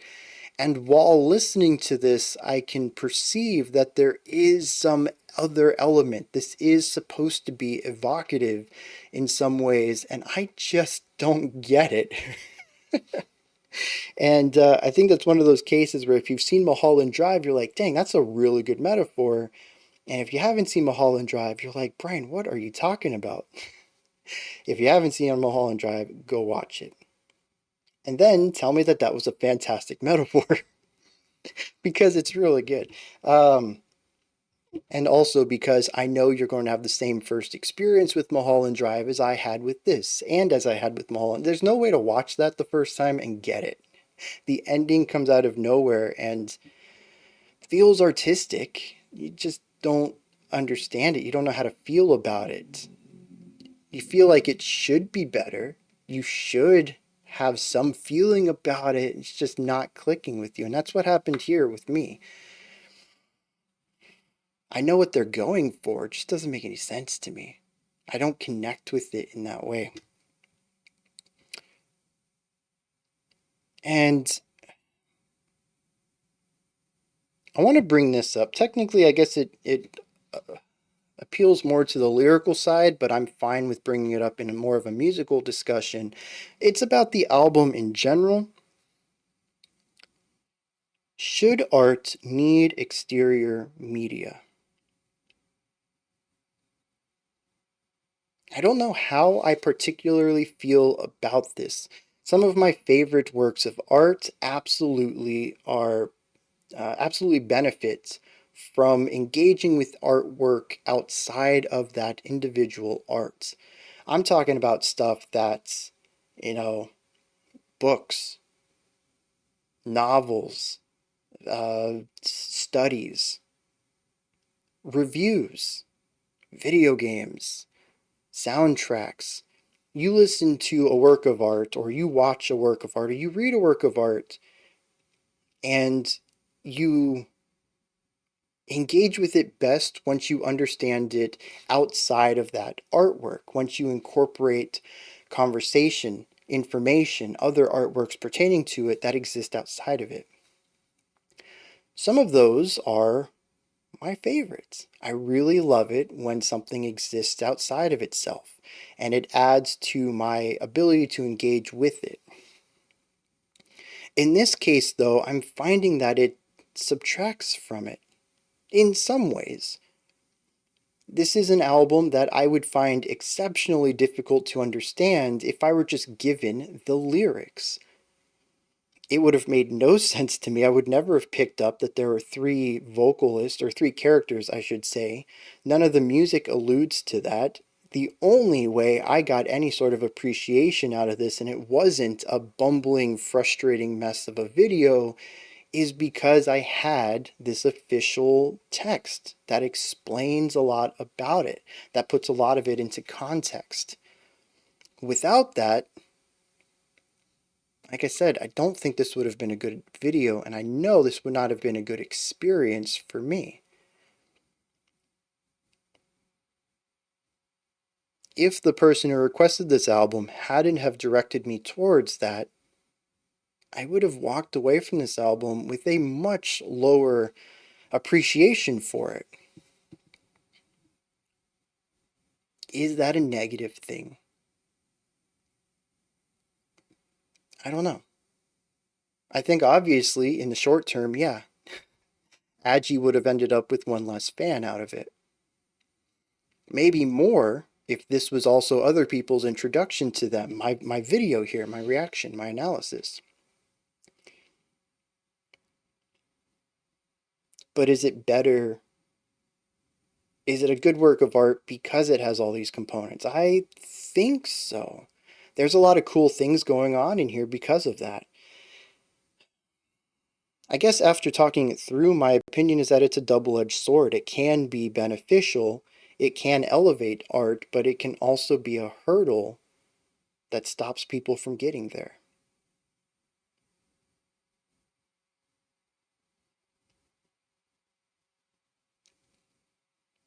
I think the last thing I want to touch on, tracks 12 and 14 engaged in a lot of repetition, particularly of a specific phrase that drove much of the conversation much of the story around it, especially at the back end of the tracks.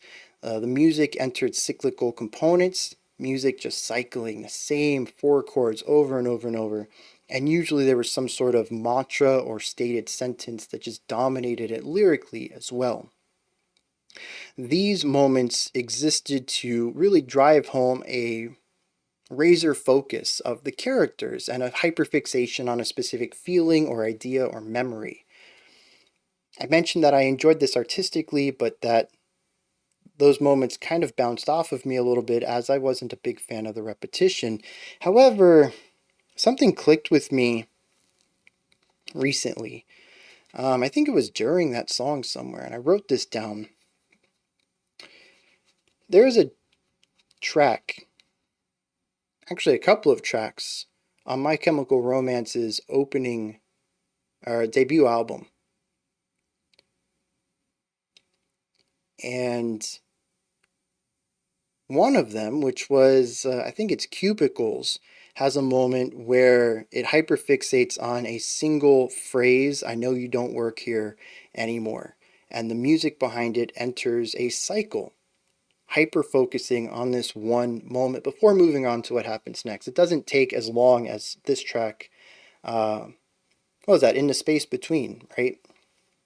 Doesn't hyper focus on it for as long as it did there.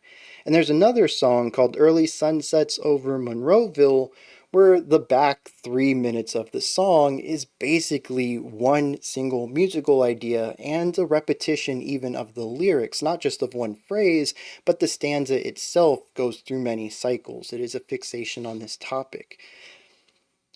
Both of those moments work well for me. So when I said that they didn't work sort of on the principle of the repetition, I was actually wrong. It's about my connection to the song. It's possible then that on subsequent listens, as I become more familiar with this album, they do not create friction for me as much as they did this time, as much as I wanted the song to just progress, because I will have engaged with it on an emotional level and will understand the purpose of it and feel the purpose of it, rather than engaging with it on a more critical and analytical and intellectual level where I'm just hearing the repetition and wanting the next idea to come up. So I wanted to point that out because I do have things that are recurring negative components in music, repetition being one of them. And I know I bring it up often in the channel, and it is because when I'm listening to things in this environment, analytically, paying attention to everything, repetition ends up being blown out of proportion.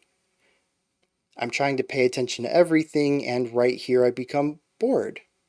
I know what's going on. I've heard it a dozen times now. I don't need to hear it again. And I'm not engaging with it on an emotional level. It 100% has to do with the way that I'm listening to music in this environment. And it's something that I've tried to engage with and change and recognize as I've done this channel. In fact, if you go back and listen to any of my earliest videos, you'll find that I actually have changed some of the ways that I listen to music over the years for this channel. It is an opportunity for growth, and I have found that what I want to do is possibly combine my analytical and casual listening experience somehow simultaneously and try to engage both at the same time in order to maximize what I'm able to pull out of music when I listen to it. But that is one place where I have said something that is true in a critical context, but isn't necessarily true in all of my listening. And even right there, I found a specific example in my casual listening that I really enjoy of them doing something similar. So let me hit some lyrics, see what's going on there, and then we'll finally wrap this monstrous video up. So there's a lot of weird numbers on this one. It says 3, 6, 9, 12, but there's also some other stuff under that. 2 plus 7 equals 9, 1 plus 8 plus 4 plus 5 equals 18, 1 plus 8 equals 9. I don't know, as usual. Oh, wait. I missed this entirely. So there's 3 movements to this, and all 3 of the movements have different numbers as well. More code to decipher.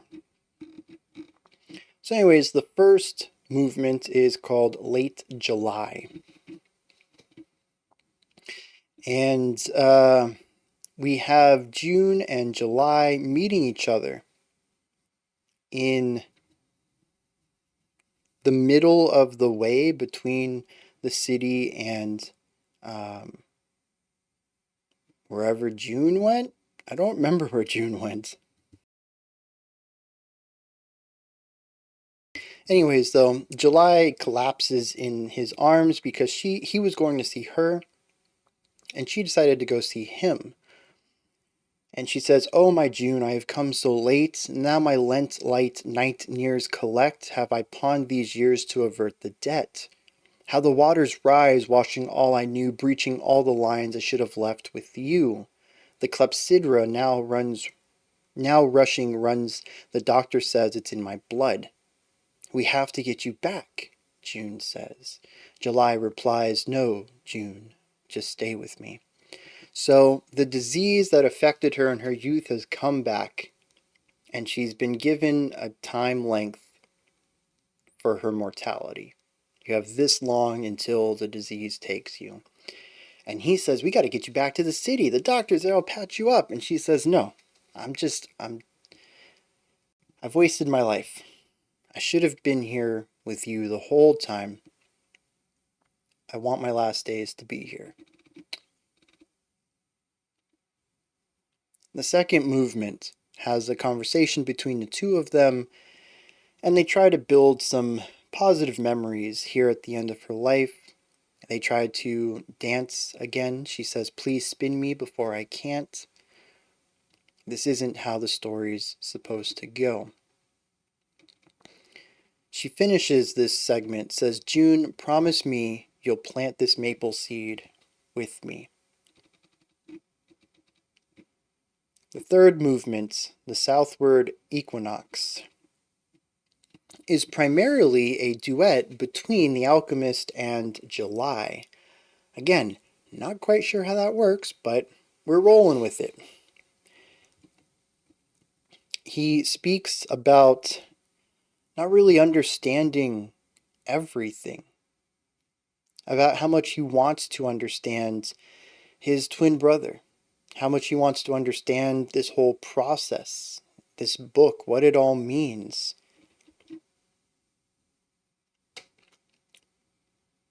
At the end of his pilgrimage, he finds a maple tree. There's a tree that still stands in that park, on whose limb rests our covenant ark.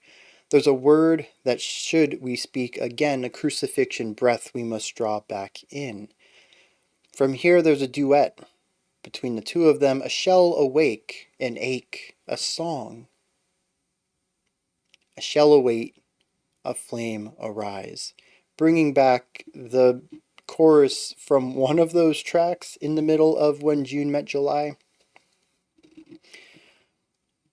The song ends.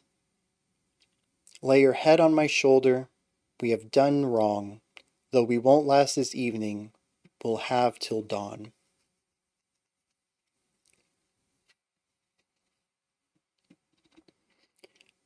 I don't quite know what that's supposed to represent. Especially since June doesn't have any lines in this track. I want to read that as July's final words to June. And maybe it is, but it's in the duet with the alchemist. But I think that July is speaking to both of them, probably.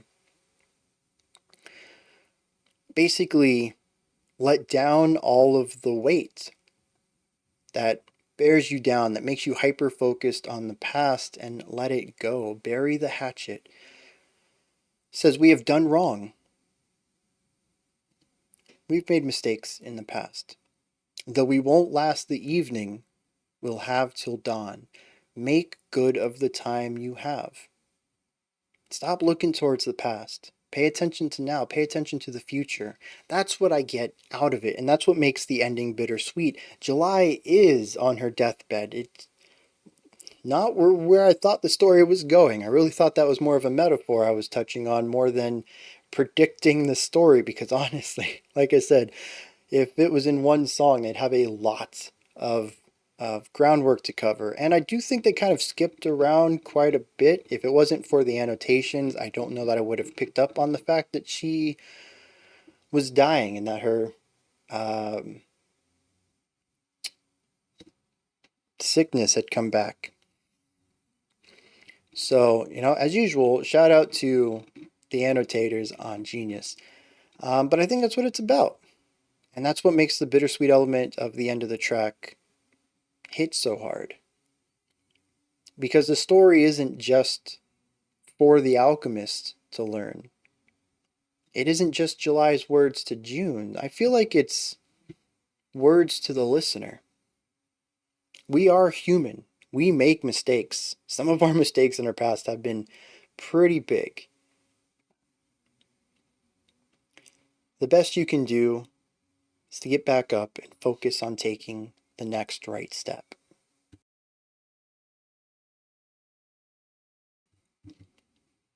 Those are my thoughts. Adjy's The Idyll Opus. What did you all think of this album? Is there anything that stood out to you? Anything you'd like to add on to what I said? Correct me on. I had a lot of questions regarding this album, so maybe you're a huge fan and you have a lot of answers for me. Let me know down in the comments. I read every comment. I especially read the big comments.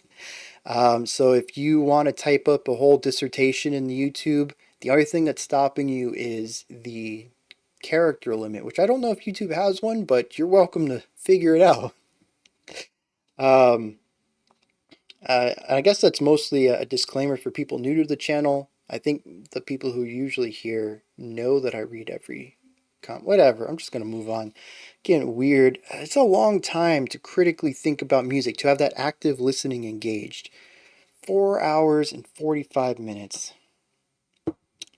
The petty part of me was like, I hope you all enjoyed this, because it was a lot of work. But no, I really enjoyed this, though. I'm glad I got to listen to it. I don't know if this is necessarily the way I would have wanted to listen to this album the first time. I think a casual listen would have been fantastic for a first listen. But I'm glad I've had to listen to this now. It's a really great album. Anyways, oh yeah, outro. Leave your comments there, thoughts, opinions, perspectives, all that stuff down in the comment section. Above that, in the description box, you'll find a link to Linktree. It takes you to this menu right here. You can find links to my music, ways to support the channel, a link to the Discord server, and so much more. Above that, if you could, like, subscribe, and ring the bell. I greatly appreciate all three of those. That wraps it up for this. I'll be back in the morning, 11 a.m. Eastern Standard Time, 3 p.m. UTC. I think that's right. Yeah, we're at +4 right now, or -4, I should say. So yeah, that'll be the live stream. 2 hours of music. Come out and hang out with me and the rest of the community. We'll just chit chat. It's real casual. Just check out some music. Hey, that's pretty awesome. We talk about words a lot. I don't know what it is about language, but we tend to get stuck on that for a while. And usually my musical hot takes appear in the live streams as well, so it's a blast. And then Monday, of course, we'll have next week's theme. I don't remember what it is, but we'll be starting that on Monday. All right, until next time, remember to be critical, not cynical, of the music you listen to, and have a fantastic morning, afternoon, or evening whenever you choose to watch my videos.